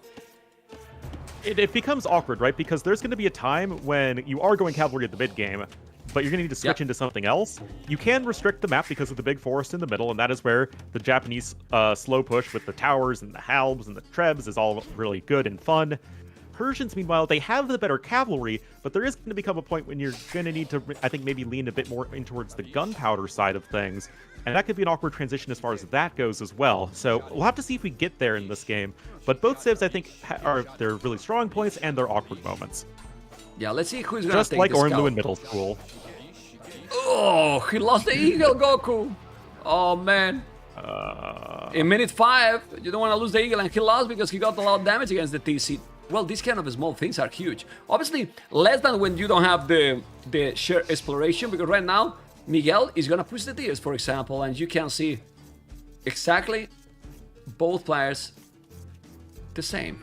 So, it's okay, but losing the scout that early is not what you want, Orlo. It's definitely not what you Especially want. the Eagle. You expect to win those early game engagements. The Eagle Scout's a lot less useful in Feudal Age when suddenly the Scout Cavalry are better in that point. So that is definitely not exactly how you want to start things as Goku. That said, nice job here from Miguel leveraging that Persian faster working dock in the early extra wood to start training those missing string 405088s. By the way, remember guys that the whole event is live. Some people is asking and so on. It's live, and then we will have winner interviews with the teams, with one of the players at least. And if more people from the teams want to join, they will be welcome. You know. That being said, we see how Blue is on the way to Feudal Age with the beautiful Mayans. I believe it's gonna be just a standard gameplay, right? The Scout and Archers. I'm keeping an eye on the dogs, but they are just not going forward, Olo. And they really have to be careful that it's not happening like in the previous game. Because, man, that hole, like not walling anything and you have the army completely in the opposite side, it's impossible. It's over, not in this map, in any map. Yeah, you just have to be always so careful. More fishing ships being added in. We saw in the last set on this map just how insanely overbearing it is if you just keep on making fishing ships and your opponent doesn't. So we need to make sure that either they're both fish booming or they're both making military, because otherwise you just cannot keep up economically. But Orlo, at this level, how is possible that one player make 10 fishing ships more than the other with the same civilization? Because one guy adds in a fire ship and then just tries to go aggressive, but the fire ship takes 20 years to get to the other side of the map. Yeah, but the other got as well, and it's not talking about 3, 4, it's 10. You know, like, it's weird. It's weird, but still, that was in the previous series, and now we focus here. We see the fish is 5, already more for Miguel. Miguel has been always very good in this hybrid. Let's say this is a hybrid map. I don't know what you think. Miguel has been always really strong, so let's see. Yeah, always, I mean, Miguel and Dogao just always known as being some of the better hybrids map players out there. That said, Goku also tons of experience as well on basically every map type. Archery range on the way for him, just the one so far, but he is faster up to Feudal Age. That said, Dravidian's going to be getting the extra 200 wood. They are a perfectly fine flank civ. You just want to add that extra team bonus with the dock, giving you pop space, just give you that early edge there for your ally. Other than that, just a good solid archer civ. Double archery range for antagonists. Green is being faster than Winchester here, which in my opinion is important. You have the stable quicker. You know, you also with the scout, he got the scout for his opponent. He could have got yellow, but now he can't. Both has the same feudal hybrid already. And double archery range for both players. And in this situation, I prefer the Mayans, Orlo. Like, cheaper archers, Mayans are Mayans. I prefer the Mayans than Dravidians. I don't know what you think, man. Well, at this point, after the early spike in Feudal Age, Dravidians are going to be just pretty generic. We'll have to see how much investment is made onto the land here by Miguel, because he did add that second dock, and this is kind of like what we saw in the last set, Mem. One guy's going one dock, the other is just 2 docks and adding in even more fishing ships, and this could be getting out of hand once again. Let's see if it's gonna happen. You can see how Red has already fletched in, but this seems to be safer in this one, at least in the area that is close to the wood. The team seems to be safer, but not antagonists.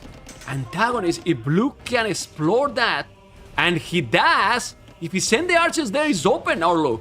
Imagine if he's going around. You know, the problem is that he might think that this wall, he need to click there, man. If he's sending the archers through the woodline in the north, it's open completely. He can kill everything, but for now they're gonna fight in the middle of the map. Nice gentleman's agreement. Pistols at high noon. or archers here in the middle of the map.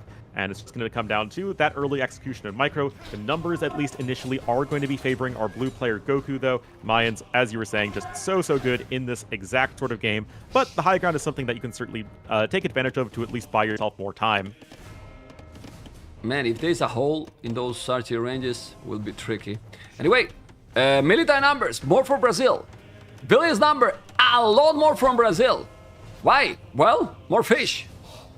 From Brazil. Where have I seen this before, man? Yeah.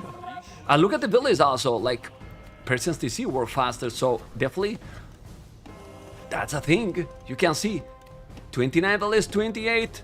So it's already one village ahead. It's solid. Blue is missing double attacks. Hopefully he's gonna remember, because if not, it's gonna be weaker economy in the later game. But one battle here bad can change completely the game. It's looking good for Brazil, yes, but a snowball can be this anytime. The scout has to be careful. For now, they are being really together. Green and blue more together than yellow and red. I don't know what you think. Yeah, I mean, Vinch has taken a little bit to sort of catch back up. Notably, though, Mem, he is on double stable already. So is Miguel. But even though the villager count is better here for green than yellow, it's the fact that the Japanese fishing ships are so good that are giving him more food. But here we go. Fight is incoming. Okay, military numbers is getting now closer. That was a little bit better for the Russian team, but bloodlines for green. Still no blast with what you prefer, bloodlines or +1/+1? +1/+1. Blood, in my experience, Bloodlines essentially cancels out one of the blacksmith upgrades, but having both blacksmith upgrades is better than just having Bloodlines. At least there you go. Orlu is the real version of competitive scene of Spirit of the Law. Remember, guys, he knows everything. He knows everything. You see the compliment? That's a compliment, Mr. Orlu. Look at that scout. The scout and archer is going to go back. You gotta be careful. Okay, they're still together. Let's see the battle. Goku playing strong. If you don't know Goku, he's been in the game, right, Orlu, forever. Oh yeah. As long as I've been watching, and Yeah. I started watching competitive AoE in around 2012. So, My goodness, you were in diapers, man. basically, I was in middle school. How's that? Okay, look at the scout. Let's see this battle. He's still taking the battle without the skill bar in armor. I'm not so sure if it's gonna be a good one. It's gonna be good for who? For Brazilian team, who is dominating here now, going with the scout. Whoa! They have still more armies going back now. Need to catch up the numbers. Now the Russian team, but he's not doing. Need to put all together with those archers, and now forging. I mean, he took all these battles and they won without the upgrades. Having now bloodlines and all the upgrades, this is going for a deciders, Orlu. It looks like it can be, and that would be amazing, honestly. Don't know what you think, amigo. I would absolutely take it. These two teams should be pretty close on paper. It was looking like a huge lead for the Russians early on, but Brazil battling back. Their execution here is so good. It's what the Brazilians have always been the best at in terms of just teamwork and coordination. And in the sort of aggressive, much more meta-oriented game, they are doing extremely well. And a lot of that was just the movement here between our two Brazilian players, making sure that they're taking the best fight possible when it was a little bit more disjointed between Vinchester and antagonist. And as we keep saying, this is a snowbally map. It's how this works out. But not only that, if you check about it, Red has 3 archery ranges. Doesn't matter. With 3 archery ranges, he has right now 5 archers. His opponent 14, 10 scouts. Brazil is back in business. And if Blue is now reaching castles, and he will go up in a moment, explain me how they're gonna be able to come back from this. I honestly prefer the Persians and Mayans. It looks a lot better to me, honestly. Yeah, I mean, combination. it's the fish boom of Persians and just the clean early gameplay from Mayans. No Bidax, no problem. The fact is that Goku has just not really been having his eco disrupted all that much. And now, with this timing advantage, it should be nigh impossible for antagonists and Vinchester to deal with. Yeah, but I like how you say, no Bidax, no problem. You know, and it's true, because these civilizations, you know, are really strong, and then they are having also a really good control with the military. And let's be honest, those few battles they took, with the Bloodlines first, it were tanky, man. Those scouts, it were tanky from Miguel, and now they're gonna clean everything. They're gonna clean absolutely everything. They are killing all, 28 army, 15 army. The domination is real, oh baby. And now even Miguel is gonna go up to castles. We're gonna have 3v3 for Arabia. Mr. Olu. And, well, my favorite format is 3 versus 3. And then on Arabia, not bad at all. It is going to really come down to that skill and coordination that these teams have. It is going to be super obvious what the meta is. How that one pocket can split its attention between the two flanks is so critical on Arabia. And that is what we're going to need to see these two teams excel at because, yeah, this game is not going Russia's way. The double Castle Age is incoming. Look at the water, Miguel. How many galleys he has. He's on the fish already. He's dominating big time now. Look at what the hell. He's taking absolutely everything. And now they are not only having the advantage in the ground, in the land, also on water, taking all. Total domination, man. Brilliant play here from Or Team not. Brazil. One demo raft. It gets a good hit. It really doesn't matter at this point, as we are just seeing way too significant of a lead here for our Brazilian team. And Castle Age is going to come in, and I imagine we'll probably start to see the GGs follow shortly after. Well, it's true that they cleaned the scouts on the land, but since they are in Castle Age now with crossbow, Botkin are already up, but Red has 6 archers. Blue, 15, and Green will have knights in a moment. And that's a lot. That's really a lot because Winchester is still not up. You know? Oh boy. Yeah, and of course you're getting Mayan Crosswind at this point with that 20% discount. So important if you're trying to go with 3 ranges. University coming in right away. Goku doing everything he needs to. The fact that Miguel's been able to put pressure on the water as well as on the land is absolutely essential. And the night production is just going to be leaps and bounds ahead here for Team Brazil. Yeah, well, he needs more villas on call. Miguel, he has only 4 on call, which is surprising right now. He might move some, but the archers are coming. Archers with Botkin are coming. Some scouts going to be in. Still not +2. He's doing a tower on the goal. But the timing, the momentum, this core lead is insane ahead for Brazil. They are just trying to survive, but this is too big of a difference. It's true that population, Orlo, difference is not that big. Yes, and I mean Crossbow and Bodkin are going to be on the way here for red. Blue still has way more archers. Now the knight count is climbing though. Honestly, really impressive from Winchester to not completely die here on the water. I mean, the long rush distance really does matter a lot when it comes to these slow-moving water fights. Yeah, that said, the position is still so much better here for our Brazilian team. Yes, because they have the timing advantage. It's still yellow not up. And that's the problem because now Green has 8 knights already. 8 knights. Red is trying to do the job with the Dravidian crossbow, but Blue will be there, and now those crossbows will melt. Remember that persons also get +2 bonus against the archers, so if they go in, they kill everything. Anyway, he's gonna kill now the buildings. Now, the Brazilian team, to me, is feeling that they are just not taking any risk anymore. Let's kill the buildings, don't get a bad battle, right? Yeah, no reason to take a risk right now. You don't need to overextend yourself and potentially take a bad fight and let your opponents back in the game. Honestly, good play from Team Russia to just not be dead already, but they should be irrevocably far behind as those ranges are going to go down. The knight numbers, I mean, it's going to be 10-0. You're going to try and come back with those numbers, but this is still such a powerful position here for Team Brazil. Second TC even coming in from Miguel. Playing very good. Very good. In the north, you can see the demo! Bam! Good bada-boom there in the north. All the galleys, another demo! Bada-boom! Taking absolutely everything. And that only means that the Brazilians are confirming the position in the game. But it's true that Winchester is trying everything. With so many light cats, but the Knights are now in between and trying to get everything. Orlu, army numbers is so similar, but it really looks like the numbers are lying now, right? Yeah, I mean, this is honestly insane from Team Russia to just not be rolling over and dying. The fact that Winchester is fighting back on the water, helping to keep his ally alive on the land. It is not easy to do this as Winchester, and yet it still seems like it's going to be so hard for Blue to ever catch up, or sorry, Red to catch up to Blue in terms of army numbers, as we have range number 4 coming in now. Oh man, this is tough. Doing an amazing job, actually, like you mentioned. Like army numbers is not that behind anymore. Now they're taking the battle, +2 both in knights, the Krobos with ballistic both. Army numbers now, it's better for still Brazilians. Is Okay, yellow doing a good job. But no, it's little by little is pushing back. But, you know, they took all the knights now from Winchester. And this is starting to look not that great anymore. Oh boy. Taking the Delayer. Taking the knight, sorry. And, well, it's double the army now.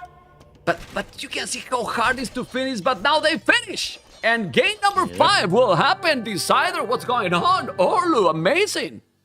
Damn. Great series is what's going on. Unfortunately, in that last fight, there were just so many more light cav than knights for Winchester. So it's just not as good in a straight up fight. The archer numbers are also better. So it was close. And I still really need to commend Russia for their ability to just hang on for so long. But at the end of the day, Brazil's fights early on were too good. They were too far ahead. And they will be giving us a game 5 on a very standard map, just like this one. Yeah, well, but the Arabia, I mean, this is, I wouldn't consider this like super standard. Like, yeah, they go for archers and a scout, but they have to take in consideration many things. Or not. Well, like the team they have the coordination water, is like super important. Yeah, but I don't think they're going to try anything wild in terms of strategies. Well, definitely not. And then the thing here is, we have the civilizations already. I will play an ad, guys. So, and the civs are Ethiopians flank, Malay flank, Slavs pocket, and look at the civilization Russia has for the 3v3 Arabia. Holy moly. Franks, Chinese, and Mayans, Orlu. I mean, seriously. It is hard to argue with that as potentially 3 of just the best 3v3 Arabia civs. Maybe substitute Chinese for Britons and yeah. Well, but China also give you bonus for the team as well. So China is completely fine as a flank archers. I mean, you are splitting hairs at that point when it comes to the very best civs. Now, Ethiopians also top-tier archer flank civ. Slavs, a very good pocket civ, but still a little bit slower than Franks, which could be a bit tricky. And then Malay, sort of that tier below all of the other flanks. I mean, they're good. Malay are one of the best civs in the game, but still, it's not quite that tippy-top tier. And in a super meta-oriented game like this, that can make all the difference. Yeah. Okay. They're gonna play with Winchester Dark Whitey. This is you see playing with another one. Yeah. Goku Miguel and the Fire. Okay. So White, Vinch, Dark, Goku Miguel, and Fire. You take cover. I will put the players in a moment here. You see, I come back really fast, Mr. Olu, and you take over the channel, man. Yeah, no problem. All right, guys. One more game to close out the day today. It is just going to be as standard team game as we can get here. 3v3 Arabia. And I really have to say, I like the civs a little bit more for Team Russia, but that communication and execution from Brazil is just so good. It always has been when watching these guys play. And I am really looking forward to it. Hope you're all enjoying the very first day, the main event of SAX Nations Cup. Got lots more games coming at you for basically all the way into November. Yeah, all the way into November. It's on the channels now. Always has been. All right, guys. 1 minute and 42 seconds. And we will be getting into the last game of the day. Really looking forward to this one.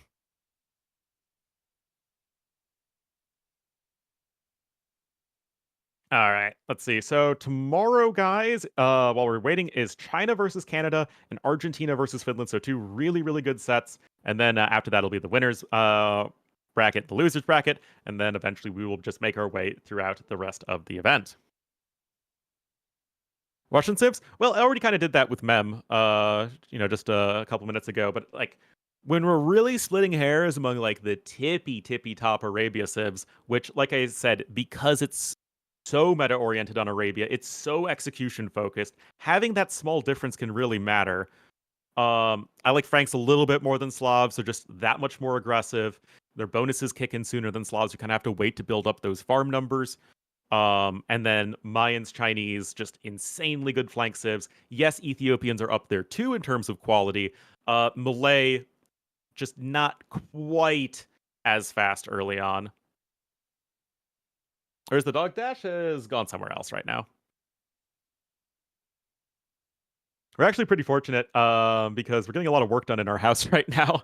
But I think you guys aren't hearing it over the mic. I was a little worried about that because it's like, Mem's like, oh, cast with me. And then it's like, hopefully you don't hear any hammering in the background. But I think it's all good. It's been a lot of fun casting with Mem, as it always is. And we'll be getting into the game in just a moment. And I'm sure Mem will be back momentarily. Or as he would say, momentarily. Ha ha ha ha. Ha ha ha ha.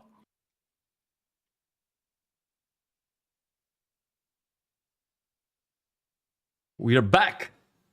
Awesome, perfect timing. We are back because they are also starting, right? Yes. Amazing. Really, really amazing. Okie dokie. Getting into the game. Gonna put the flags. And vamos, vamos, vamos. Give me a moment because this is gonna be very nice for sure. We have, guys, the decided game on Arabia 3v3, and that's obviously always amazing. Franks, Mayans, Chinese. Definitely, Russia has the better civilizations. I mean, it's not that Malay Ethiopians cannot compete, but for me, the biggest thing here is for the later game, Franks dominate the Slavs. I don't know what you think. Boyars are really good. Okay. Remember, with the T-Nets, it's a lot easier to get Boyar production going than it is for a lot of other unique units. And with the 8 melee armor, they do beat Frank Paladins pretty decisively, but still just going to be easier to get the Frank Cavalry going. That's the thing, you need to make all the castles, and even if they can be cheaper in terms of stone when you do the upgrade, poof, to put, and then Frank's Paladins with chivalry, poof, ay. Anyway, we see how on the left we have Fire Malay flank facing White Chinese. Okay, Goku as the other flank. Oh, there's a lame, dark. Laming Goku. He's gonna be. He's gonna success with that one. With the eagle, it's quite far, and it's not success. And now the eagle is in trouble. This is tricky for the lamer, because if it doesn't work and you lose the eagle now, you don't find your resource. Why he's not going? He could kill the eagle. Yeah, that feels like a little bit of a missed opportunity there. Mem, he was a lamer boy, but that scout said, "See you later, boy." Yeah, but I don't know, man. Yeah, he has to scout them up, but if you kill it, then purple is in problems. Anyway, let's see. About the maps, or about the matchups. White, that's also, it's nice to see also more players, because a lot of people doesn't know probably this red player, right, Orlu? And with these tournaments, we have the opportunity also, like with World Desert Championship, to see more and more people in the community. Yeah, and that's always what I love about team game tournaments, especially in like something like Nations Cup, where you get to see players perform on the big stage that you might not necessarily see success with in more traditional tournaments. White is just a good up-and-coming Russian player, definitely much more of the Arabia player, which is why I think they're bringing him out here. But yeah, just going to be a good opportunity for him to play, and I'm sure he'll be doing just fine here. People think that I don't get the jokes. The problem is that you assholes make me pay the bettings, And when Orlu is just doing jokes and he relaxing, I have to control them with one hand, my mouse, and with the other has to pay the bettings. Now I'm not gonna pay the bettings anymore, assholes. And you will tell me, oh, because I don't get the jokes. Keep going, Orlu. Thank you for the jokes. We just do our best here to have a good time. But right now, guys, other than the failed lame, nothing terribly exciting in this Dark Age. It would be absolutely shocking to see anything other than just fast archers, fast scouts. And as I was saying while Mem was gone, guys, it is just going to be a matter of Franks having the faster working foragers and extra HP coming in so much sooner than Slavs and their extra fast farmers. Yeah. And then we can check Orlu the maps, for example, one by one, which is difficult. I don't feel that fire map is really too bad. The berries can be easy protected, and he has the wood super close to the TC. So you can really wall easily. I don't know what you think. Yeah, that's definitely something you're looking for on Arabia these days, is because you're up so fast, there's no real way to like wall yourself off before enemy aggression comes in, which is why we just see players clicking up so fast. That said, getting into later stages of Feudal Age gives you a bit more opportunity to move out of your base without worrying about immediately dying if you're out of position. So wallability is still important even if the meta is super aggressive. Okay. And what, like, how do you think the players will decide here? Okay, let's go to this side, to the other.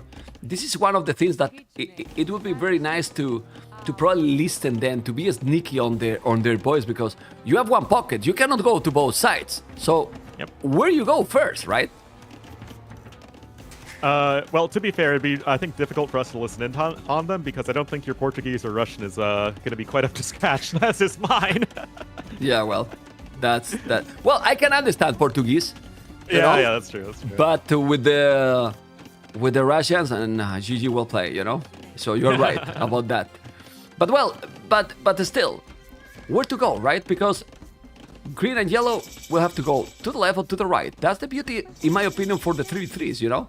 There's a lot of decisions and moves you have to adapt, because 2v2 is more, you know, and if you have a 4v4, it's like 2 versus 2 as well in Arabia.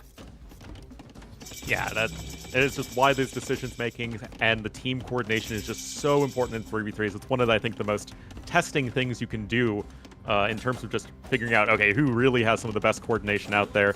And that right now is going to be actually Team Russia. Look at this, Mem. Already at the base here of Goku, doing a lot to annoy those early villagers. Yeah, but, They're on dark. They are on dark and they are on fire. They are in both flanks, on teal and on purple, Orlu.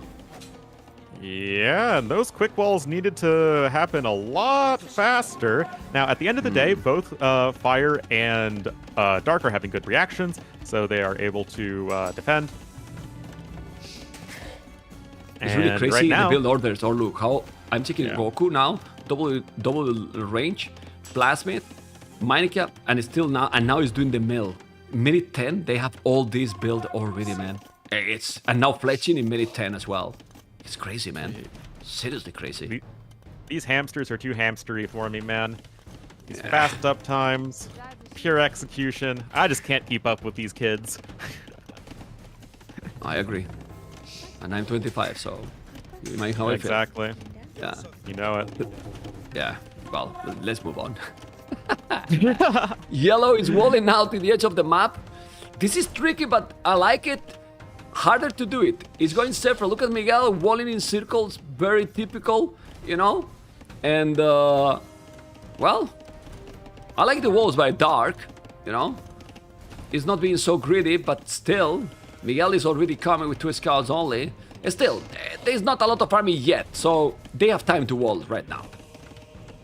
Yeah, so this is, I think, actually going to be good for the quality of the game. If somebody falls super far behind early on in Arabia these days, it's just so difficult to come back from. But so far, nobody taking any drastic damage. Army numbers are similar, villager numbers are similar, and looks like we are just going to be progressing onwards in this game. This could also, though, benefit perhaps Team Russia a little bit, because once Slavs get that farming eco rolling, you look at getting bloodlines, which is going to be something that Franks aren't going to have in late feudal age. That's when things could be looking really good for you. Yeah, both flanks, by the way, from Team Brazil, without any eco upgrade, no double vitals, no horse collar. Only the pocket is doing the upgrades. We could say the same on Russia. No, only purple dark is missing, while red and yellow got the upgrades. Well, if they can go longer and longer and they don't make the upgrades, it's gonna definitely fall behind. And fire is the one that is not really walling like the others, and is having some trouble. The good thing for fire, Malay timings, and also having more villages because of that. But that being said, he has already 45 seconds idle TC and lost already a villager, so his advantage for being Malay, Orlu, is already gone. Yeah, and Malay, I think we can say, are the weakest of the 4 flank civs in this game. Again, they're not bad. They're still, you know, top 10-ish, but not quite as good as the other ones. And right now, it looks like Dark and Goku might be passing each other on the other side. I'm checking there. Dark is coming. Miguel is there. He need to go back. The archers went away. And he has to be careful. His seat now coming. That's gonna be for those that test colorblind, purple and blue facing, right, Orlu? Gonna be tricky. Yeah. Gonna Always be a fun tricky one there. for me. You have problems with that? Yeah, I'm colorblind. I thought you were poking fun at that. No, I wasn't, but you can see. Yep. Okay, market already for blue. It's starting to, it's crazy when I see that they sell the stone, you know? Even like this, that they can come with a lot of army, try to break in, and then you cannot make a tower, you know? It's crazy that they are still selling everything to try to go up as quick as possible. Don't you feel that is so And the risky? market got nerfed recently, remember? So Yeah. Well, but not for the buying food, that paper not for gas that, no? Well, I mean, yeah, you still get the same amount of stone, but I mean, what are you using that stone for, Yeah, right? You're using to it to buy buy. food for the most part. Makes sense. So that I would say that is a nerf. Yeah. This is still nerf, obviously. Okay, purple is coming. Dark and Winchester, they have good amount of army. Similar army for both teams, but a little bit ahead for Russia. Those archers from Mayans. Well, cheaper archers are so many. Where's the archer from blue? Well, they want to escape out of the map, it seems, because look how far it is, Orlu. What the hell? Oh, I was looking all over for the map. I'm like, what did I miss here? Oh, I'm sorry. I didn't think the far eastern corner of the map was the Yeah, likely they spot. are, well, so far. Now going around. Remember, guys, that this is the decided game. Okay. More scouts. Goku is still using the market like crazy. The woodline is now really exposed. And, well, green and blue gonna be together. Yellow and purple as well. But Teal, Fire is trying to attack Winchester. But he's doing few walls. But Fire might kill a villager there. He's taking the villager. He got it. That's a good move by Fire. He got two. Make that two. Oh my god. Maybe Get the three three. villagers. That's And massive. this is what I like to call AOKTP, Age of Kill the Pocket. It is just so important in a 3v3. If you put the other pocket far behind us, there's actually a huge fight happening on the other side at the same time. Looks like this one is going to be barely even. No, never mind. Remember what I said, guys. Bloodlines is huge in late feudal age for Slavs. You get more HP than Frank scouts at that point, and that was really important. Yeah, but look at how Winchester still, with those villas lost and how Frank's economy smooth it is, he's on the way to Castle Age. But now, this is something that is gonna be beautiful for Fire. Like, Malay bonus to be up so quick, because he seems to be behind, but no. Now, he click it, and he's gonna be up quicker than Red, which is gonna help him because he doesn't have a lot of army. He lost quite... I mean, killing those triples to yellow is good, but if you lose the amount of archers, and now he has 13, well, 11 archers, and his opponent 20, I think it's better to keep the archers alive. Yeah, totally agree. That said, I think the concern is that if the pocket falls behind, you lose the ability to dictate engagements. And that just feels so important here in the team game, as it looks like it's actually going to be, once again, Miguel and Goku coming in here at the base of Dark, not having the any scouts nearby from Winchester. And this is what I was saying. If you don't have that ability to take those 2v1 fights at will, it's going to be hard to ever take efficient engagements. Yeah, and we can see it here because now the scouts from green and blue are together going to purple. Dark is lonely. He has so many archers, he's gonna try to get the hills. You have to be careful. No. Wait a little bit. Well, blue is gonna be there. If they kill now the army, it's gonna be so tricky for purple. But purple, I don't know if you agree, is doing, in my opinion, an amazing job. Yeah, I mean, it is a tough hold to be in this position, but that is exactly what Dark is trying to do. Gets a few extra archers maybe picked off, still just a couple of scouts being annoying. The life expectancy for villagers on a farm that's right next to a mill is very low, and that is being proven once again. It always kills me when people build farms there, man. Yeah, well, he's saving some villages there. Dark is now moving. Look at those archers going back home. 3 TCs for Winchester. I like that a lot, but you need army as well. And this is why now I'm checking out Fire. Orlu, Fire is staying at home, but he need to pay attention because, oh my god, he see immediately or what? How he see those archers from I don't know how he saw it. That's crazy. I don't know. Well, maybe he hit the house. I think he hit the house. Archers attacking a house, not going to get all that much done. The ballistic situation is still at none for any of the archer-making players, and already we see Miguel adding in an extra TC, but he's still taking a more military-focused approach, getting light cav and relevant upgrades. It's on 3 stables to the 2 of Winchester, as Winchester is going full Ornlu. Who needs army when you can just wall and boom? Oh my god. I was checking while you were telling this that Fire lost few villages there that he shouldn't lose, but he still have good numbers in army. And as we said, I mean, Red is ahead in the list, yes, but you need to keep the numbers here. Very, very important. He's doing ballistics. You need to wall. He's not walling, and now he will. Few knights for Winchester. Miguel's score is scary because he has, well, 41 villages, 38. But if Winchester can boom, as you were talking, careful with him. 3 TCs for a long time ago. And Franks, but it might get, no, he's gonna see it, gonna wall it, but Blue is attacking also to Dark. Is Brazil coming back from the hell, Orlu? Because right now, the game is so close. It's still, but like, look, oh, wait, a little bit of dancing going on over here. It is ballistics to no ballistics, but look at this here from Miguel. How many years have we seen Miguel in pocket on an Arabia type map in these sorts of team games? Just have that production, have the units in the right place at the right time, and now it looks like Wide is taking a huge loss. A huge loss. He's losing absolutely everything, as you can say. He lost everything, and now Fire and Green can go together to Red against Red. Still Red attacking the woodline, but they flare on the pocket. They want to go to Winchester because they know that Winchester might be dangerous. And if you check, Brazil need to take now the momentum, Orlo. They have a lot of army, yes, but Villiers, they are falling behind. And the longer the game goes, the worse it's gonna be for them. They need to really not finish the game now, but 66 army, 27, 28. They need to take the momentum, Orlo, or not. Well, I mean, they are starting to do so. On the other side, 20 kills on this group of archers here from Goku. Absolutely out-microing Dark right there. And, I mean, again, if we're looking at 1v1s, you'd think that Dark would absolutely mop the floor with Goku. But in this sort of situation, in the team game, Goku is making it happen as well. That's and not right true, now, Brazil... Orlu. He's not out-microing Dark. Dark has no army to micro because already. Oh, he doesn't have army because he just lost all of it. Exactly. I know, man. That's the point, man. That's crazy. He killed everything, Goku, from Dark, Orlu. What the hell? Now Fire is trying to come. Sorry, Winchester is trying to come and save. But how is Winchester going to defend at home? Look at the amount of knights and look at the crossbows. If he's going to dive in with the knights, those knights are +2. So they can kill a lot. And the archers, oof, what is he going to do here? He's going to commit? Look at the Brazilians, man. What's going on? Wide's coming in. He has regrouped his archer numbers at least to a decent amount right now. And although Team Russia fell behind in terms of army, at least they were on the other side of the map when that happened for the most part, so they can have this fall back into a defensive position. You have all the TCs whose arrow fire is helping out at least a little bit. The archers are coming back in a good spot. This is still not at all where Team Russia wants to be, but they are trying to hang in there. But now the light cav are even coming in too, and this is going to look really bad for Winchester.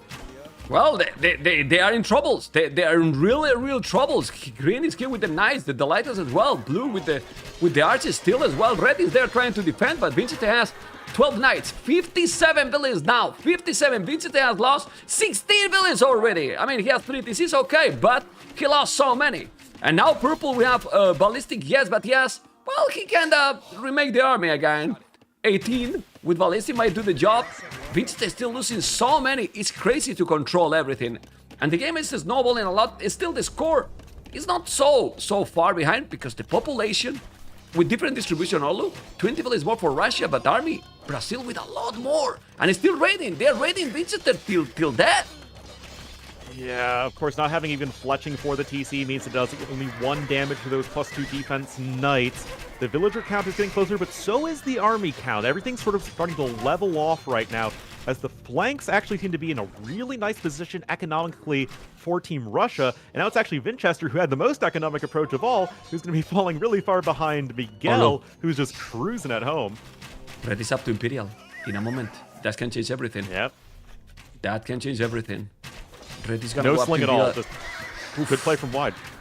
Yeah, and he is Chinese. Those are going to be arbalists. We'll have a good economy, 2 TCs. He might know arbalists. It can be crazy. He's coming with so many archers. He has 37 archers, but guys, fire! 56 archers! You know, but they're not together, ma'am. Yes, they're kind of scattered all over the place. That's why now they are gonna lose everything. Look at the army numbers. Oh, look at the army numbers. Crazy. Russia now is ahead. They are taking absolutely everything. Winchester is so behind with the Villiers, yes, but now he has 3 TCs to keep booming. Now blue and green are coming to Winchester again. They hate him. They hate him. They hate Winchester. Orlu, what is this? Well, we know what a toxic player Vinch is. So Yes. bad, man. Okay. Well, the Imperial will be there. They are still raiding a lot. Purple is coming. The score is almost the same. But when red is in Imperial, Orlu, and I don't know what you think, he's gonna destroy Fire. He will destroy him if he pushes it. Well, he might destroy anything he faces because Arbalest, right now, when nobody's even close to be up to Imperial, it's gonna be crazy. I don't know what you think.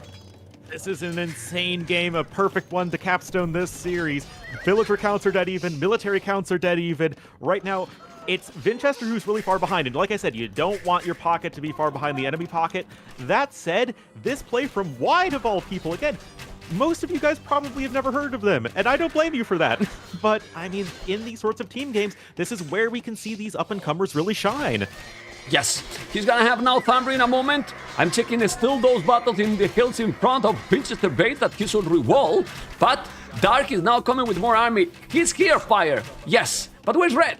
Where's Red army? 40 army. He's at home and then he will go and kill what? Whatever he wants. But he need to do it quick because the teammates are suffering. The problem is that with the +3 now, everyone else is gonna suffer. I don't know what you think. Absolutely, and it's just nobody is really mining stone because that's not really the meta in team games these days, so you're not going to be able to have buildings, which is usually what I recommend as dealing with a fast imp arb timing. But right now, the wrecking ball mem of the 2 Brazilian flanks here, Goku and Fire, I mean, how long have they been playing together? And they are doing such a nice job of pushing back Dark and his 6 archery ranges. Yes, but you know the problem now. Dark will hold a little bit. Now Winchester will reboom and will wall. And then Red is going to Teal, doing the damage. Guard tower. He's buying those. Fire is doing the guard towers. But the Arbalists are, not Arbalists, but +3. Chemistry as well. Still no Arbalist upgrade. Doing a lot of damage into Dark. But now Fire will suffer a lot.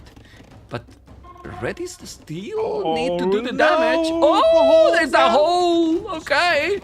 Well, but the tower is there. Now Arbal is upgrade. Okay, tell me. Oh, no, I was just saying, this is what I was saying. What I always say when people are struggling to deal with these sorts of timings, buildings. Just build stuff. And the guard tower play, I think, is so smart. One castle will not actually defend enough of your eco as it's kind of spread out all over the place, but a bunch of guard towers, you can see these archers don't really want to be able to sit underneath that, and because, of course, you're making archers in the first place, you have all of those attack upgrades, you got ballistics, and suddenly, Fire is doing his best to hang in there. That said, this is still looking pretty rough for Dark. Yeah, he's dying. Dark now is in so big trouble, but he's still on 83 villages. The problem for Russia team is that Miguel is gonna have a brutal economy, but it's still 1 minute 40 seconds to be there. Winchester is trying to reboom as quick as he can, but those Avales are coming into Miguel, who is doing some towers too. But now Miguel will be in Imperial with no economy at all. Red still need to do the domination with the Arbales and quick. The problem with this is that they don't have the mobility, but he's killing a lot now. He still kill the tower with the Arbales, Orlu, or just keep raiding? Yeah, remember guys, town centers in Castle Age only have 7 pierce armor. 10 attack on these Arbalests means that you could actually just kill TCs with Arbs. It's not that impossible. And looks like the archers are just going to be walking inside the base of Miguel right now. A lot of damage needs to be dealt because Winchester's obviously falling far behind. But he's got 29 knights, actually. I mean, I say that, and because of the closer reinforcements here for Team Russia, man, they take a big army lead. Orlu, because right now they are doing army non-stop, and then Red is raiding Teal, now he's raiding Green. Green is on the way to Imperial with 50 other villas, and check Miguel. He has okay economy, yes, but the army now is trying to go back home to take Red. So then Yellow recover and clean everything. Kill Teal, kill Blue, kill everything. We have 120 army, 64 army for Brazil, and 25 villas more. So now the Cavaliers from Miguel need to take everything, but he's gonna be able to do it. Red is killing absolutely everything right now. Winchester lost 38 villas, but now everyone is losing a lot of villas. Crazy. Yeah, honestly, an insane performance here from Team Russia. It was so hard for Dark to just die slowly and just hang in there. He had so many archery ranges. His macro was excellent, and that's what allowed him to just sort of have enough to keep him afloat with the help of Vinchester, who reboomed nicely. And the fact is, Fire couldn't really support his ally as much as he'd like to because he was getting attacked by Red, and it's just archers are very slow to cross the map in the first place. So eventually, Team Russia was able to hang in there, and they are just in a dominating position here. I mean, I guess they still have more players in Castle Age, but it's probably fine. Well, but now this is a big battle, and he's so smart. Vinchester to bring the knights to hold against the Cavaliers and save those archers. You see, this is an amazing job, and it's incredible. I don't know what you think, or look, that Dark, that has been getting raided for so long, he's going up to Imperial with almost 100 villages and 45 army. It's seriously crazy how Dark is playing this game. I mean, it doesn't look that flashy because he's kind of been, getting his butt kicked for a long time. But the fact that he's been able to do this basically like 1v2, or in times like 1v3 or 2v3 with the help of Vinchester later on, like that is so hard to do and make sure that you are just not completely rolling over and dying. His macro has been fantastic. Yes, Goku's an Imperial Age with 41 archers. Oh, but now Miguel arriving time. He's gonna kill everything to Red. It's gonna be just exactly the right time to recover for Brazil team. Will kill everything to Red. Look at the score. They are now taking the score lead. Brazil, epic 3v3 Arabia like the old times, Orlo, and now those Cavaliers are taking everything before he's reaching the Imperial. So you will have to make the different transition. My goodness, what's going on? And now Fire up to Imperial finally. We'll need to do more and more army, but Blue is in a good position with good army. Guys, Orlu, military numbers for Dark when he reach him. Yeah, that's a lot of Mayan crossbowmen. Just produced those guys so cheaply. That said, we're about to have fully upgraded Ethiopian crossbowmen, which in a straight-up fight are pound for pound, a fair bit better than our Mayans. But this is still just such a tricky spot for everybody. Nobody is completely dead in this game. Everyone's going to be up to Imperial Age. We already have the Stonewall starting to come in here on the side here for Team Brazil. Market's coming down. As I always say, around 40 minutes is when you want to start thinking about trade, and that's exactly what Team Brazil's doing. That's crazy. They are going right now. Let's see those Cavaliers. Red is playing an exceptional game. An incredible game, I will say. With all the raid he did. But now, Green is coming to Vinchester again. Just in time because he's not in... Well, he just reached Imperial now. He needs the Cavalier Arbor +4. Vinchester, remember that he lost in this game 43 villages. And he lost long time ago, and he just have to recover. But the Cavaliers are ready. Tell me, Mr. Orlu, what I'm missing. Ooh! The purple losing all. From Dark, and the fact is, because Vinchester was the player who was behind on Russia, it, like I was saying earlier, guys, enabled this 2v1 fight together between Miguel and Goku, just to be in this perfect spot where, I mean, Dark was simply not able to, fight 1v2 with that age disadvantage as well. On the other side, Arbs are starting to do a lot of work. Russia still have a huge Vil lead, but right now, Brazil are just taking good fight after good fight as Dark is just getting obliterated. He lost like 60 archers. Exactly, Orlu.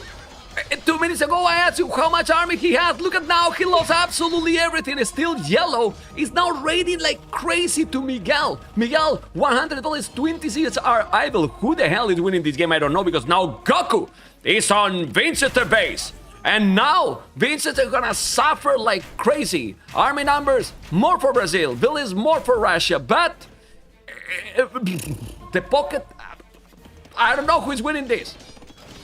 Purple now suffering a lot. Who's winning this, Orlu? My goodness. It is really hard to tell. Red still has a ton of archers, but they're kind of derping around back and forth. Spilling a bunch of markets kind of in the middle of nowhere. And the issue right now is that you're only on 97 bills and 102 bills. Whoa. Check out the wood that Miguel is taking at the edge of the map in the north. Look at the lumbercamp he did, Orlu. You see Miguel behind blue base? Yeah. What the hell is that, man? Anyway, sorry. Go again. I was just checking that because I was like, what is this? Village going to build market? And then I see a lumbercamp there. Anyway. Yeah. Paladin upgrade with all this. Saying that Paladin is on the way from Vinchester. He did receive some sling from Wide. I was wondering where those resources came from. Yeah, Wide able to get coinage, and now he's even getting banking to sling his ally. And that is where we can start to see our Russian team get that military advantage. You have no castles yet as Miguel. You're still a little ways off from switching into boyars, and we even have the siege getting prepared here from Goku at the front. As we all know, Ethiopian siege is one of the most devastating late game units available. Yeah, let's see if it's gonna happen, because for that you need some great economy for sure. You need a good eco going, but look at now, Miguel and Fire killing now Red Army. Red in the hell! Now Red in the hell! Brazil with more army, what's going on? What's going on in these cities? He's gonna go and make a Lumbercamp, okay, but the army from Red is in the hell as well. Now, Purple remake the army, but Goku, 75 Arbalests. 75 Arbalests. What's going on? Are the Paladins going to be a node? Because I'm not sure anymore, but I see 40 Paladins. Can the Paladins now clean everything That's from a lot blue? of Paladin. That's a lot of I mean- Paladins. But how? And what Olu, how is Vincent having now this amount of Paladins? I don't Well, he understand. got slaughtered. A lot? Well, 2k result. 2600. Well, a node probably, yes. A node for that. But still, yeah, go on. I mean, Ethiopian Arbs here, Capped Rams, soon to be Siege Rams. So this is just such a deadly classic push here. And without Miguel on standby, as Miguel's kind of on the other side of the map right now, this is perhaps the exact fight that we could be needing here for Team Russia. Paladins are storming in, Arbs making sure that they're attacking the other Arbs and not the Rams that are at the front. This is exactly what our Russian team needed, able to now have the pocket player in a bit of a better position. And this is going to be a good fight here at the front for Team Russia. Yeah, it's crazy. Well, they are cleaning. They are cleaning basically most of that. They still have a lot of archers, but they are on the left. Look at the Arbalests from blue that he forgot hide behind the forest in that lake. Then Winchester is still holding somehow. It's crazy. I honestly think that right now this is one of the craziest games that I remember. Miguel even raiding there on the goal. The trade will be very important. How much is the trade? 7 trade cards, 6 trade cards. They are trading already, Brazil team, a lot more than Russia. And that's important, Orlo. 16, 17 trade cards already here for Goku. Really, really proactive. Ethiopians, their army is so expensive. He's already stonewalling, Fire stonewalling. And I have to say, man, what I love about this game is that all 6 players have had their moments of brilliant play. Like, everybody's doing such a good job at various points, and it's really just coming down to the wire. Okay, right now, White will stop doing villages. He has 167. 167 already, 63 villages and 4 trade cards. I think some army will be welcome, for sure. There's still some archers from blue on their base. Red is gonna chase now. But the longer the game goes, I don't know what you think, the better it's gonna be for Russia team, because if they get trade, and Winchester need to get Popple, oh my god, but there is crazy raid by Miguel. Yeah, there's a at the lot of raiding back happening with in the back light of Russia's caps. base. Oh my god. Well, but I was telling you, and I don't know if you agree, if they stabilize, because Winchester is so behind right now, Paladins are amazing, but Winchester is in the hell at the moment. Really in the hell.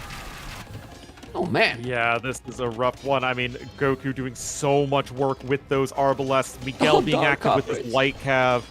And, I mean, Vinch, sub 100 villagers, that is awful for Franks, who just need a huge economy to sustain their Paladin production. There are still 28 Paladins, and that's not insignificant.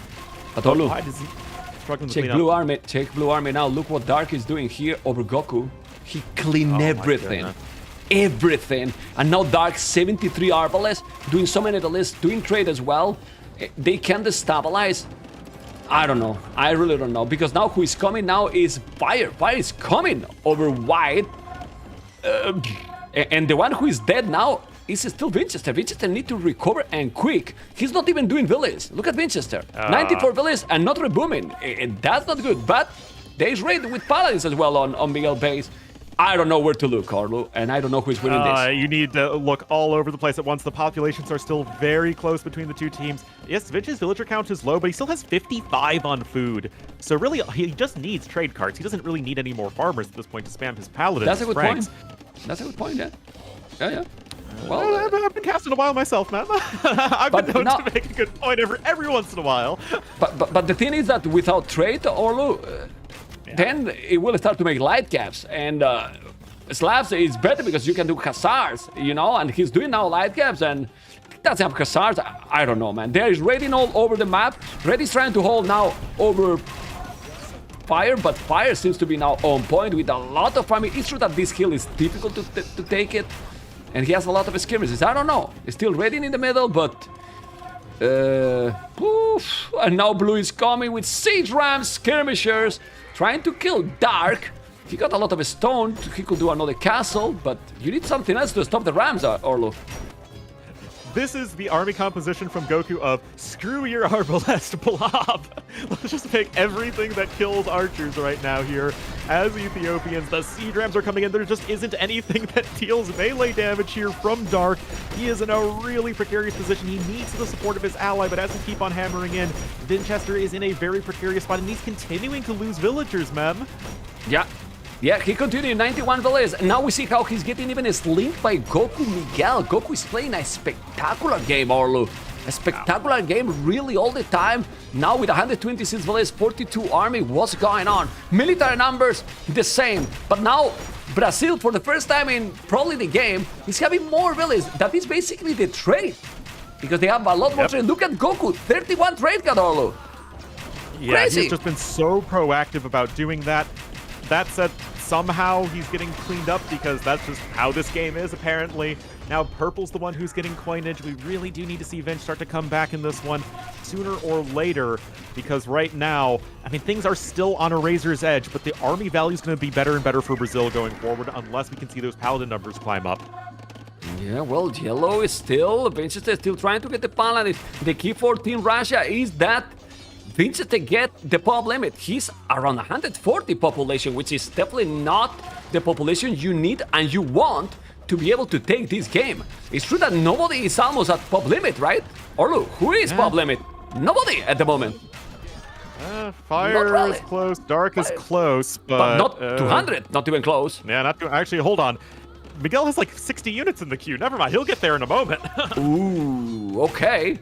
Okay, now doing coinage. Arbal is coming, another castle for... It seems that Purple is finally pushing forward. And look how Purple is looking in the minimap. Or look, he's almost protecting. He has castles all over the map.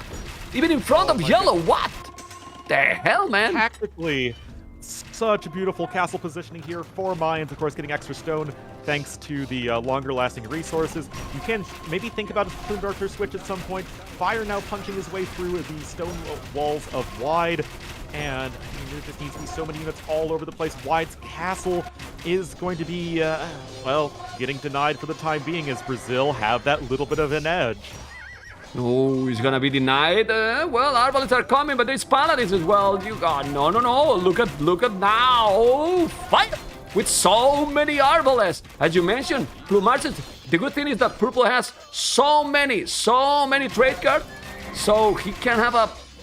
Well, he can sling a little bit, but I see Red doing halves. I don't know if halves are so much needed when your opponent has mainly millions of Arbalists. I know that he has Cavaliers as well, but I don't know. Winchester is starting to have a dangerous amount of trade. Orlu, 26 trade card, 24 Paladins. The key is the trade, really. The score is still close, and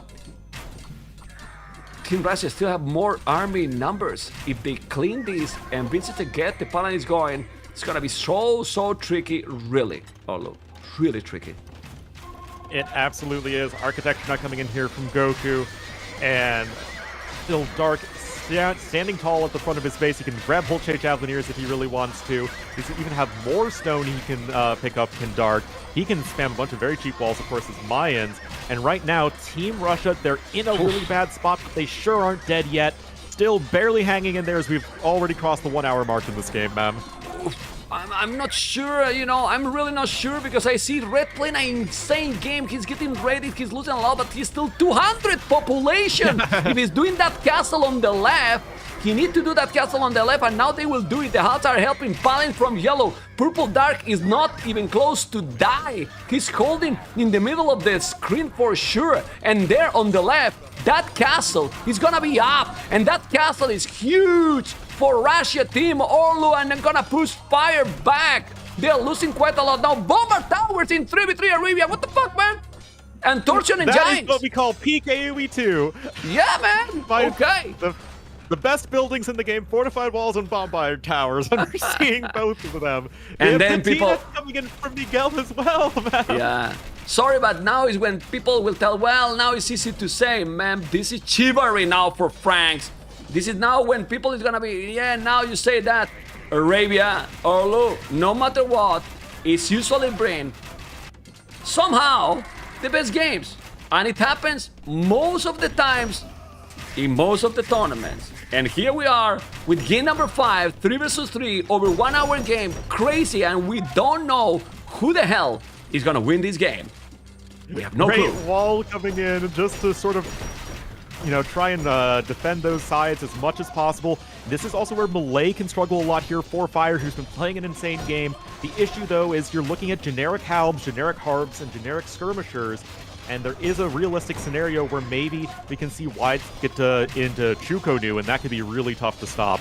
Yeah, they're having possibilities. Someone say in the chat, if Miguel had a Paladin Sifu, this would be game over long ago. And if I was with Scarlet, I wouldn't be with Orlu here. You know what I mean? What the hell, man? What the hell? Okay, walling here the whole map. From the edge of the map till the middle, we'll see. And now look at those Paladins. He's gonna push it back or not? Orlu, you agree with me, right? You will be gone too, right?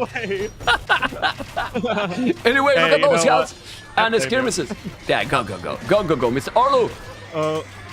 Team Russia is pushing back. Voyar? That is going to be a good one.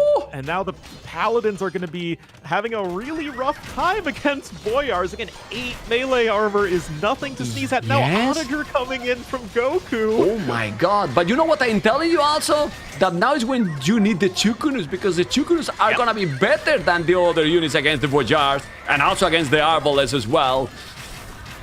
And he's doing the Chukunus right now. My goodness. Okay. Yeah, but how do you stop now Ethiopians? How you stop Ethiopian Sichoners if he's doing them? I don't know. Not with Mayans, that's for sure. Yeah. Oh, wait. Blue doesn't have a lot of castles. I don't think that Elite Eagles El Dorado now will be bad. With halves, even. Better than the Arbalest, probably. Like, the Eagles will kill the archers. You will force Blue to go shoot them. Eagles, Siege Rams feel like they make a lot of sense, but I mean, now Onager going to be coming in here. SO is coming in.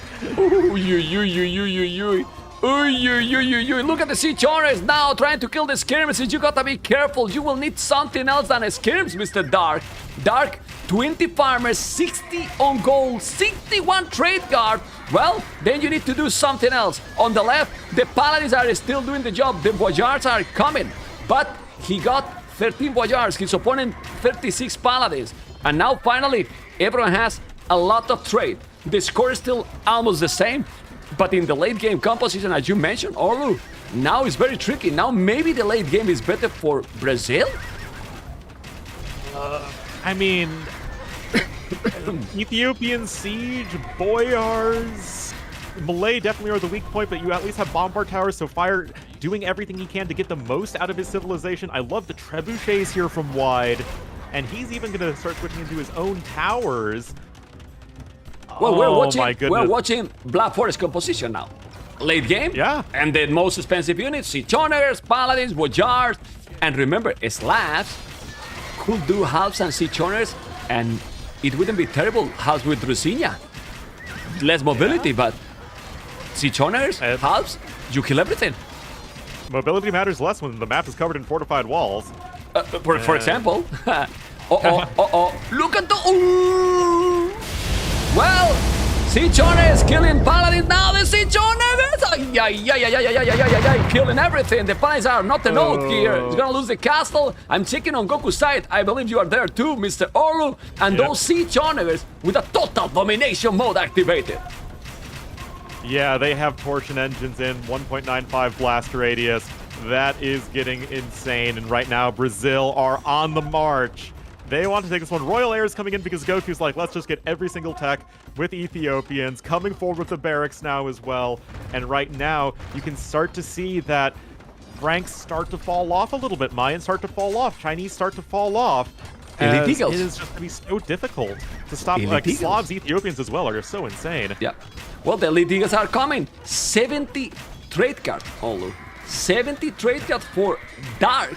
If you make so many Elite Eagles, they will melt those units. Obviously, be careful with the bada booms. But let's see. Remember, we forget to mention also that, for example, well, China has now with ballistic some of the best Scorpions in the game. If you put the Scorpions together on the left, that there is no siege owners involved, they kill everything. Those Scorpions. They also take one bombard cannon shot now because they got that extra HP in the melee armor.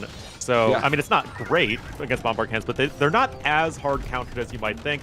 El Dorado now in, more of those upgrades coming in. We do need to see wide switch to, I think, just a little bit of a stronger army that you can get as Chinese over Malay. We got the bombard towers trying to hang on the left side, but right now, the army value is definitely a little bit better here for Team Brazil. Yes, it is, but they are going inside. Look at those obelisks. Also, if they can raid the trade one time, the team that is able to raid the trade, it's also having something earned here. You know, so let's see. Oof, on the left, bomber cannons, trebuchet, fire has so many units. Now a little bit less unit, well, but there's still 33 Voyars, man. 33 Voyars, Mr. Oh, let's see the Paladins Yeah, versus you've the got Voyars. like 10 castles to make Boyars. You're fine. You're fine. You got so many. Ooh, the Voyars are killing the Frank Paladins, as you mentioned, man. That's crazy. And the Paladins are And it's melting. not even close. Oh my It is God. not close at all. Oh boy, are indeed. Wow. But where's the guy that was telling if Miguel had a Paladin ship was over a long time ago? Because now maybe with those Voyars, they're sticking absolutely everything. Miguel is killing all with the Voyars. What the hell? Well, look at the armor they have. 8 plus 3, 3 plus 4. Melee and Pierce armor. Insane. On the right, we see how Goku is coming with the traps, with the siege owners, with the avalanche. And if you are joining just the channel, this is Nations Cup 50,000. Oh my God! Boom! The avalanche by Dark in the damn hell, Orlu. In the damn hell with the Badaboom here by Goku. Damn it! Damn it! I was going to say that Russia was winning 2-0, and this might be a reverse sweep, Orlu. Insane! It really does look like that. 20k army value for Team Brazil, 13k for Russia, and dropping. You can see that Brazil, I mean, this game was so back and forth, so well played from all 6 players, and yet Brazil got the trade down a little bit faster, and they had a little bit better long-term planning when it came to just developing their very, very best units, and that is just enough to make a difference. I still love the play from Team Russia, but it does look like they are just really falling behind compositionally. Okay, the Eagles will try to clean now the owners, but again, the Badaboom with the skirmish. Oh my God, the skirmishes to the hell on the left. Millions, no. 57 Voyars and 51 in the queue. Those Voyars, there's nobody is able to kill them. By the way, I'm missing Chukunus, okay? I don't see any Chukunus, and I'm seriously going to scream right now. Winchester, 0 foot. Dark, 0 foot. White, 11,000 foot. 11,000 foot. My goodness! I mean, are they talking in Chinese instead of Russian? I mean, between them? Orlu, what is this? Yeah, they need to have a little bit better late-game communication, and like I said, we're just running into the issue that you had everybody on Team Brazil laser-focused on getting to their very best units. They had that switch set up, they had the trade to do it, they had the safety from all of the fortified walls that it was mostly Goku doing, and then Fire able to even make those bombard towers to really lock down this western side, and this is just, again, just a hair better across the board here from Brazil, and they are most likely going to be getting this win. Yeah, well, we don't know because down the left they are pushing back Arbalest, Paladins, and Siege Rams, but on the right, Mayans are Mayans in early and middle game, and they are also Mayans in late game, but for the weaker, right? Because they are limited, Orlu. They are limited, and against these kind of compositions, the Mayans fall behind. Oh, look at the honors, look at the honors, look at the honors. Ay, he has to delete the blasphemy because those Arbalests are going to fall. He avoided. Oh my goodness, okay, well, they are not avoided anymore. Good split. Holy moly, I want to make Badaboos. Okay, that's decent. Okay, that's good. And now, Castle even with the hill is taking everything, man. It's insane game by Brazil, honestly. I mean, by both teams, but Brazil, we're in some little big bit better. Problems. Yes. Just Using everything. Very slightly better. Yeah, trading very early, you know, much earlier. I would say that Russia. I mean, they have a lot of trade, but this is crazy. This is Jesus. What a crazy game to finish the first day of the Nations Cup. Well, guys, if you know people that love Age of Empires and they were thinking, Nations Cup, man, then my country is not there. Who cares? This is about Age of Empires. And you know, obviously, supported for each country, right, Orlu, will feel very good and hype and motivated, but man, who doesn't get hype with these kind of games, right? Insane amount of army now from Brazil, double the army. And ladies and gentlemen, it's a reverse sweep without Dogao, Orlu. Without Dogao. Yeah, no Dogao, no problem. Miguel actually gelling into Goku and Fire very, very nicely. And this is exactly what they needed to do. And, I mean, it took them a little bit of time to get going, as Russia was just sort of steamrolling them early on. And yet, Brazil, they get there eventually. Their late-game prowess, their coordination, able to develop those strongest army compositions, and just across the board, such amazing play here from Brazil. Yeah, incredible. Really, really amazing. On the left, they are trying to hold, but since the Dark now dropped the population dramatically, what a series. What a first series. What a first day, right, Mr. Olu? Because the other was very nice series as well, but this one being epic. Gonna be hard to get better series than this one, honestly, because it's a strong, huh? This being very, very strong, especially this game, Mr. Olu. Fantastic game. Sick game. It's just been so much fun. It's weird to say that a team looks dead when they have somebody that has 50 paladins in the queue and is at max pop. Whoa, you're right, man. Oh, it is one of those games. Arbs here from Ethiopians in the trade. But man, look, he's sending some food to Dark, and White has 12,500 food, and now you send 2,000. Send 10k, man. Yeah. Like what? Send everything. Like everything, really. Okay, they clean on the right a little bit. You know, they're gonna keep going. Yeah. Just send everything. And also to Winchester. I mean, Winchester has been sending his food to Dark, and he has no food himself. You know? It's crazy. Well, Winchester is still 200 population, Orlu. How is possible? I don't know. Slavs don't need as many vills on food in late game anyway, right? Because you have the fast-working farmers. Boyars are actually slightly cheaper than our paladins anyway now. And I mean, this is just absolutely insane from Brazil. It is just going to be a matter of time. This slow push from Fire has been insane with the Bombard Towers, able to make it work with this sort of ragtag group of Malay units. And, I mean, we're getting a castle right in the trade line at the moment, and both sides are kind of collapsing here for Team Russia. They delete some markets there because they can still trade completely at the edge. There's some halberdiers from blue here on purple area.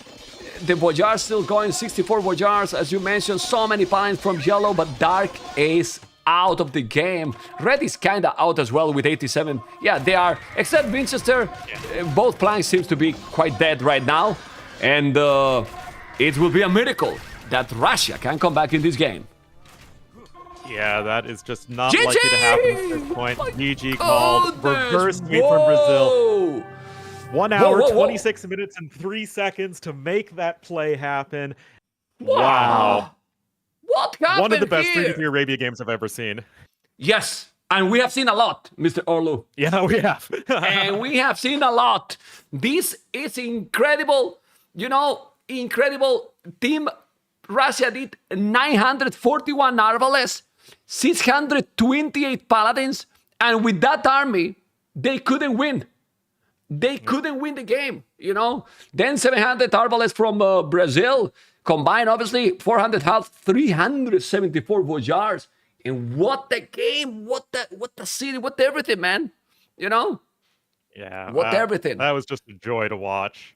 Yes, it was crazy. It was absolutely crazy. I don't know what to say. I'm now speechless and tired with the casting. So imagine how they might be. Yeah.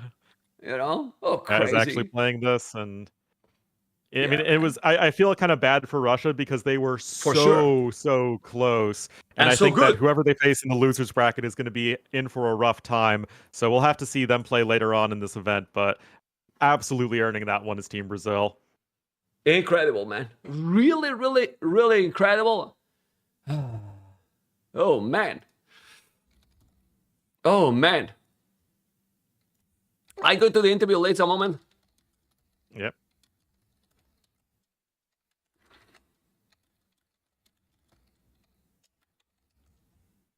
Okay. I'm going to talk with them. I'm trying to get a group interview, Orlu. So let's see if they are going to come, you know. Yeah, sure. And be right back in a moment, okay? Yeah, no problem. Okay, give me a moment, guys. Procesul 15. Going to say,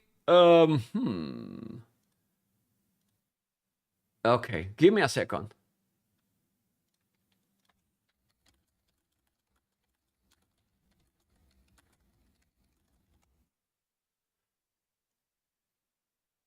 Okay. Let's see if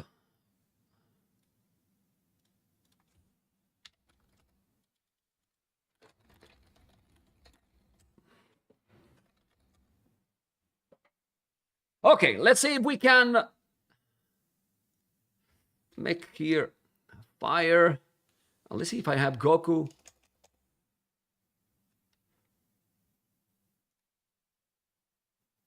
Yeah, it's more complicated to make a group interview. I'm trying to do this. Okay. Oh my God. Okay. Hello. Hello, guys. Now you have to activate your camera. If you see the camera at the bottom left corner, you know, activate the camera. I will turn off Yes. mine. Just activate the camera. And when I see you there, you will be all in the stream. You know? Oh my God. Fire. Naked fire? Oh, Put the t-shirt, man. Yeah, well, yeah, it's too hot. Put the...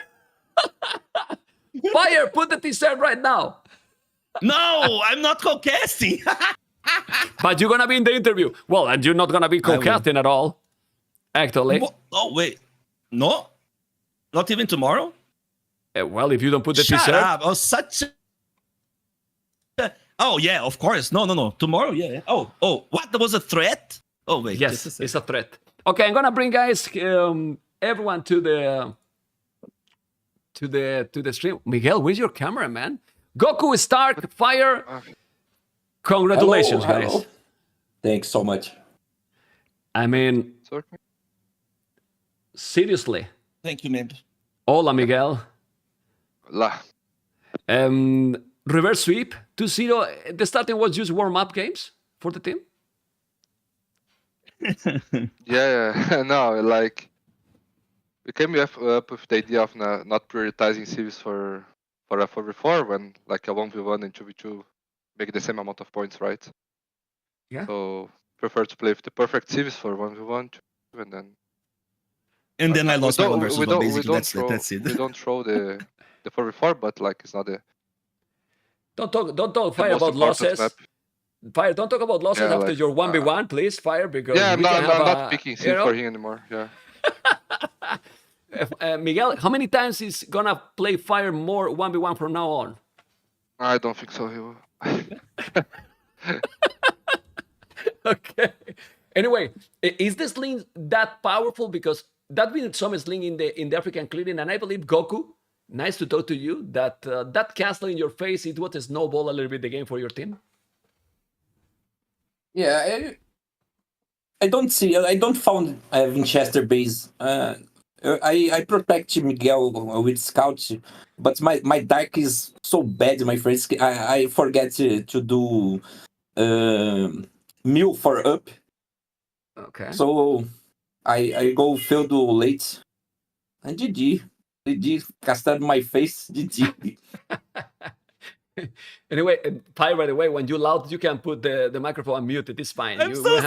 We're having a fun interview, and people is thinking, what the hell is the Fire doing? You know, Stark, how you can focus in this kind of 4v4 games? It's possible to see everything with so many going on and so many units. Obviously not.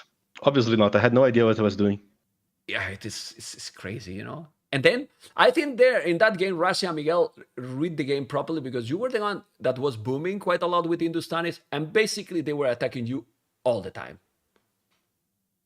Yeah, but still, I know there was some sling before. So because the Vietnamese guy, he wasn't going up to Castle and wasn't even doing army. So, but still, like I feel like we wasted so much time, like Fire and Stark on the same guy, and the other two guys had like a free game, and it always went in their favor, like a big time. There are two players that went for the fast castle were quite far away, Yeah. and that actually benefited them by a lot. They had both Han and Spanish performing what they were expecting to do. Yeah. Dark died on Feudal Age, but then Rapper just linked him back to the game, and he all he needed to do was making camels. Rapper just sent him a ton of resources, and he started doing it again. So he was back on track. Yeah. Yeah, we have like to even talk- the damage that we did to Dark is like we starting like okay, he's kind of dead, right? But then it stops right away as soon Cavaliartes come to my base. So like Goku was mentioning, he didn't explore to the right side, to the left side, and I didn't explore as well to the north-ish, right, northeast or something. And then we knew they were there, but we're not sure like how close they are or like what's the strategy. And then we just focus on the other two guys and the really fast castle guys are just FCing, and we die instantly way more than we did damage at all. Anyway, do you want Fire that we talk about the game too, or we move on? Oh, we can talk. It's just It's a joking. you have a question for it, or you want me to talk about it? Yeah, what was wrong there? It's good in that map that is so tricky to have. I mean, China is usually safer, I think, you know, in more meta games, but Alpine is quite tricky, and against gods, even more. If you get limit, it happens what happens, right?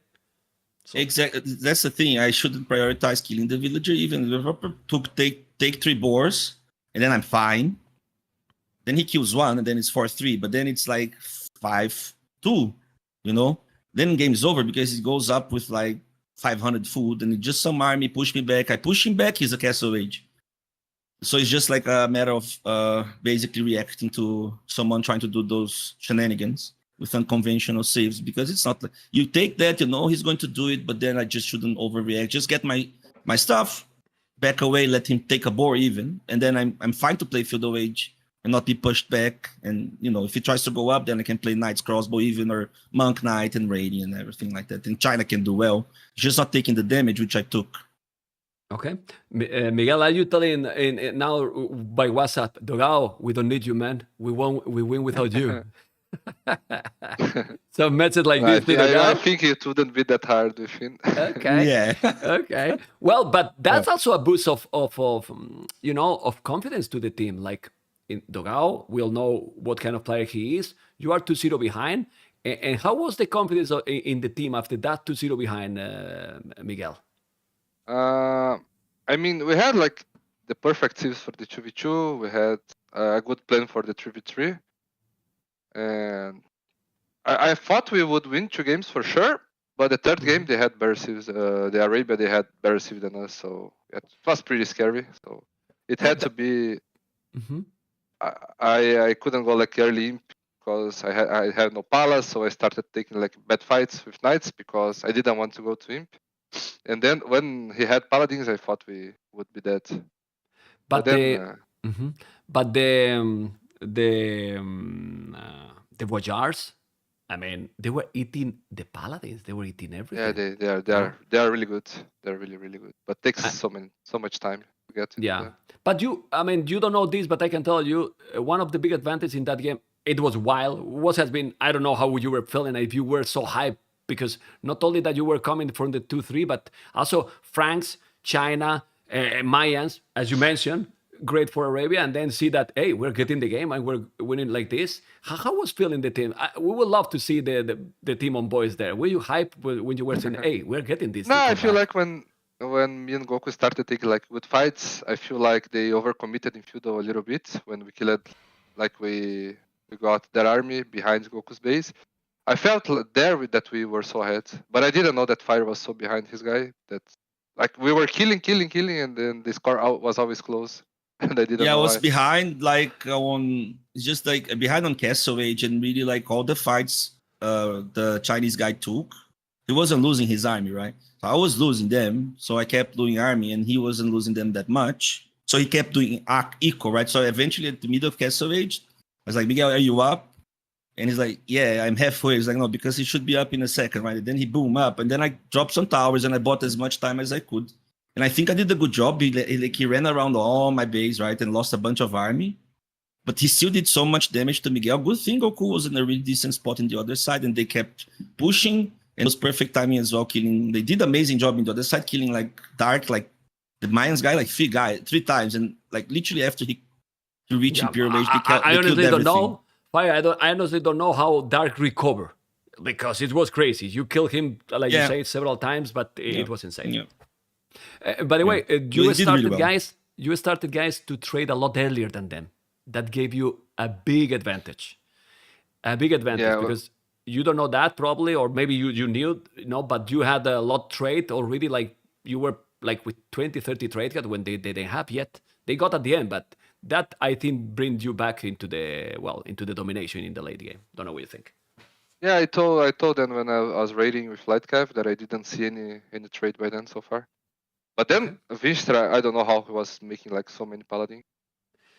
Like I said, I thought like now it's gonna stop, then another wave comes, and then now it's gonna stop, and then They ended up fighting 2 extra goats behind Dark's base, and that actually helped them to get back as well. yeah, I It's raided those as well. Yeah, they sling it a little bit and so on. Well, guys, congratulations. Hopefully you have enjoyed. I mean, it has to be enjoyable to win a 3-2 that way, and then it put the Brazil in a great position. Any preference for opponent? Finland, for me, Finland, big time. Okay. The Argentina guys, they are hyped. They are like playing very well, and they are big friends of each other. So Yeah, but a It's lot of harder. people, Miguel, want to see Brazil versus Argentina. I know. We won last time, so I think they want a revenge now. Okay. Yeah, It's gonna be Dogao in the next round. Yeah, he will. We're Okay. actually saving our best player, Jubileu, for the more decisive game. Yeah, finals. Jubileu is playing the finals. You don't know that, but we spoiled already. Okay. Thank you guys for joining. Hopefully you have enjoyed, and congratulations. Was amazing series. Thanks so Thank much, you, man. man. Take care, guys. Thank you, guys. Ciao. Take care. Bye-bye. Bye, guys. Okay, guys, the Brazilian team that you see has been absolutely brutal. Hopefully you enjoyed the interview. And I'm back here with Mr. Orlu. They were more chill than I expected. They probably, this is the experience they have in the game, right? Yeah, they've been around a long time. This ain't nothing to them. Right? Like, I was expecting them to be more like, oh man, we won and so on, but they were like, no, we were analyzing, we were fine. We had the good seats for those games. Very nice, man, to see all the players, right? As well. Oh yeah, no, it's great to see them just hanging out. Oh yeah, we just played an insane game of AoE2. Yeah, it's just all a day's work. But yeah, they were fun as always. And we save the best for the next round, right? It's okay. Yeah. We save the best. Orlu, I have enjoyed this series a lot, man. Myself as well. Thanks for having me on for it. It's been amazing as always. We have got luck also when we did the World Desert Championship. That was very fun. Hopefully this is gonna still the same. Well, I'm recovering the hype with the team game, right? It looks good, huh?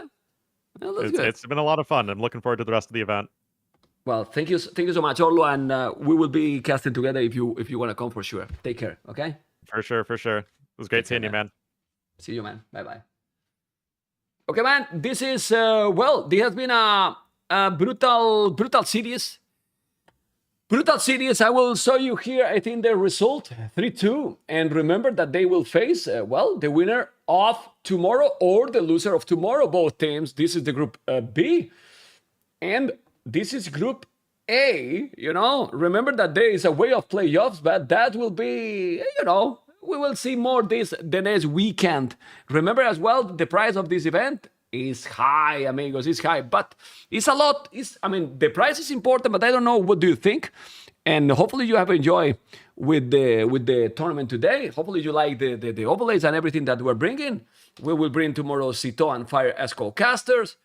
And, give me a little bit of feedback. I wasn't so hyped to SAX, but man, this game was so... But I don't know why you are not so hyped to SAX Nations Cup. If people love Age of Empires, I'm sorry to say, but we should love these settings, because I think the settings are a lot better than people even think about it, I think the settings are really good.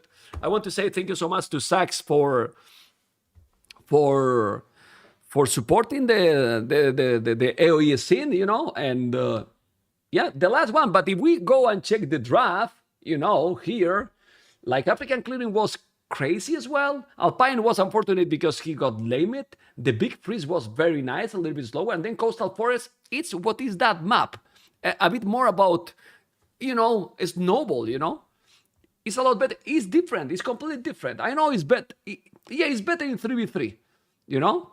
But 2v2, it can be very nice. And it's a snowball as well, you know? So it's nice. It's still nice, you know? And hopefully, guys, you have enjoyed a lot. Tomorrow we will be back. I want to say thank you for those people that have subscribed. Also, some gifts we got and follows. People on YouTube, don't forget to thumb up and leave a commentary. Tomorrow we are back 14 GMT. Okay, guys? Thank you so much for watching. And what can I say, guys? Only one thing, you know, that, well, we love this game, guys. I could stream more, but I want to rest, you know, because I need to rest. 14 GMT, guys. We love this game. Tomorrow more, guys. Take care.